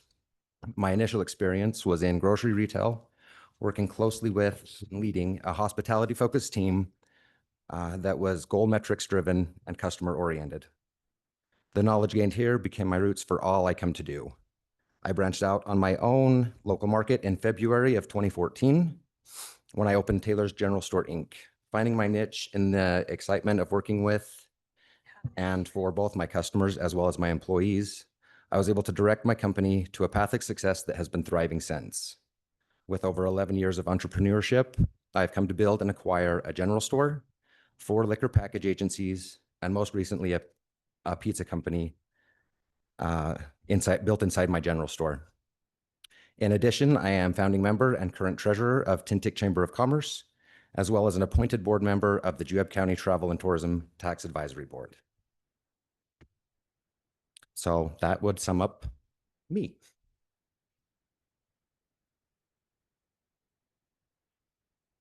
Thank you very much, Taylor. So you have the store in Eureka, store in Payson, correct, store in Richfield, the store in Panguitch, the store in Camas. I'm not current owner of Camas. That's okay, Taylor Draper. Say again, Commissioner, what is that? But that was the new. This is the new application. This one. Correct. So yeah, 1, 2, 3, 4 existing and 1 new application. Chair? Go ahead. Clarification. So the Camas store, are you looking to take over the same location where it currently is? I am actually have been in contact with Phil Bear as well as Steve Tanner, ready to lease their location. Got it. Thank you. Are they? What are they doing? Are they the store in Camas? What's happening there? They have several businesses in the location. I think they're just stepping back to focus on them. They have a hardware store, the Camas Food Town grocery store. So they have a lot going on for them as well. Commissioner Jacobson. Well, first I want to start, Mr. Draper. I'm not only familiar with stores, Commissioner Handy and I got a chance to sneak into your Payson store Oh, wonderful. a few months back and look and actually watch how your staff was working and everything else. So we're familiar with you. I mean, the last time around, I remember, you had a lot of ambition and I just want to congratulate you, just like the last folks. I mean, you've done a tremendous job with this opportunity of being a contractor with the state of Utah. My question is, of course, about the Camas store also. So as you and I know, it's a pretty good size store. For sure. In fact, it almost looks like a state agency store or a state liquor store, not an agency store, but a liquor store. Are you aware of the fact that there has been some discussion about from the community demanding that we somewhere in the area open up another state liquor store? I was actually unaware of that. I thought we should make you at least aware of that, and then also maybe share with you so that you can consider this, that if the state does open up another liquor store because of the high demand, and as you probably know, there's a tremendous amount of development that's going to go into the Jordanelle area. Absolutely. And all that. As far as being fair with you, I don't know if that will affect whether or not you want to go ahead with a store there and make the investment that you normally make in your stores. And also there might be another issue that I'm way out on a limb on, but if in fact we do cite a store anywhere, between US 40 and Camas, would you be willing to take a shorter contract than is normally given, so that you would have the opportunity to leave that store? Yes, absolutely. Okay. I thought I should make you aware of that. No, I appreciate that information for sure. Because that is, as you know, it's not only a high growth area, but it's also going to be a high demand area for alcohol because Absolutely. of the demographics. Okay. Taylor, could you characterize the Eureka store? That's a very, very interesting place out there. It is a very interesting place. Very interesting place. Could you characterize Eureka a little bit, and what are your gross sales out there? Yeah, so I actually am born and raised in Eureka, 6th generation out there. And I would characterize it as just an old country store. We have the general store, the liquor store, the pizza place. It's all in the same building, kind of a one-stop shop for the community there. Yeah, there's about 800 people in town with no real nearby liquor access either. So just quaint country. Oh, and then sales. I actually do have sales. We did 151,000 last year there. Then talk to us about Payson. Same thing. kind of thing. Payson is definitely my largest Volume in sales volume. for sure. Yes, absolutely. We did, let's see, we did 4.8 million in revenue at the Payson store last year. It's a very good central location near the freeway, share a parking lot with the grocery store. It's just a growing, busy area. Yeah. Yeah. When we visited there, Commissioner Japes and I, lots of activity in the parking lot and area there, all around there. Yeah. Yeah, you bet. Okay, let's talk about Richfield.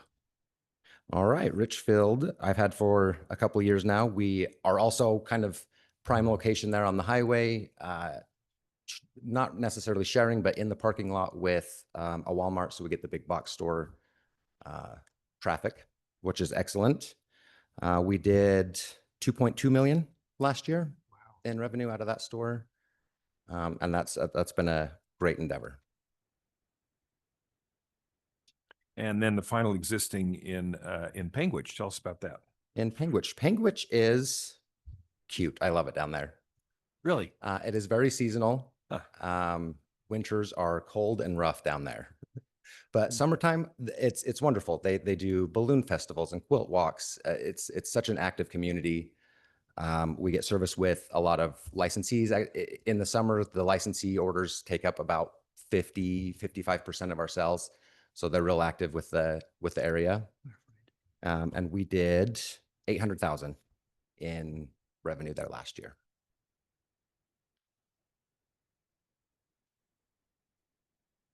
This is really, really terrific. Let's see if the commissioners have other questions. Commissioner Toohey. Yeah, first of all, I think my first comment is just that, I mean, considering all of the growth, I mean, thinking back to the Camus store, I don't think that it would be fair to ask you to take a shorter contract, because we're certainly not doing that for other stores that have closer state store or other PA locations. Understand. So I just wanted to say that out loud. But my question for you, I mean, since you're one of the few that operate more than one PA location, I'm just curious to hear from you, you know, your experience in working in this space, because I hear these numbers, you know, like all the way from $150,000 in a year up to 4.8 million. I think it varies a lot. And, you know, we've heard a lot of feedback from some package agencies that the revenue model is hard, that it's tough, that some of the changes have made it even harder to stay in business or to be profitable in this space. So I'm just curious to hear from you. I mean, it sounds like, you know, you keep expanding and you keep growing. Definitely. Is that what makes your model successful, or do you think that it's a good business space for other, you know, smaller operators? Yeah, I think I've just been pretty driven with it. It was something that has been, I don't know, I guess just a new skill for me that has worked very well. The revenue model does definitely propose some issues where, you know, there's so many expenses tied directly to revenue, but our income is not. That has created some interesting issues and new planning for the future. You'll notice I typically present a full budget. They've been a little more detailed. I was hesitant to present numbers on this round as we explore many different options. So what I've done instead is I have allotted myself about a $70,000 slush fund to basically go into this, get some real data, real numbers, and go from there and see how we can function from there. Okay. Okay. Yeah, I mean, I'm interested because especially where this is like a super regulated space, I'm curious, you know, if the scaling of the business helps. And also, like, do you utilize the scaling to manage staff as well? Like, do you have people going between different places when you need someone to fill in, or I would say they're pretty centrally, like locally staffed. Mhm. I do have my manager in Payson. She is just a rock star. She will do 1 day a week up in Eureka, just because that's just such a less revenue that the locals really there don't deal with it as much. And she has all this incredible experience with the higher volume. So it's been super helpful to have her up there doing some little trainings and little touch-ups, just once a week. But for the most part, they're just centrally staffed. And they've all been with me for a very long time. Thank you. Well, that was the line of questioning that Commissioner Tui went where I was going to go about the helping the commission understand you as a very excellent operator, helping the commission understand the model that the department has that you have to operate under that Correct. model, just how that's working for you. Because we hear about this. Absolutely. We're trying to figure it out too, trying to get good feedback. So, yes. Any other questions? You do. Commissioner Orton, please go ahead. Change my mind. So, I wonder to what extent you feel your adjacent businesses have played a role in the success of, so you have five locations for your PAs. How many of those do you have a pizza place, a store? Only the one. Only the one is So that's the only one. correct. Okay. Yes. So that's not even an excuse. Nope. Yeah, no. And it's actually the smallest one. It's Eureka that has the Yeah, connections. interesting. Thanks.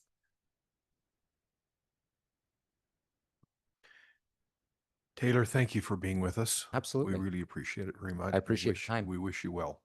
Wish you well in your enterprises. You're Thank working you at all. it all the time. Do you ever sleep? Never. Never. Bet not. Yeah, I bet not. Thank Thank you you, very guys. much. Okay, now commissioners, we have determined that now is the time that we'll take about a 10-minute break, a little bit more, maybe 10-minute break. So we'll just keep going, and that gives us 1, 2, 3, 4, 5, 6, 7, 8 to go. Okay? You're not sure you can stand up. Okay, so break time.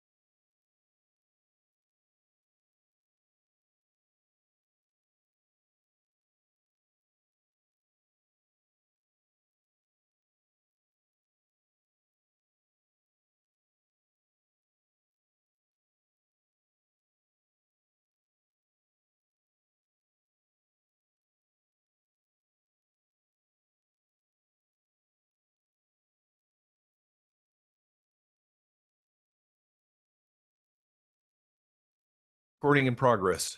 Recording in progress.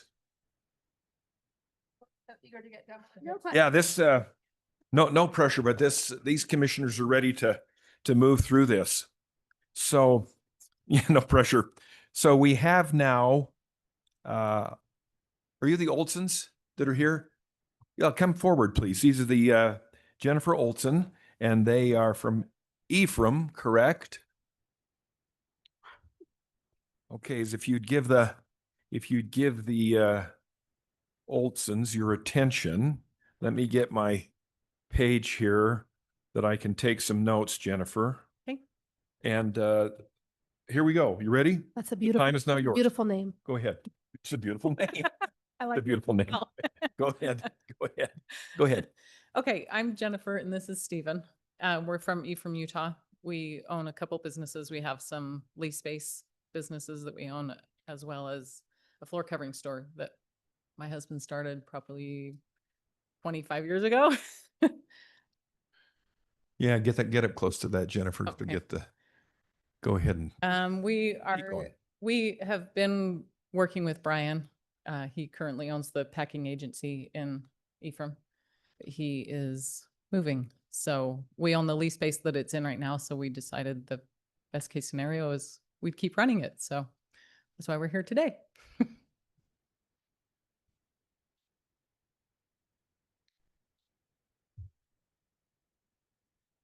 so he's so the current operator, the current licensee is the current licensee is moving, is leaving the area. Yep. So yes. yeah, this is a new application, of course. Yeah, Tell us about you have a flooring company? we do. Yeah. That's terrific. Tell us about your retail experience to run a retail operation. Well, like I said, it's been over 20 years. Get up to the mic, please, sir. Over 20 years of, yes, retail experience. So you kind of learn to be bipolar, deal with different types of people. So yeah. So pretty good at that. Yeah, so quite a bit of experience.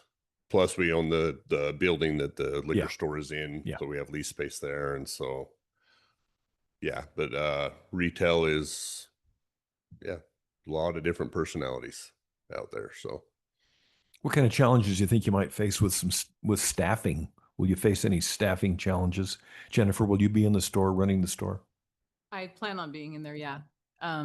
We also plan on probably hiring a couple of part-time, and then if needs be, we'll hire another manager to be in there, but I plan on being in there. So I did own a salon for 8 years and retail experience with that, with just product that we push through. So I do have some experience with Yeah, that. you're experienced with that. But yeah. Do you have any idea what kind of volume the previous licensee was doing? Yearly volume? Yeah. he told me, I Sales think it was volume. I think it was around 100,000 a month. A month? I know, yes. What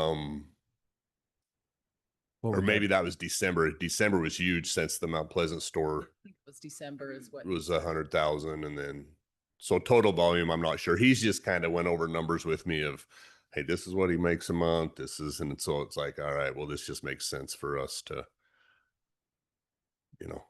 because he's paying us lease anyway, and so and he actually signed a longer lease than what he has with me, and so it's like, well, we can take it over. I'll let you out of your lease, and so. Anyway, the numbers just added up to our like, all right, this is a no-brainer. We're right there. Our businesses are right there. And so just keep it. The hope is just to keep it going, of course. Yeah. Yeah. Hope is to keep it going. Let's see if the commissioners have any questions.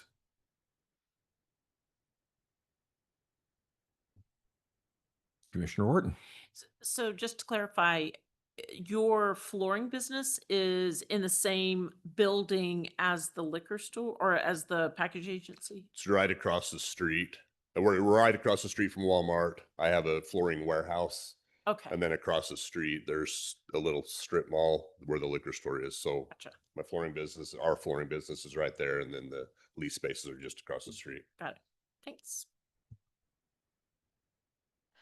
Commissioner, yeah. What is your, I've only been to Ephraim once. What is the tourist population like, or is most of the business coming from local? Probably mostly from local, but there is mountain recreation that brings people down there in the winter and in the summertime. So snowmobiling and camping and whatnot. Are there contracts with talks about the local restaurant environment, contracts with the restaurants and supplying the restaurants? Ryan does have contracts with 2. I know one of them has 3 different locations within the county. And then the other one is in Manti. So he does have those contracts that he works with. He said he does right now have the one with the bar in Mount Pleasant, but I'm sure once the Mount Pleasant one's back up and running, that contract will probably go back to the Mount Pleasant one.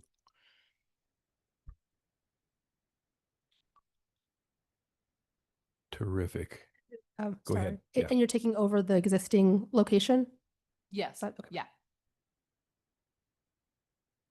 Can you tell us about the location, about the premise? And you kind of gave us like where it is, but can you tell us about the inside?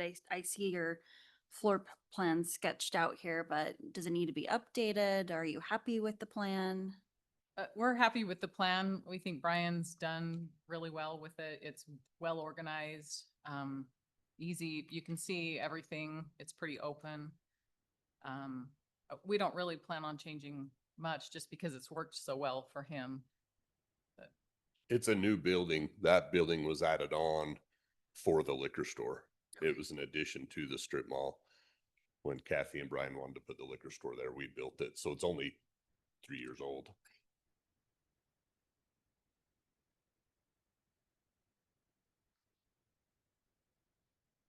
Anyone else? I'm just looking at their business plan here. it's in a high traffic area. Yeah. One of them. Yeah, high traffic area. Small town. Small town. Yeah. So let's see, your store number 45 is 66 miles away. Centerfield is 15 miles away. Did you say Centerfield's 15 miles away? That's what this application says. Do you think that's about right? No, Centerfield's farther away. It's Farther? more than 20 miles. Yeah, somebody had written 15 here. We'll get that correct. It's not. I just was calling it out. Oh. Just getting an idea here. Huh. Well, thank you very, very much. This looks to be very exciting for you. What's your? I'm going to just ask this question. What's your major concern as you consider, the commission granting this license? What's your major concern going forward? Anything keeping you up at night thinking about going into this new enterprise? No. Feel pretty confident. Yeah, let's say, I mean, hey, we're confident that we can do this. Yeah. Our kids are older. They're getting older. They're graduating. They're moving on. We have plenty of time to be able to manage it. So. Sure. Please. Yeah.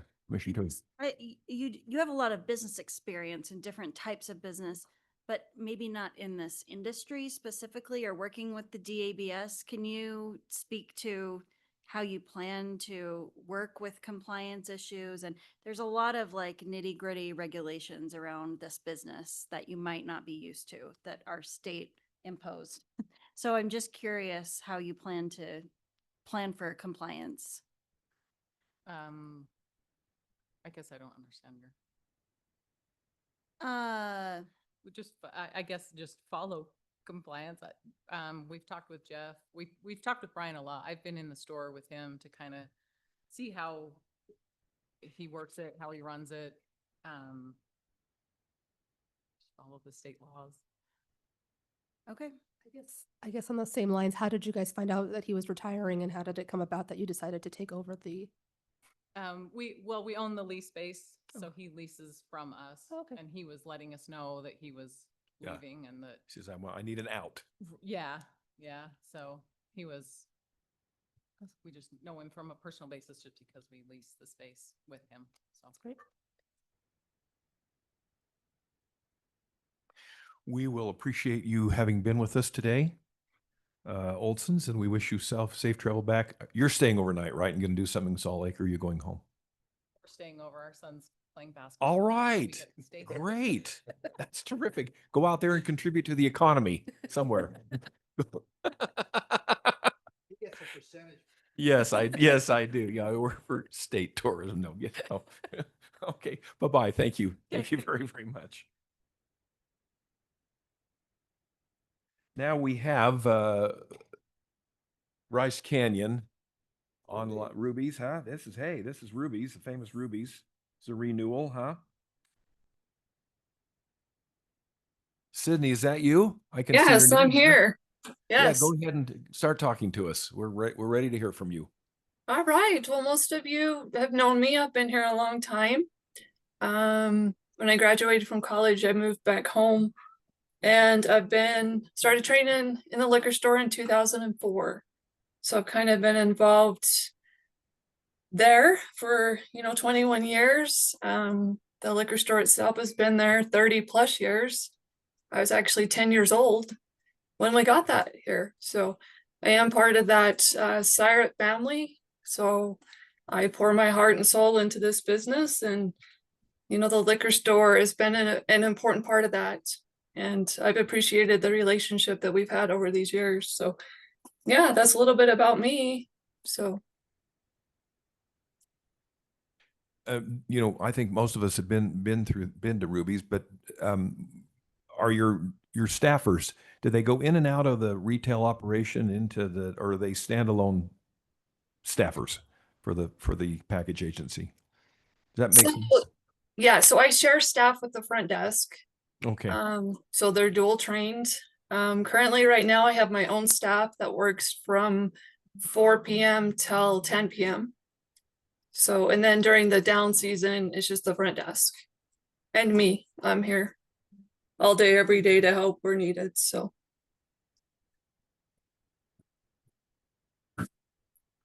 Other questions, commissioners? Commissioner Orton, you're getting ready to ask a question. Here we go. Thanks. So where do you live? That Ruby, no. Do you live near? I mean, you say you're there every day. You must live nearby. So I live in a town called Tropic, which is just 10 miles down the road. So yeah, I'm 10 miles away, but always here by cell phone. Like I said, I work 12-hour days here at Ruby's. So I'm usually around. Great. I wondered what kind of commute you had, but yeah, I guess not as bad as I thought. No, so it's 10 miles, and down here that's 10 minutes. It doesn't take me 2 hours with traffic, so it's only 10 miles. Thank you. You're welcome. I'm looking at your excellent SWOT analysis here, and I just want you to flesh out a little bit the weaknesses. Talk to us about operational costs. So what are you talking about there? So I just kind of put a spreadsheet together on what it costs to operate that, as far as wages. I mean, so at Ruby's Inn, the liquor store, I have my own budget section where I'm responsible for. And I don't even allocate wages to that. The front desk actually eats those wages, but I do my own little back end spreadsheet. If I just do wages at $10 an hour, I don't even allocate my wages. Now we're going to have to pay for our own systems. So I'm just adding in all of those costs. I know I do make money now, so I get like around $3,000 a month. But when I start taking off, the little expenses from that, it eats it up pretty quick. And I realize I'm a type 2, but I like I said, I'm still responsible for a budget here at Ruby's and have to, not be in the red all the time. So I think that's kind of a little constraint, but is that kind of what you're meaning? That's exactly what I was looking for, Sydney. Okay. We've asked this question to the other operators. Give us an idea of the package agency's annual sales volume. Yeah. So I mean, I think last year I brought in like 380,000. Is that what I brought in? It's probably around 380. But if you're just looking at monthly expenses, I mean, I'm glad the front desk eats up a lot of it because on my budget, it would probably, and with the Talic system, it's been great. You've covered all the costs, but now we'll have those additional costs and supplies. So Yeah, you're referring to the merchant fees. yeah. Merchant fees that now revert back to the operators, right? That the dabs. And a lot of the systems I've looked at have like the cloud-based fees. They're anywhere from $100 to $200 a month to maintain the systems. So, which we're fine. I mean, we're gonna do it no matter what. So, what would you say at Bryce Canyon and coming through Ruby's? What percentage of the tourist traffic is foreign, and what percentage is domestic? Are Americans? I would say, I mean, it depends on this season, but I would say probably 70-30. 70% right now is foreign. During the winter time, it's mainly foreign. You do. Fallon might be able to answer that question a little better than me, but I feel like we have more foreign travel here at Ruby's than the domestic. But during like spring breaks, it's definitely more the domestic travel. So yeah, we do get a lot of. Was that about right on? I was gonna say, Fallon knows. She knows our travel numbers. So no, that's just very interesting. Yeah, Commissioner Owens, Fallon, we let her go early. She was getting tired. Okay, she's on the call. She is on there though. You are one dedicated commissioner. You are one dedicated. We've been talking about you. We haven't been on mute, have you? No. Okay. Any other questions, commissioners? Yeah. No, I don't. Commissioner Jacobson, please. Okay, Sydney, I think you said that you believe you gross about $380,000 on your sales. Yes. Okay.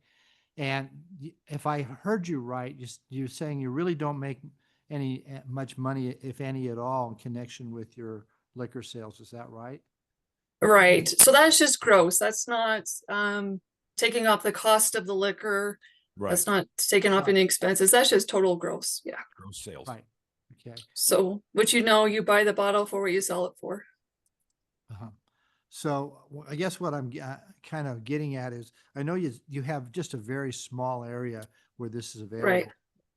Have you done any exploration that if you increase the area where you had alcohol available, whether that would result in more sales for you and actually be able to make it a little bit profitable for you to carry alcohol? Right. Right. So the last probably year and a half, I've really focused on that.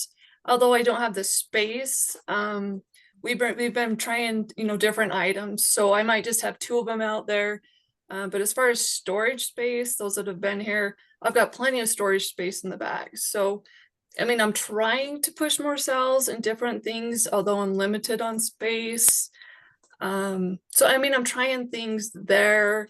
We are going to work on a little bit of a remodel to try and just fit more product out there.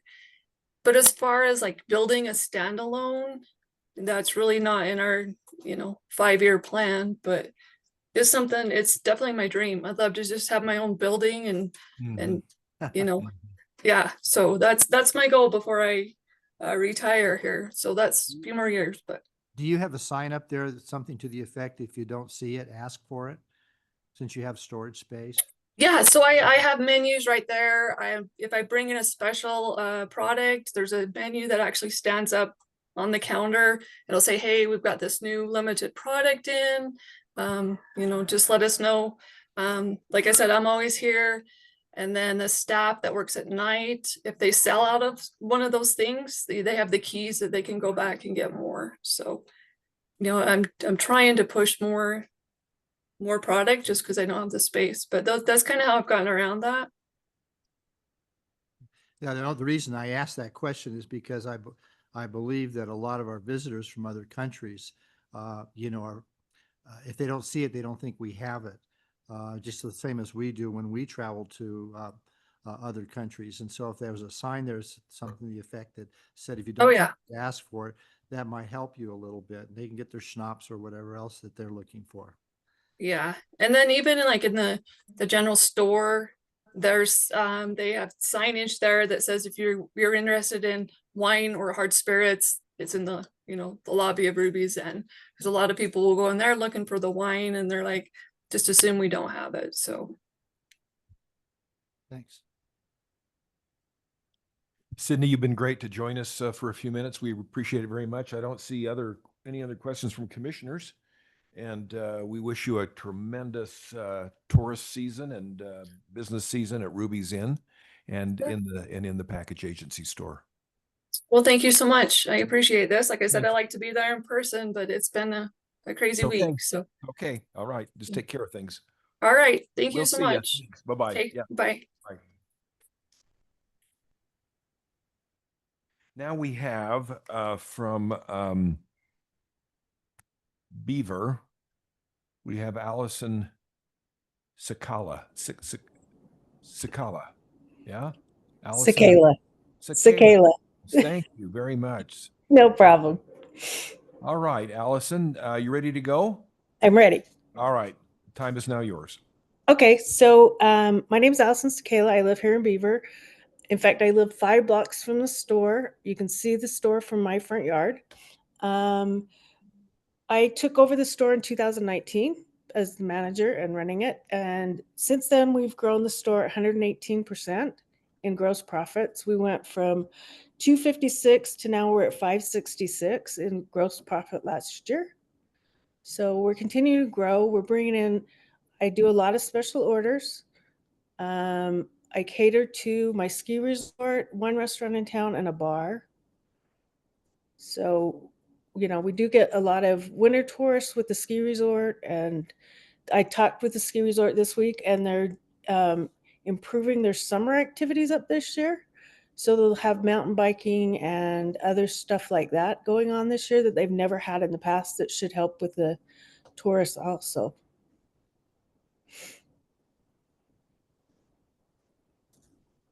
That's terrific. What kind of challenges do you face with staffing, Allison? Do you face challenges? Do you have others that work for you? You must have others that work for you. Yeah, luckily one of them could come in today.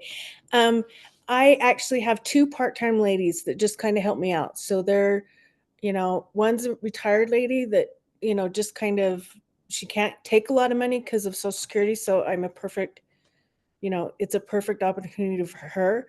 The other one is just a new mom and married lady. So she's, you know, got a little family she's taking care of. So just a couple hours works great for her. So they're great to step in, like when we have meetings like this, when we have doctor appointments, because doctors in Beaver are kind of limited, especially if you need a specialist. So we have to travel a lot.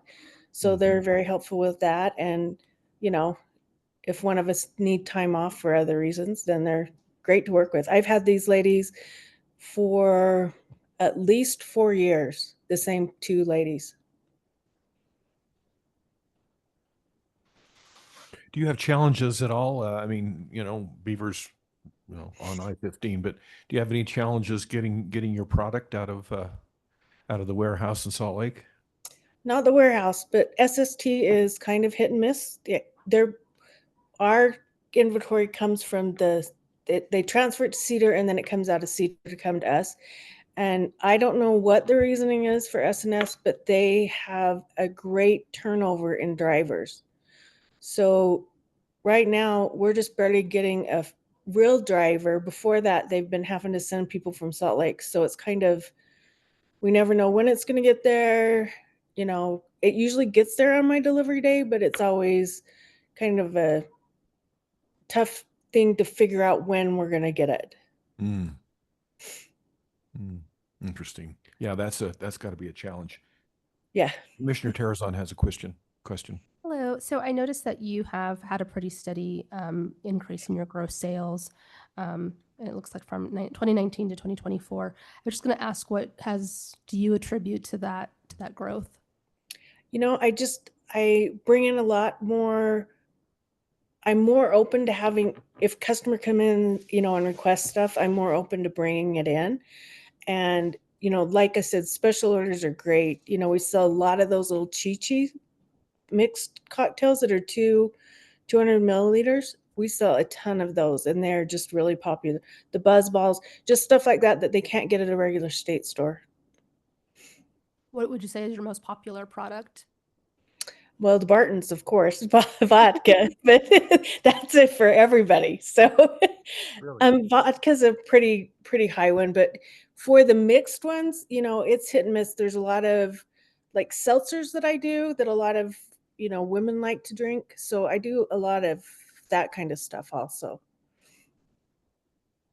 Thank you. That's great. Yep. Other questions from commissioners? Commissioner Tui, you're gonna be okay? Yeah, I've got a question, sorry. I just wondered if you could expand on your premise a little bit. I didn't see any pictures, but I just wonder if you could, I saw the floor plan, but could you tell us a little bit more about your premise and what's around your building and whatnot? So I own the building. It's a freestanding building, and I own all of the property around it. So I own almost an acre of land. So behind my building is like ample room for expansion. We've got a super big parking lot. The state did come in this year and pay or do curb and gutter and sidewalk in front of our stores. So that gives more activity, walking activity. So the ability for me to expand the store is there, and I can easily do it by the property that I own. Thank you. Commissioner Jacobson has a question. Yeah, my question actually relates to your building. If we give you a new contract and you become our contract agency there for another few years, do you intend to do anything to your building?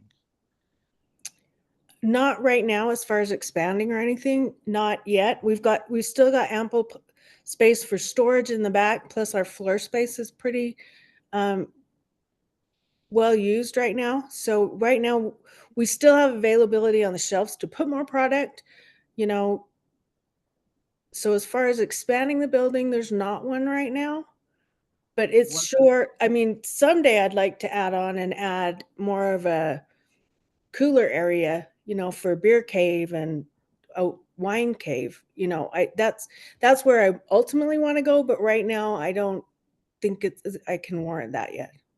Yeah, I just wondering, on the outside of your building, I think there's one sign there, but I don't see the typical blue, state liquor agency sign. There is one right by the front door. Is there? Uh-huh. Yeah, Okay. there is. It's a 3x5. It's a 3x5, and then I've got my sign for the store next to it. I see. Okay. Well, thank Yes. you. You bet. Allison, you have a final bullet point here. It says, develop operational plan to adjust for additional cost of electronic sales merchant fees. Currently, 74% of sales are subject to merchant fees of up to 3%. What happened to the other 26% of sales? So Are those cash sales? Yes, those are cash sales. Those are cash sales. Okay. So 74% of it is credit card debit use.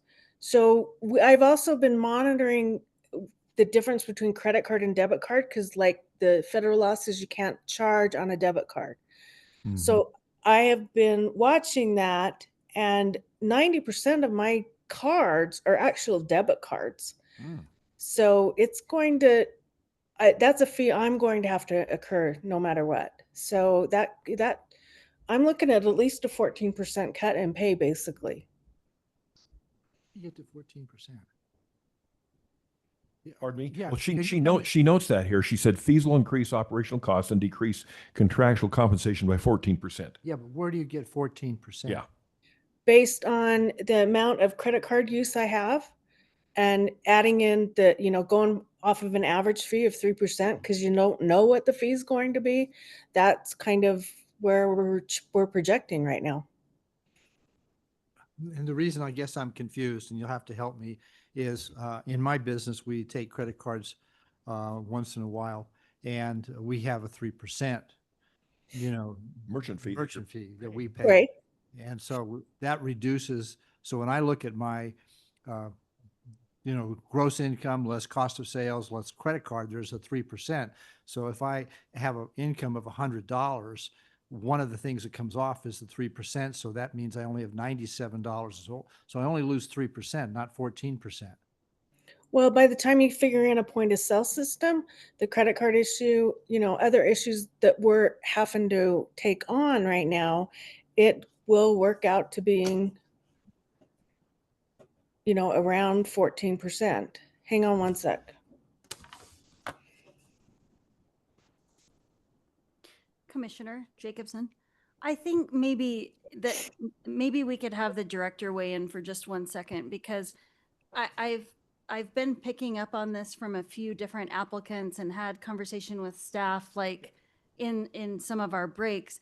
But my understanding is that we're, as a department, making our PAs use a certain system, and where the merchant fees used to be covered, they're not going to be covered anymore. So they will have to pay those fees where the state used to cover. Director, is that close? So if I can answer part of the question and then ask Todd Darrington to answer the second part of the question, is that okay? Great. So as you'll know, the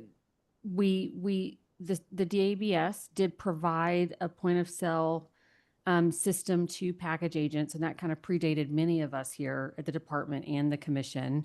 That system is coming to end of life, and so a decision was made. We've worked to inform the commission that it made the best sense to not mandate with this new contract period package agents to use TALIC, which the state had been providing. And then, yes, there has been a change to coverage for the merchant fees, and I'll ask Todd to cover that point. Thank you. Yes, when we were looking at this change for the point of sale requirement and the amount of fees that we were paying on behalf of package agencies, we were able to confirm that we were able to use the fee structure for credit card processing fees to augment the compensation schedule for package agencies. So while, yes, the obligation does rely at the package agency level, we've adjusted compensation to account for that as best as we could, given the constraints of the budget, et cetera, and the timing. And I would just like to say, in the paradigm, right? That's not perfect, but it's the system that's been established for a long time that we're all working under. This is a cost of doing business, and we understand that this is a change, especially for package agents who have been package agents, right, previously or currently. But I would also note for, a relationship where we're working with independent contractors, I don't know of any other business or most businesses that don't cover their own point of sale or merchant fees.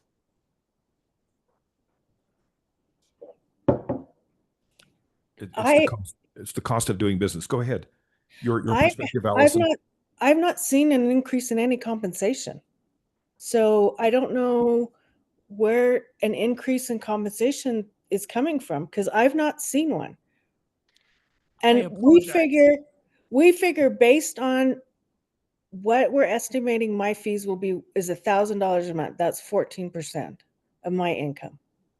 I apologize. I could have been clearer. The change in compensation is effective in the next contract cycle, when the fees for the point of sale and the merchant services would be the obligation of the package agent. So there's no change to current compensation levels, but in the next compensation schedule, there is an increase from fiscal year 25's amount to fiscal year 26's dollar amount. And Chair Handy, might I say one other thing? I do just want to remind, we do have new commissioners. I know Commissioner Owens was not a commissioner at the time, but I believe it was 2 summers ago during interim. It might have even been slightly longer than that. I think Commissioner Jacobson was chair, but we did present to the legislative committee, I believe it was Business and Labor, during the interim period. We presented and information on asking for support and interest in adjusting the compensation model for type 2 and type 3 package agents. 2 points. One, talking about the fact that it is difficult, I believe, for package agents to kind of have deferred compensation, because the formulary does work in a delayed fashion, given how budget cycles work. And then it is also based on a formulary versus like just like directly linked to revenue. And so I do just want to remind the commissioners who have been commissioners or maybe are new commissioners and weren't aware of that, that the current DABS administration has been very supportive and has articulated a number of times in public meetings that we would love to have the support of appropriators to be able to improve the way package agents are compensated.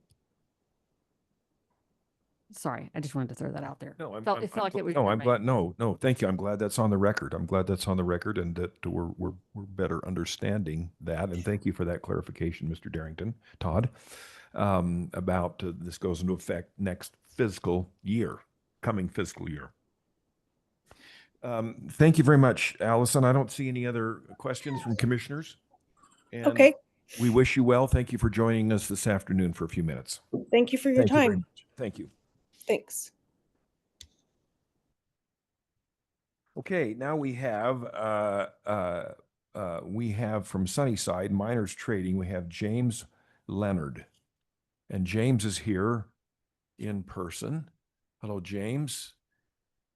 You have Also, my daughter Brittany is also here. This is Brittany. Yes. Thank you, Brittany and James. All right, we will be happy to hear from you, please. This is a renewal. So tell us a little bit about ourselves. We've been in Sunnyside my whole life. I grew up in the grocery business that we now own. We own the building we're in. I've been there for a long time. There's probably between me and my employees, there's probably 150 years of service between 5 of us in the grocery industry. We do have other employees. We have 16 employees right now. Almost all of our employees in fact, all of our employees except one is over 21 years of age. And she does not work on the front at all or in the liquor store at all. She does, obviously. When you talk about tourism with all these other people, I wished I had that problem. When you come to Sunnyside, you turn around, you drive 11 miles up and you turn around and you drive 11 miles back. There's no ski resorts. There's no golf courses. There's no motels. There is a grocery store, which we are, and a service station and a clinic. And that is the total of businesses in our community. It's very small. Back when COVID was booming and the government was putting all kinds of money into people's hands, business was booming, and now it has since slowed way down. And so we're still there. We're very successful. Have no complaints about it. I hear a lot of questions about the POS, the point of sale. We're fine with that. We've already got a bid to get it installed along with credit card machines. We'll hook right into the system we use now, which is the one that we used 3 years ago. It does require an ID, so it will scan and ask for an ID from the customer. And so that's all taken care of. Anything else? Yeah. What else do you want to know? I keep asking the question about, can you give us a feel for your gross sales? Our gross sales in the liquor store, yes, sir, are between $100,000 and $120,000 a year. Okay. So $8,000 to $12,000 a year, or a month. Sorry. Yes, a month. Yeah, a month. How about, and the other question I keep asking, and Sunnyside is pretty isolated. Challenges with getting product delivered. We have not had any problem. Not any. The liquor store warehouse has been great. Okay. We have very, very few mistakes. I think maybe this year we've had 2, which is really, really good. That's impressive. They've done a good job. The freight company is very good with us. They are there usually about noon, 1 o'clock. Mm-hmm. And so that's not been a problem. They're always they're always there on the day they're supposed to be there. So we've not had any problem with it. one of the problems, I shouldn't say one of the problems, but one thing that is hard to determine is what is the hot item that sells? I mean, we found buzz balls a while back, and it's amazing how many of them sell. But I know there's other things out there that we're unaware of. So that would be very helpful to have something that this is the hot item of the whatever. So on that order, do you do the ordering, Brittany? Do you do the ordering? I don't do the ordering right now. We have a gal named Teresa doing the ordering, and she's doing it with Jim. They're doing it. So today's Friday. Let's throw out the weekend. You order something on Monday. When's it going to show up? So we ordered yesterday. Okay. It will be here Thursday of next week. So Thursday to Thursday. Yep. In fact, Our on orders weekend. don't have to be until I think Monday morning. Yeah, that they're telling me, yeah. but we do. I have to ask, but we do it early, simply because that's when it's just convenient for us. So it does. It's Thursday to Thursday for us. You're right. Questions from other commissioners? Commissioner Jacobson. Well, I find it's interesting. I mean, you have 122,000 roughly is your gross sales per year, right? Yeah. Is there, and I understand the area of Sunnyside. Many years ago, I represented Kaiser and Pfizer that both made investments in the coal mines there. But do you see this as something that is you can grow any, or is this pretty much stable because of the way the community is right now? Our community is basically stable. Our business has been stable for basically the last 2.5 years. It's been relatively even. We've not seen any increase other than inflation that we've all got to enjoy over the last few years. But other than that, it's stable. We don't draw people from outside the area very often. We'll get deer hunters and elk hunters. There's not a lake to fish in or a stream to fish in. And so we don't get any tourism. We have some dude ranches, a couple of them up on top. The Tavaputs Plateau's one. And there's another a gentleman, it's called the Atlantis Foundation. He opened it up to military veterans and their families to go up there and stay. But other than that, that's the extent of our tourism. Very, very little. If you go to Sunnyside, if you come to Sunnyside, you can go to Sunnyside and you can drive the loop and come out in Wellington. And it's about 60 miles of dirt road. And if that's the other way into Sunnyside. So through Wellington on a dirt road. Yeah. Yep. Up 9 Mile Canyon. Yeah.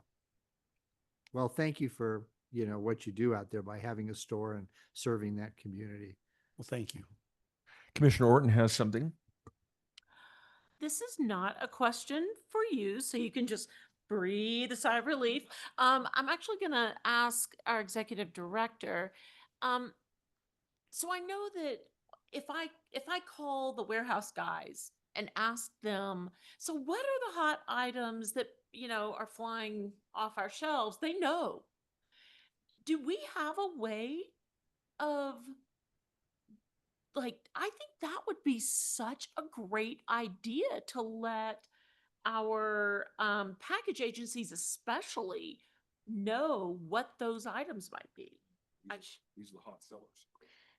I agree. We want to respect the independence of our package agents. They're independent contractors, and so obviously they have the ability and the authority to make all of those inventory decisions.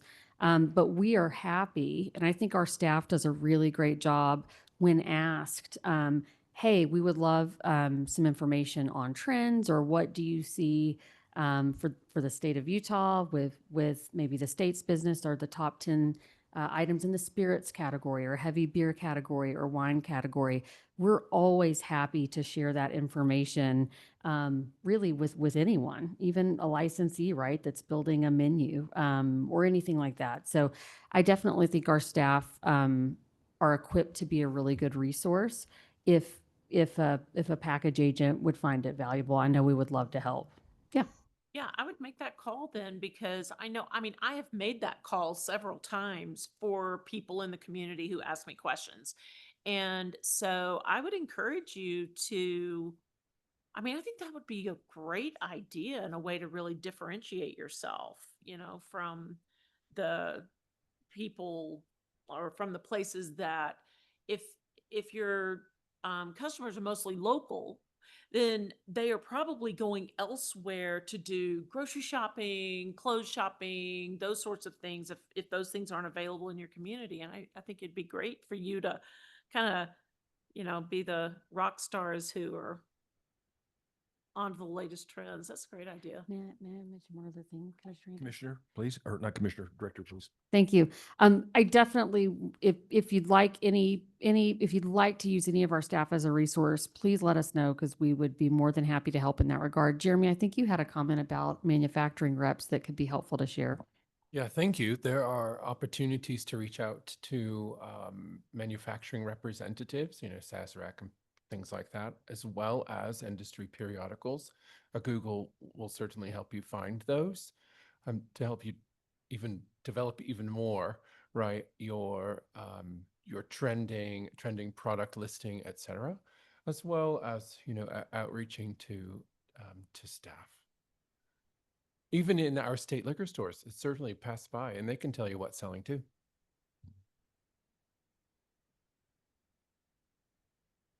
Thank you for being with us, James Brittany. We really appreciate it, and we wish you safe travels back. You going home tonight, right now? Fill up with gas? Are you taking the 60-mile long dirt road? Yeah. No, Okay, no, we're good. going to go from here through traffic that we don't understand. Because when I go to work in the morning, I do not pass a car Yeah. ever. It's that 1 minute commute we've been hearing about. Now I'm going to pass more cars in 3 seconds than I do all day long. All day long. Will you be careful out there on the mean streets of Thank you. I-15? Thank you. Thank you for being with us. All right, bye-bye. Okay, now we have from Centerfield, right, we have Tippers and Sippers. Georgette Carter is next up. Georgette. Hi. Well, hello there. You've been hanging around here for a few hours with us. Well, yeah, because of same thing you guys were just talking about, Yeah. traffic. Yeah. All right, we'd be happy to hear from you. Go All ahead. right. My name's Georgette Carter with Tippers and Sippers in Centerfield. I started working for the last owners in October of 2019. Worked through COVID with them. And then when they decided to retire, I did not want to give it up. I loved it. To be honest with you, I had absolutely no experience with alcohol or anything like that. When I started working for them, I actually was just filling in, excuse me, for an employee of theirs that was having some health issues. And she wound up not coming back, and I absolutely fell in love with it. It's the greatest thing I've ever done. Mm. So it has been my clearest honor to have this contract and run my store. My people are the best.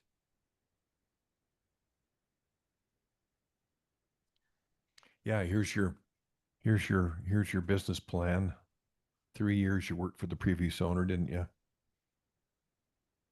Structured yourself as an LLC. What are your gross sales a year? Anywhere from 350 to 400,000. Uh-huh.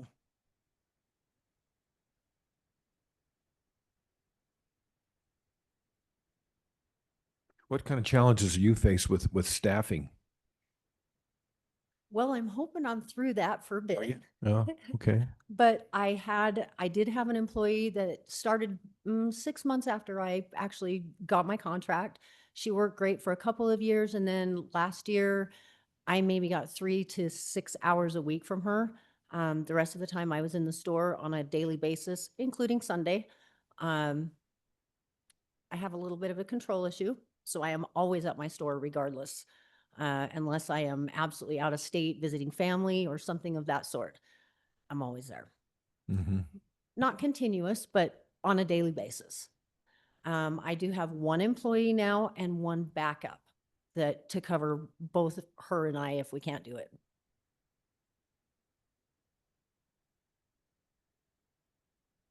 You say here under opportunities that it's a moderately growing community. Gunnison City is expected to 5% growth, acquired 10%.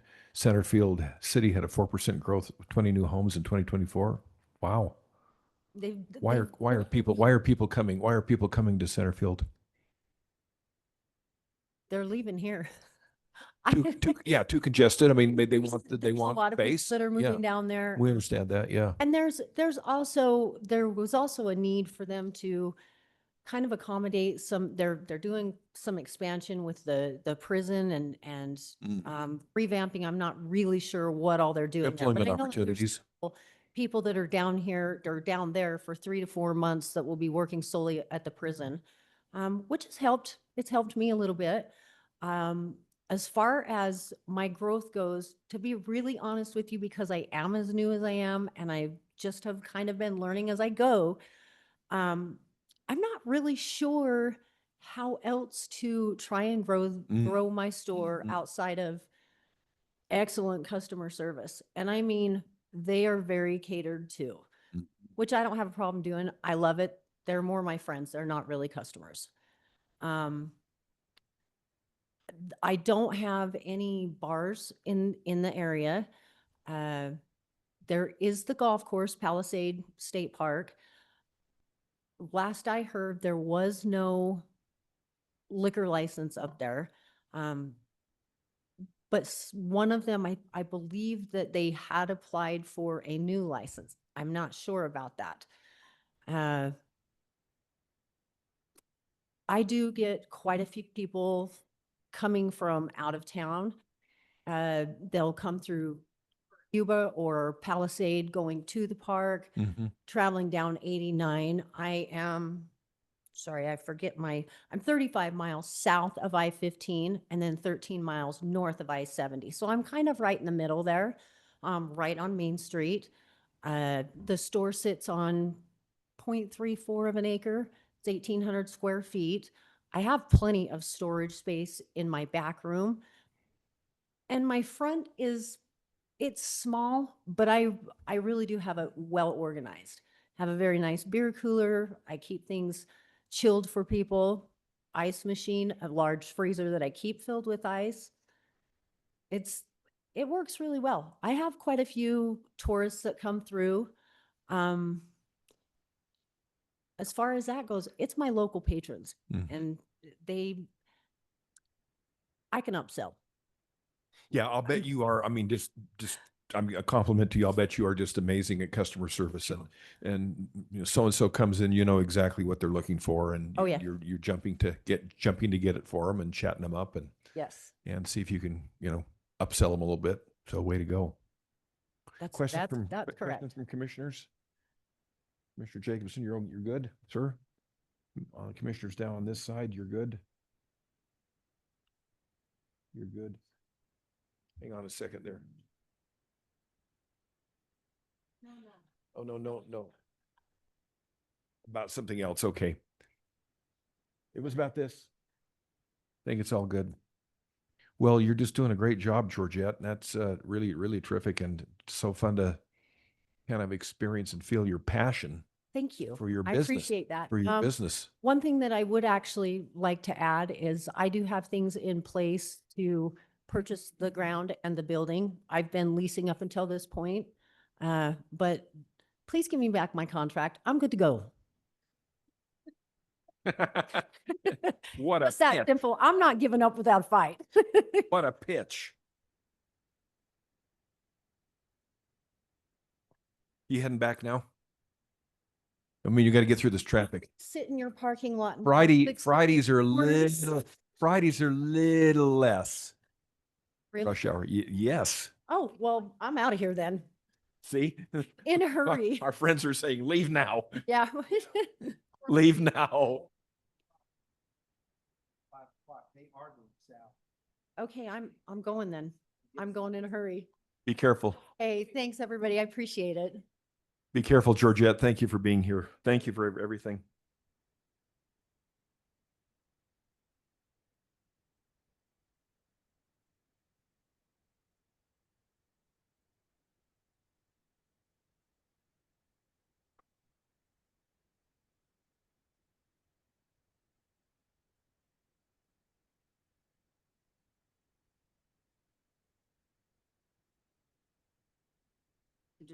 we might kind of be in a. Okay, commissioners, this is in the legislature, we used to call this a.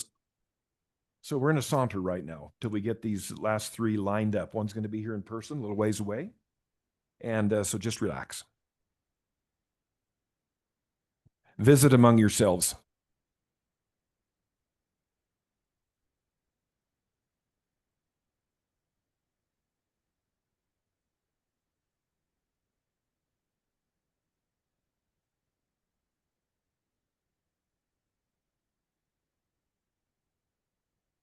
Let's get back going. Okay, we're back officially here. Have everyone's attention. All right. This is our Nephi renewal.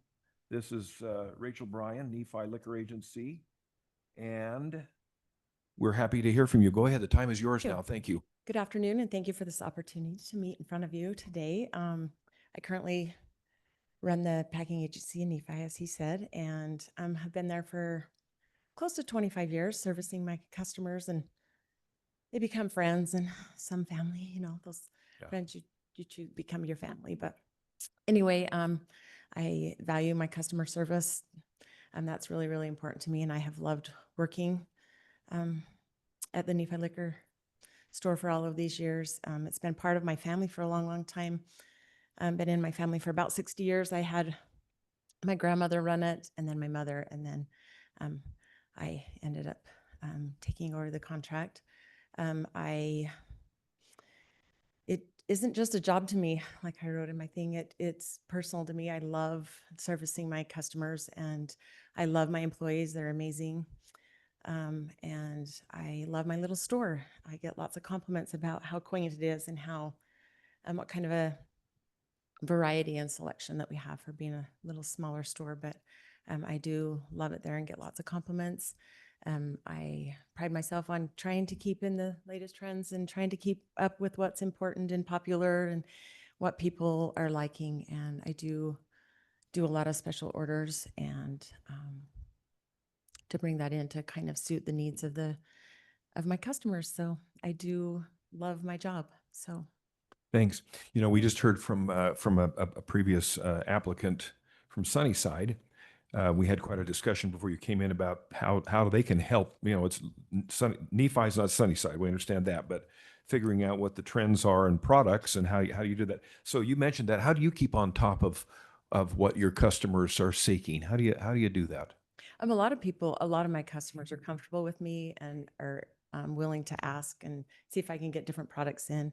I have a lot of them that will come and say, "Hey, did you see this on TikTok or Pinterest and all these different things, these new things?" And so they'll let me know and I get it in. And a lot of social media, a lot of those things show a lot of the popular drinks and a lot of the things that people are trying. And so So yeah, I mean, that's part of what you're doing. You know, that's part of what makes you successful. You're doing that all the time. Yeah. Yeah. Following trends, talking to customers, talking to anyone you can, you know. And being willing to take out the old and bring in the new, you know. So Springville might not like me because I return a bit here and there, but I do like to bring in new things, get rid of things that aren't selling and bring in new things that. So that store here on our list that would be 37 miles away, that's Springville. And they're actually, Payson is probably the closest, which is closer. Payson is the closest state store. But the state that's a package agency. But that's we just know Taylor, right? The nearest store number 45, would that be, where's that? Number 45 is where? So there's one in Delta, one in yeah. Mount Pleasant would probably be. Yeah, the nearest PA is 25 miles. I just for me, it's no big deal. It was just listed. Number 45 is the state store. Springville. That's what I was saying. Springville. Yeah.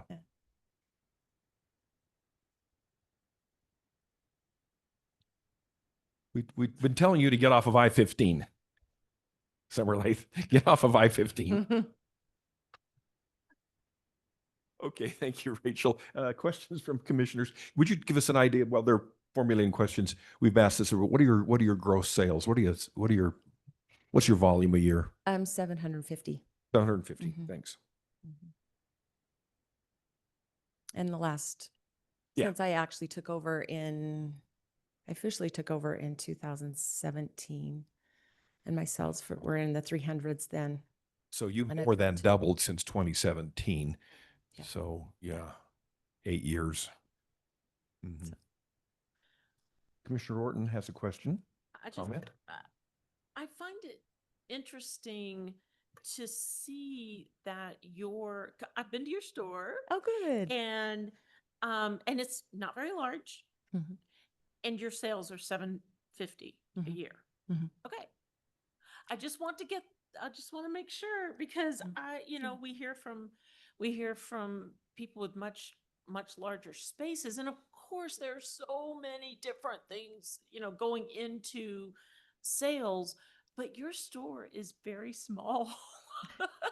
It is, but I try to have a good variety for Well, being and small. I think Mhm. Yeah. that's why I wanted to mention it, Mhm. because you are doing a great job turning over your product to meet the needs of your community, clearly, or your sales would not be that high in Nephi. So anyway, thanks. I definitely try to do that. That is important to me. But customer service is very important to me too. Right. I think being friendly and accommodating and yeah, is very important. Other questions? Commissioner Tui has a question. Can you tell us about your premises, about your building, about improvements you've made and Yeah. structure? So we are located on the historic Main Street, and it's a fun little building. It actually is located just a little bit south of the Wells Fargo Bank. I have a used furniture store going in next door, and then Remember Your Memories is next to that, which is kind of a copy place, crafts, different, things like that. And across the street is like a Green Gypsy, like a thrift store, but it's kind of just kind of old Main Street down there. But I have repainted the front of the store. I've done a decal on the front with a cute little Nephi liquor store there. And we actually have added a new sign the last probably 3 months, 4 months. A bigger sign that's because the blue sign was starting to fade and it was not real recognizable. So we made sure that we improved it a little bit with a new sign. And so, yeah. Does that answer your question? Thank you. Okay. Commissioner Jacobson has I remember when you were here last time and talking about your big plans and everything, and you were very enthusiastic, and that was great, and you've really followed through on that. My question really relates to the fact that you have a very small space. Mhm. Are you looking at getting any larger space, considering the fact that Nephi and the surrounding area is beginning to get basically the overflow from Utah County? That is a good question. I have, and I believe I mentioned it last time we were here as well.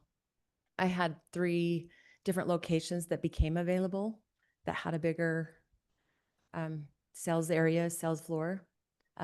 But 2 of them were too close to a church and one of them was too close to a park. So we're kind of limited there in Nephi. There is some construction going on the south end of town, and I had looked actually into maybe possibility of, at one time they were thinking about doing a strip mall there. But the rent would be, I wouldn't be able to afford it with what I do. So right now that isn't even in, they were doing a possibility and they kept my name on a waiting list to call me if they decided to actually construct that. But as far as I know, they have not built that yet. They have brought in like a Taco Bell and a McDonald's and that on that south end of town. It's growing. It definitely is growing. But it has been a little bit since I've reached out to the gentleman that owns the property in that area that is developing it. So I could possibly look into that and see if that would be available in the future. I also have behind my sales floor is the storage, and then I've actually been able to acquire some more storage back behind. You can probably see that on the drawings, but with possibility of extending back to extend my sales floor back. So there is some possibility there where I have acquired that back storage for my inventory. So moving, forward, I would have some possibility of expanding the sales floor. But I do get so many compliments on my little quaint store. I love it. And I love my little store. Thank you. It's cute, huh? I love, Cute yeah, storefront. I love it.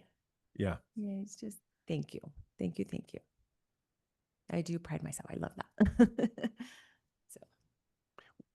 And I think we're in good shape here, Rachel. Thank you for coming to see us. Can I just share some of my concerns and maybe, We'd love to hear your concerns. Help the some of commission. Help the my- commission, yes. and that is with the new acquired fees that I'm great with doing the new point of sale system. I think that's great because I had some issues with the Talent system. So I'm grateful to be able to do that as well, but I'm worried about the credit card sales. I'm worried about those fees because I'm looking into, I've just been watching my credit card sales. They're a huge portion of what I sell. My cash sales are very limited to considering my credit card sales. And of those, I would guess 85% of those are debit cards, and I cannot pass that fee on to the customer. I get that, doing a business, that's part of doing a business. But when I don't have the ability to mark up the product to increase my income to cover those expenses. And so for me personally, that is a concern of mine, and that is something that I'm worried about. And you worry about, doing another 3-year contract and hoping that we can survive and float with the increase of the fees and the things. And that's just a concern of mine, and I'm really worried about that. I mean, I'm willing to try it for a while and see how it works for me, see if we can make it work, but it's concerning to me, and it worries me that it will dip into my, my wage. Your net. So, Your mhm. wages. To manage and operate a packing agency. So. Well, it this was has just a been, this is the first, you just arrived, but we've had this conversation on and off throughout the day with other applicants. And it is a concern, and it's not falling on deaf ears from the department or the commission. And I just want to say, we do hear you. This has been a long time getting to this transition, right? And Rector and staff. So we do hear you, Rachel. We do not want your business to suffer. We want you to thrive. Yeah, we put our heart and our soul into it. That's right. I've dedicated 25 years of my life to the business, and not as the actual packing agency owner, but I managed a lot of that for my mom as well. And so for a lot of those years. And so when you pour your heart and soul into it, it's just hard for me to say, hey, I'm going to be selling this product for the DABS, but where's mine? Sorry. Sorry. Would you like to say something, sir? Go ahead. Jeremy, some Yeah, perspective to help her or help us? I think this is kind of interesting. And just as a side point, I thought it was, I was out of town a few weeks ago, and I can sympathize with what you're saying. And then, but I also thought this was sort of interesting. I went to a well-established diner, and I thought, well, how interesting that they have this posted on their menus. And it says, a service charge of 3% will be applied to all credit card purchases. For your convenience, you may avoid extra charge by paying with credit or cash. Thank you, and have a great day. So I don't know if that's something that you have an interest in, applying to your business, but it is certainly a possibility, right? I feel like that's what I will have to do. But of my credit card sales, I can only legally charge for a credit card sale. So a debit card, I cannot legally charge for a debit card sale. And of my 85% of credit card sales, 85% of those are debit cards, and I can't legally charge for those. And so that takes off a fifth to a quarter of my income to pay for the fees. And that is really hard to swallow. And maybe you could enlighten me and, help me to understand why all of a sudden, because for 60 years, my family's run the business, the commission, the DABS has buffeted that. And I would assume that was part of the expenses of your markup and the things that it costs to pay the packing agencies and to pay the commission and to pay the, all of those managers and all the benefits. I mean, just help me understand if that's a fair question. I don't know. Well, it's definitely not to pay the commission. Okay, I'm sorry. No, it's not definitely to pay the commission. Service, I didn't, Might get mileage today. But thanks for your service. Whatever, your managers and the different things of the stores and just the expenses. Just help me understand. I don't know. Director, this deserves a response. Who can lighten here? Sure. Yeah. And I apologize. We had a bit of this conversation earlier, but I believe you were traveling up. So what I've mentioned previously is, I guess we have the conversation about the point of sale system, and we've had the conversation about the credit card and, transaction fees as it relates, I'll put it on the record again, to the point of sale system. There was a time when package agents, some kept paper ledgers, some had point of sale systems, some did not. Predates me and predates a lot of the commissioners here. Things went towards the DABS providing a point of sale system that you all were required to use. That's well established and known.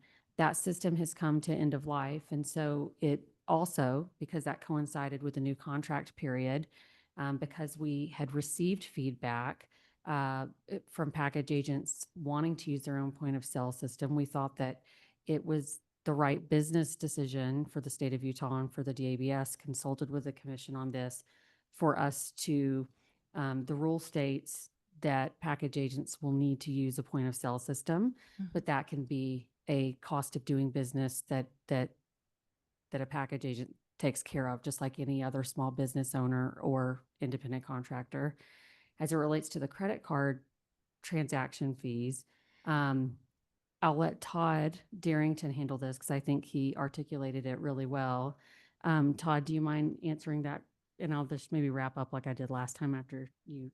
Absolutely. We did an analysis on the costs associated with covering the merchant services fees for package agencies in years past. We applied that value to the rate increase for compensation tiers for fiscal year 26, so starting in the next contract period, in an attempt to offset this additional expense that package agencies will now need to cover. Given budget constraints, though, we did all we could in the way of raising that compensation, but we do have a plan to try to at least assist in that process for fiscal year 26 so that the burden is not entirely on you at the current compensation levels.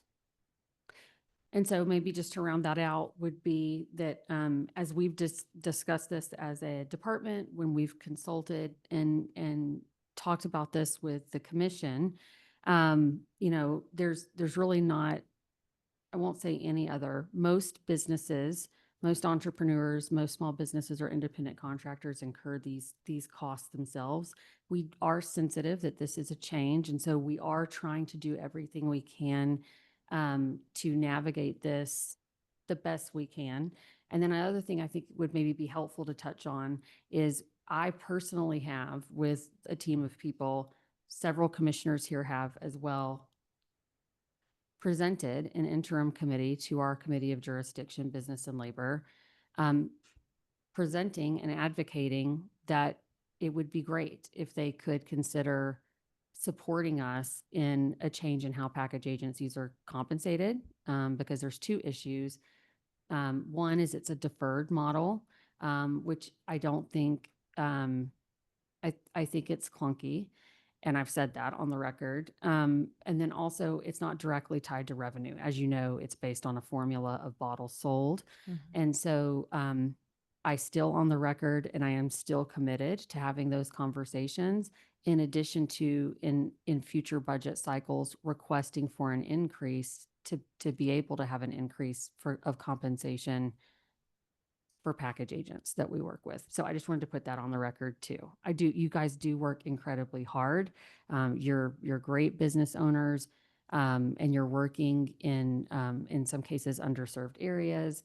And so I do believe that the state should continue to work on how we can improve that compensation model. And I'm committed to that. Thank you very much. That is great to hear. And I appreciate that. And I did receive an email on the increase, but that's like, it was a 300, and I know that you're doing the best you can, but that's a lot of expense to take on for us as well. So I appreciate that you've noted that and that you are working towards that. That's comforting to hear, and that gives us a little more hope, but I'm just hoping that it will work out from here. Yeah, Rachel, this is not falling on deaf ears. This is a difficult thing we're navigating, but from the commission standpoint, our goal and our pledge is to have successful PAs throughout the state. We don't want you to fail, and we want you to make fair compensation for your efforts. And so we are committed to making this work for you and to enable you to continue to be successful and even more successful in the future. Thank you very much. We So want what is that going we have forward that then? commitment from us. Yeah, that commitment to do, is it going to be something in short term or long term, or is that something that you have, to work towards those things, or it'll just be? I think it's what we're working towards under the restraints that we're under. Mr. Darrington has articulated it very well without specific numbers, but she has received they have received communication from you, and that will continue. And any questions on this, we want you to, we know you have a good relationship with the department, and we would ask you to continue to ask hard questions and make the department and the commission likewise accountable. Perfect. To helping you be successful. Thank you so much, and thanks for your time. Successful travel back. Thank Are you you. staying in Salt Lake, or are you going back? Nope, fight the traffic back. All right. We've been having that question with everyone who's coming just for fun. Thank you so much. Just for fun. Appreciate Thank you, it. Rachel.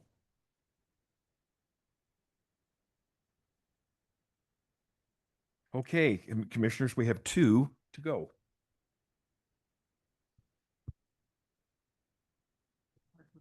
Would you please clarify, Mr. Darrington, the director's asked, the credit card versus debit card? Yes. So there is some conversation about Please. adding a service fee on for a debit card transaction. And it's important to note that there are 2 ways the debit card can be processed because the debit card is co-branded. You've got your bank of issuance as well as the credit card company. You can run a debit card as a credit card transaction, which would send it through the credit card rails and change the type of processing. There are avenues and fees that can be negotiated from the package agency side, and we encourage them to actively review those options without referring them one way or the other. Just make sure you're evaluating. If you set your terminal up to only run as credit card, does your merchant processor allow you the space to add that service fee? Is the only clarification I wanted to make sure I offered. So she has 85% of her sales, Rachel, in debit cards that are accounted for in debit cards. So if she tells her customers who come in and say, we're going to run this as a credit card, the impact on the impact on me on the buyer is nothing. Is nothing. It's nothing. It'll process through my bank. It could have a small delay. Credit card processing can sometimes take additional time as opposed to a PIN-based transaction, excuse me.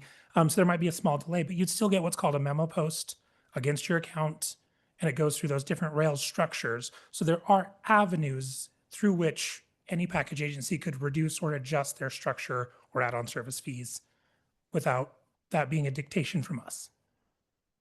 Well, that would be an excellent thing to communicate to them, to help them understand that little nuance. Yeah. Because I use a debit card a lot for small purchases. And sometimes people will say, can we run that as a credit? Fine. Yep. Absolutely. Fine. No, you're not behind the times. No, you're not. No, you're not. No, you're not. Okay. No, you're not. Okay. We have, buckle up. We have 2 to go. No, I'm just kidding. So you're next. Martha, come forward here. This is a new applicant from Milford, Mineral Mountains Management, right? Yes. Please introduce yourself. When did you, let's see, you've come from Milford. What was your travel to come in today? How long did it take been you? in South Salt Lake, so it wasn't too bad. You live in, okay, that's not too bad. Yeah. That's good. So I purchased some property in Milford in September. My father has had property there since 2011. And so I've been kind of part of the community, but more in the last 12 months or so. So I'm very familiar with the package agency right now with Jody, and she's lovely, but she's also to the point of retirement. And so the opportunity arose, and so here I am. Tell us about your any experience you have in retail. So I helped in, how do I explain this? The last 4 years, I have been in the Utah County area, and I helped start and establish one of the fastest growing insurance roofing companies in the west side of the United States. So the first year we did 300,000, and we're pushing on year 4, and we're close to 12 million. So I have helped with the administration, the training, sales. I've done door to door. You'll find me on roofs. I've torn roofs off. I've helped with all sorts of different things, as well as I had my own before the roofing business. I was also my own business owner for electrolysis, which is the only FDA approved form of permanent hair removal. I'm sure some of the ladies here are familiar with that. And so I have just been in, you have your hair, you're good, you're good. You're not in need of my service. But I don't have my hair and I'm good too. you got a little in between, so you're okay. But yeah, I've just been around a lot of different Small kinds businesses, of yeah. yeah, Not, yeah. service So, businesses, yeah. yeah. But I also wasn't here at the beginning because I was at work, so I'm not sure if you're asking me questions. If I'm Well, just asking you, we so- will. We're Okay. just looking at your application. You Yeah. know, I'm looking at the executive summary and your business goals and increase sales by 15%. How are you going to do that? So I was just informed that, reading the contract, that there's not advertising that I can do. Is that correct? Okay, so that's an unfortunate downfall as far as 2025 with social media and websites and being able to do that. Jody's store currently in Milford is a little smaller, and so I was hoping to expand to an additional room in the back for storage and use her current storage as more retail area for the business as well. So still use the same location, but expand a little bit as well. Commissioner Terrazon has a question. I've not been to Milford, so is it a touristy area? It's most of the sales would be to locals? Yes, so it is a mining town. It has about 1,400 people, but there's a lot of movement going on. So the geothermal plant was just approved by the federal government in October, as well as the mine was reopened in May of 2024. They have solar farms and wind farms. The railroad goes through, it's a hub. And so there is movement of new workers to be included in the community that the population isn't accounted for right now. Yeah, a lot of construction workers Yeah. out there that would. There's not much Your to do. customers. So you're either outside or probably consuming something. So Yeah, we had some of their applicants said, yeah, they grab their bottle and then get in their truck. So there you go. So there you go. we joke that the town is only 3 minutes around the whole thing. So Yeah. very small. So you say you live in South Salt Lake. Are you going to move to Milford? So I currently have a home there. Okay. Just because of personal trying to figure out if this is what is happening or not happening. I've just been working up here in the meantime, but I can do a lot of remote work as well as I have my home there. So that is my primary residence. Questions from commissioners? Commissioner Toohey, I think, has a question. So what is your plan for staffing the PA? So it would include myself, and then I have 2 retired ladies in the community that have asked to do something. So, they don't have a criminal record or what have you, and they're very familiar with the people that live there. So just be a friendly face that they're all used to knowing. And it sounds like you've got great experience, great business experience. But like you just said, then the what you just heard about not being able to advertise was news to you. So we've had a few other applicants today who are new to the space or new to the industry.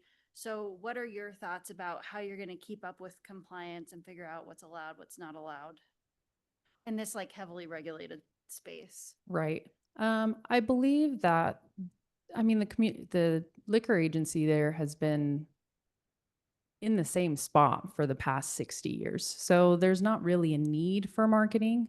It would just be helpful to let the new people that are coming into town, but also the ability to just be on Google and look up that way.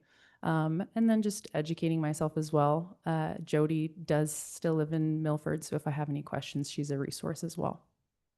I would encourage you, if you're awarded this contract as well, that our staff is an excellent resource. I mean, there are all sorts of things that you need to know about, like what you can sell, what you can't sell, your hours, your training, you know, all sorts of things like that. And a lot of it will be probably news just because it's Utah and it is what it is. So I would just encourage you, if you're awarded the contract, to be very close with, you know, your compliance officers, and they can show you the ropes. And the other thing I want to mention is that, you know, we've had some, you didn't hear their presentations, but the previous presentation, maybe you heard a little bit of that and a few more. I mean, these operators in these small communities, I mean, they know their customers and they know what their customers want.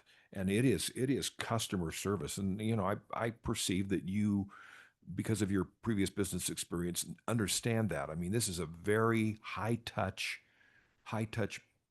business that will be required to be successful, very high touch. You mentioned that I can't advertise. Let us help you understand what you can do. And I'd like to have Director Clayson explain some things that will be helpful to you. Okay. Thank you, Chair. For you and for any commissioners or anyone else joining us, because this has come up a couple of times, the discussion about digital marketing. There definitely are things that are permissible from a social media perspective, things that you can do. And then there are things that like are very much not permissible. I think to Commissioner Tui's point, should you be awarded the contract, or for any package agent that or potential applicant that's still on listening, anyone out there, using our staff as a resource, they know per Commissioner Tui's comments, all of the ins and outs regarding 32B, the law, what can be done and what can't be done, because you definitely can leverage social media to promote your business, where your business is, what your business does. There is a prohibition from listing specific like products or prices, but there, and even in your store, there are things that you can do that if they're educational, education on categories or recipes, things like that, that are permissible, whereas things that would maybe be claims would not be permissible. But in short, should you be awarded the contract, you'll have the freedom to really think about how you want to execute this in your business. And just know that our staff are here voluntarily as a resource to support you in whatever way you want or need. Okay. Happy to help. Thank you.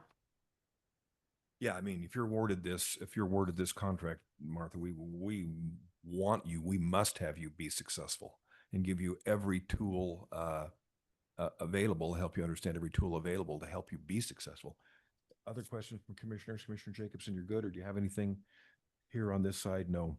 Thank you for being with us, and we wish you well in this and other things you're doing, and thank you very much. And if you have further questions, you know, you can communicate back, please. Okay. I think the biggest question that has come up has been the commission structure with the delay, which you already talked on. And as far as the credit card fees, is that something that can be given to the customer to take over? Like, I know that there's some places that you can have that fee go towards the customer if there's appropriate signage, if there is.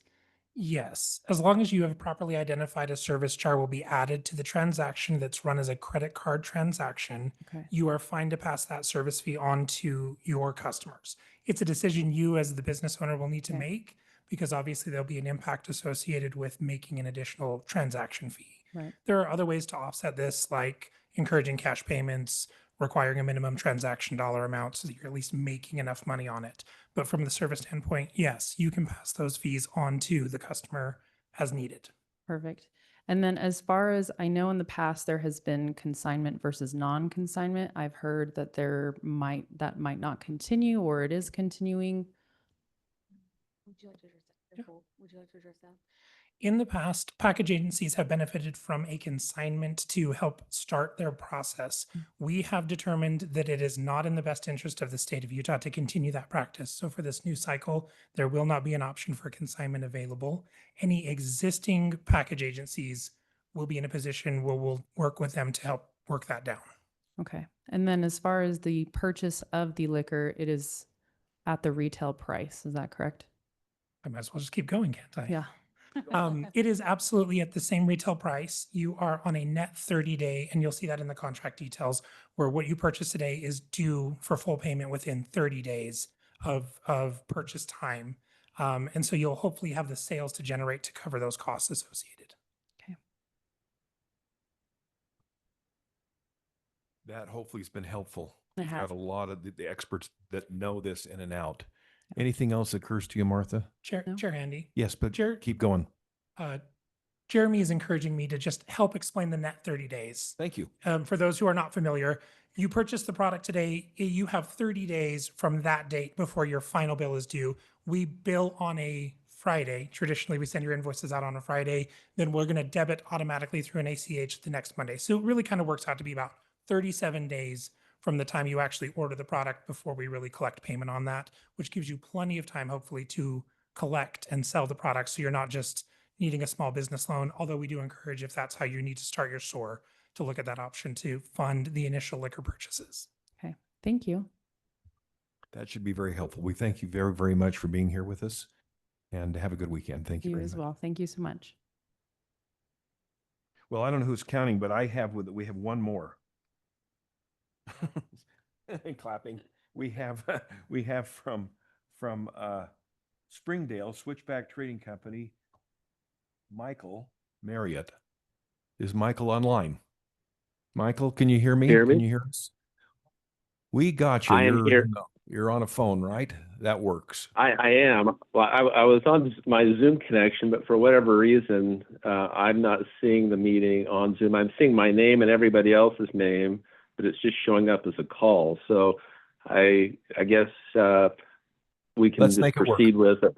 Let's make it phone work. call. Yeah, let's make it work. Go ahead. Tell us about your operation at Switchback. Well, I think as some of you probably know, the Switchback has been in business since 1996. So we've been doing this a long time. I've been involved kind of from the very beginning.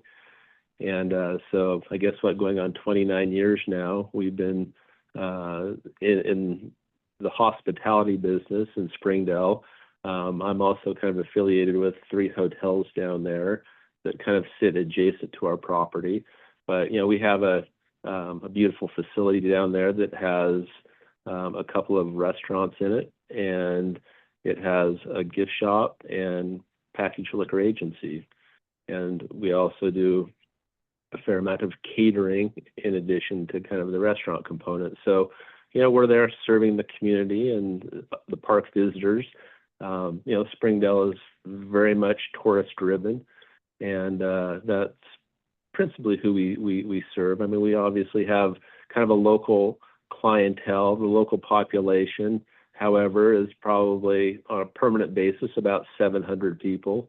And, so the 5-ish million people that visit Zion are not kind of part of that group. So we're really focused on the tourist and the park visitor. So that's kind of the business in a nutshell. Michael, this is Steve Handy, Chair of the Commission. We've asked others this, and of course, with tremendous, traffic there, 5 million people into the park a year. What kind of sales volume were you doing out of the PA? This past year, we did 872,000. Our high water mark was really kind of during the COVID years where we exceeded 1 million. We did just over $1 million that year. So we've kind of been hovering the past 4 or 5 years, kind of around that $900,000 mark. I know the question when it comes to growth is always an interesting one. And, what are you going to do to kind of boost sales? And I think that's always a tricky question when advertising is limited as it is. I mean, we obviously, since we rely on the tourist and the tourist dollar to kind of make the agency work, to a certain extent, as visitation goes, kind of so goes business. So when we see ebbs and flows in that area, we're going to see that's going to, I think, trickle down and impact us. In terms of trying to grow that, one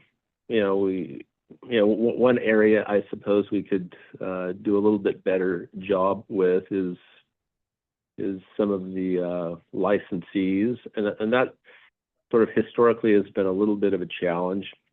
I think largely because I'm a licensee, and I'm not sure if there's some reluctance on the part of other licensees, to work with us. I've kind of sensed that over the many years I've been doing this. So that's one area I think where we could probably try working that a little bit better. But I think, kind of aside from that, we work with our hotels and, the local community. Since we're well established there, I mean, people know where the agency is and how it operates. And so from that standpoint, I think we do a nice job. Yeah, let's see if commissioners have questions. Pretty quiet. Let me ask you this. You're a long, almost 30-year operator. You've seen a lot of things over the years with working with DABS and DABC, DABS. You know that that the compensation model is going to change. We've had some discussions about point of sale and credit card fees. And can you enlighten the commission about, with your perspective on how this has been working for you? Yeah. Or will work in the future, your concerns? Well, I guess, first of all, I'm not sure what the compensation change how it's going to differ, because I thought I heard in a prior conversation that there was an email that circulated that kind of addressed that. And for whatever reason, I don't recall receiving that specific email, if it was talking about the compensation differences. One change I think that will, impact my business is we this year have kind of applied to be a type 2. We've been a type 3 for many years, I think, as you probably know. And that change came about years ago, just because many years ago the compensation levels for type 2s was extraordinarily low, and it just did not match the type of volume that we were doing at the time. And so, it was determined that we could become a type 3, thereby, I guess, benefiting from a more reasonable compensation level for the type of volume that we were doing. I was sort of surprised when I inquired recently about the current compensation levels for 2 and 3, and found that the current schedule for a type 2 actually seems to exceed that of a type 3. And so I was a little kind of surprised that was the case. But, that's one of the that, in addition to some of the new application questions, kind of prompted me simply to apply now to be a type 2. And so that's what I'm doing. But, as it relates to compensation, and I guess compensation's, no great mystery as to what people get. Is it fair to say that the compensation paid out to all package agencies is kind of a public record, and that's easily attainable by anybody? Got a question, I think, Mr. Mayor. I'm going to look at our finance director and make him keep working. This really was my afternoon to speak, wasn't it? Thank you. So the compensation schedule for the contract period starting in July has been published for a couple of months at this time. Our aim was to be as transparent as possible for both those applying to renew as those who would potentially want to be a new applicant. The levels were adjusted based off of reapplying credit card processing fees from credit card transactions to the package agency compensation model in an attempt to offset some of the new expenses that package agencies would begin to see in fiscal year 26. You are correct and not correct, so to speak, as far as type 2 and type 3. The levels in those steps could look a little higher on one schedule versus the other, but it's really based off of your volume of sales that dictates where you'll be. And so if you've had a declining year in delayed compensation, so fiscal year 24 was slightly down for you, you would see that reassignment of step in fiscal year 26 based off of how our structure is generated. So there are some nuances to it that make it a little more complex. We're always happy to take time to answer specific questions related to your compensation from years past compared to predictive numbers for the future. So when it came to making the adjustment for credit card processing, and what was the thinking behind that? I mean, you can certainly, you have access to what I sell and how much credit card business I do. So, you know, that I don't think is any great mystery. I mean, I think of the 870 we did last year. You know, I would imagine, I looked at this and now I can't remember off the cuff exactly what it was, but you know, we do a lot of credit card business, and so you know that amounts, I'd say probably 95% is probably credit card business. So it's kind of easy to look at that. So is the idea to try to essentially make operators somewhat whole with that piece of the puzzle with the compensation increase, or not? Because there's also been the conversation that I caught a little bit of. I do appreciate the commission in allowing me to be later because I'm in New York at a wedding today, so I appreciate that. But so I didn't catch all of the meetings, but I heard a little bit about the charging for credit card fees. And coincidentally, you know, I have a gift shop, and we just installed a new POS system, which we intend to now use for the liquor store when we fold that in. And so we've begun charging a processing fee. I was kind of unaware of the thing mentioned earlier where you can set up a credit card or a debit to run as a credit card fee. That has not been an option that was mentioned by my POS company. But yeah, we're currently doing that now, and you know, I think for us that charge will probably be largely, well, I don't know that I want to say unnoticed by the average tourist. Probably not. I think the local, our locals will probably not be overly happy with it, and I don't know what it will do on the debit card side because. Our current system, you know, does not charge for debit cards. And so, you know, as I've been kind of watching on the gift store side of that, you know, it's probably about, for us, 70% credit card and 30% debit usage. So that 30% obviously is going to be a fee that we would be hit with, right? So I don't know, you know, when liquor starts, you know, blending into that, how that number may change. It'll be interesting to see. But I do appreciate the fact that we're able to pass that on, because that was, you know, that was a little bit of a gut punch when I first heard about it, that we had to assume that, because I think in my case it's probably a $20,000 bill, you know, that you would be looking at. Yes, Mr. Marriott, let's have Mr. Darrington. We know it's 5:30 there for you. We understand that.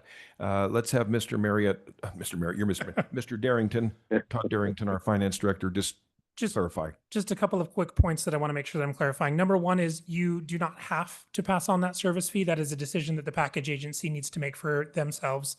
When we looked at the cost for covering credit card transaction fees and merchant services fees, we looked at the entirety of the package agency relationship, not individual package agents, applied that total to the amount appropriated for us from the legislature to compensate package agents, and adjusted the schedule accordingly. So while your situation might be somewhat different than you expected, it was done in the way that was equitable to all when we applied the raises from step to step from fiscal year to fiscal year. So we acknowledge that there are still many things that we could improve, and we're working diligently to do that.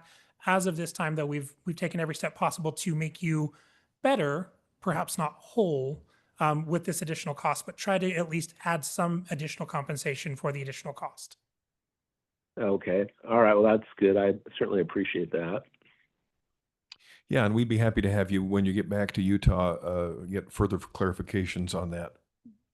I see no other questions, and so, Mr. Marriott, thank you very much.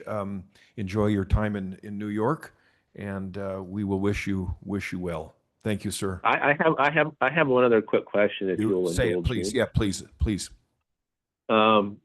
It was mentioned in the prior by the prior applicant. Well, you suggested that they utilize the ABC resources to help build and answer questions and grow their business. I was wondering if the DABS would entertain developing a position specifically designed to help package agencies grow their business within the current constraints of what you can and can't do. I mean, I know I typically have 2 visits a year, and it kind of seems like that's it.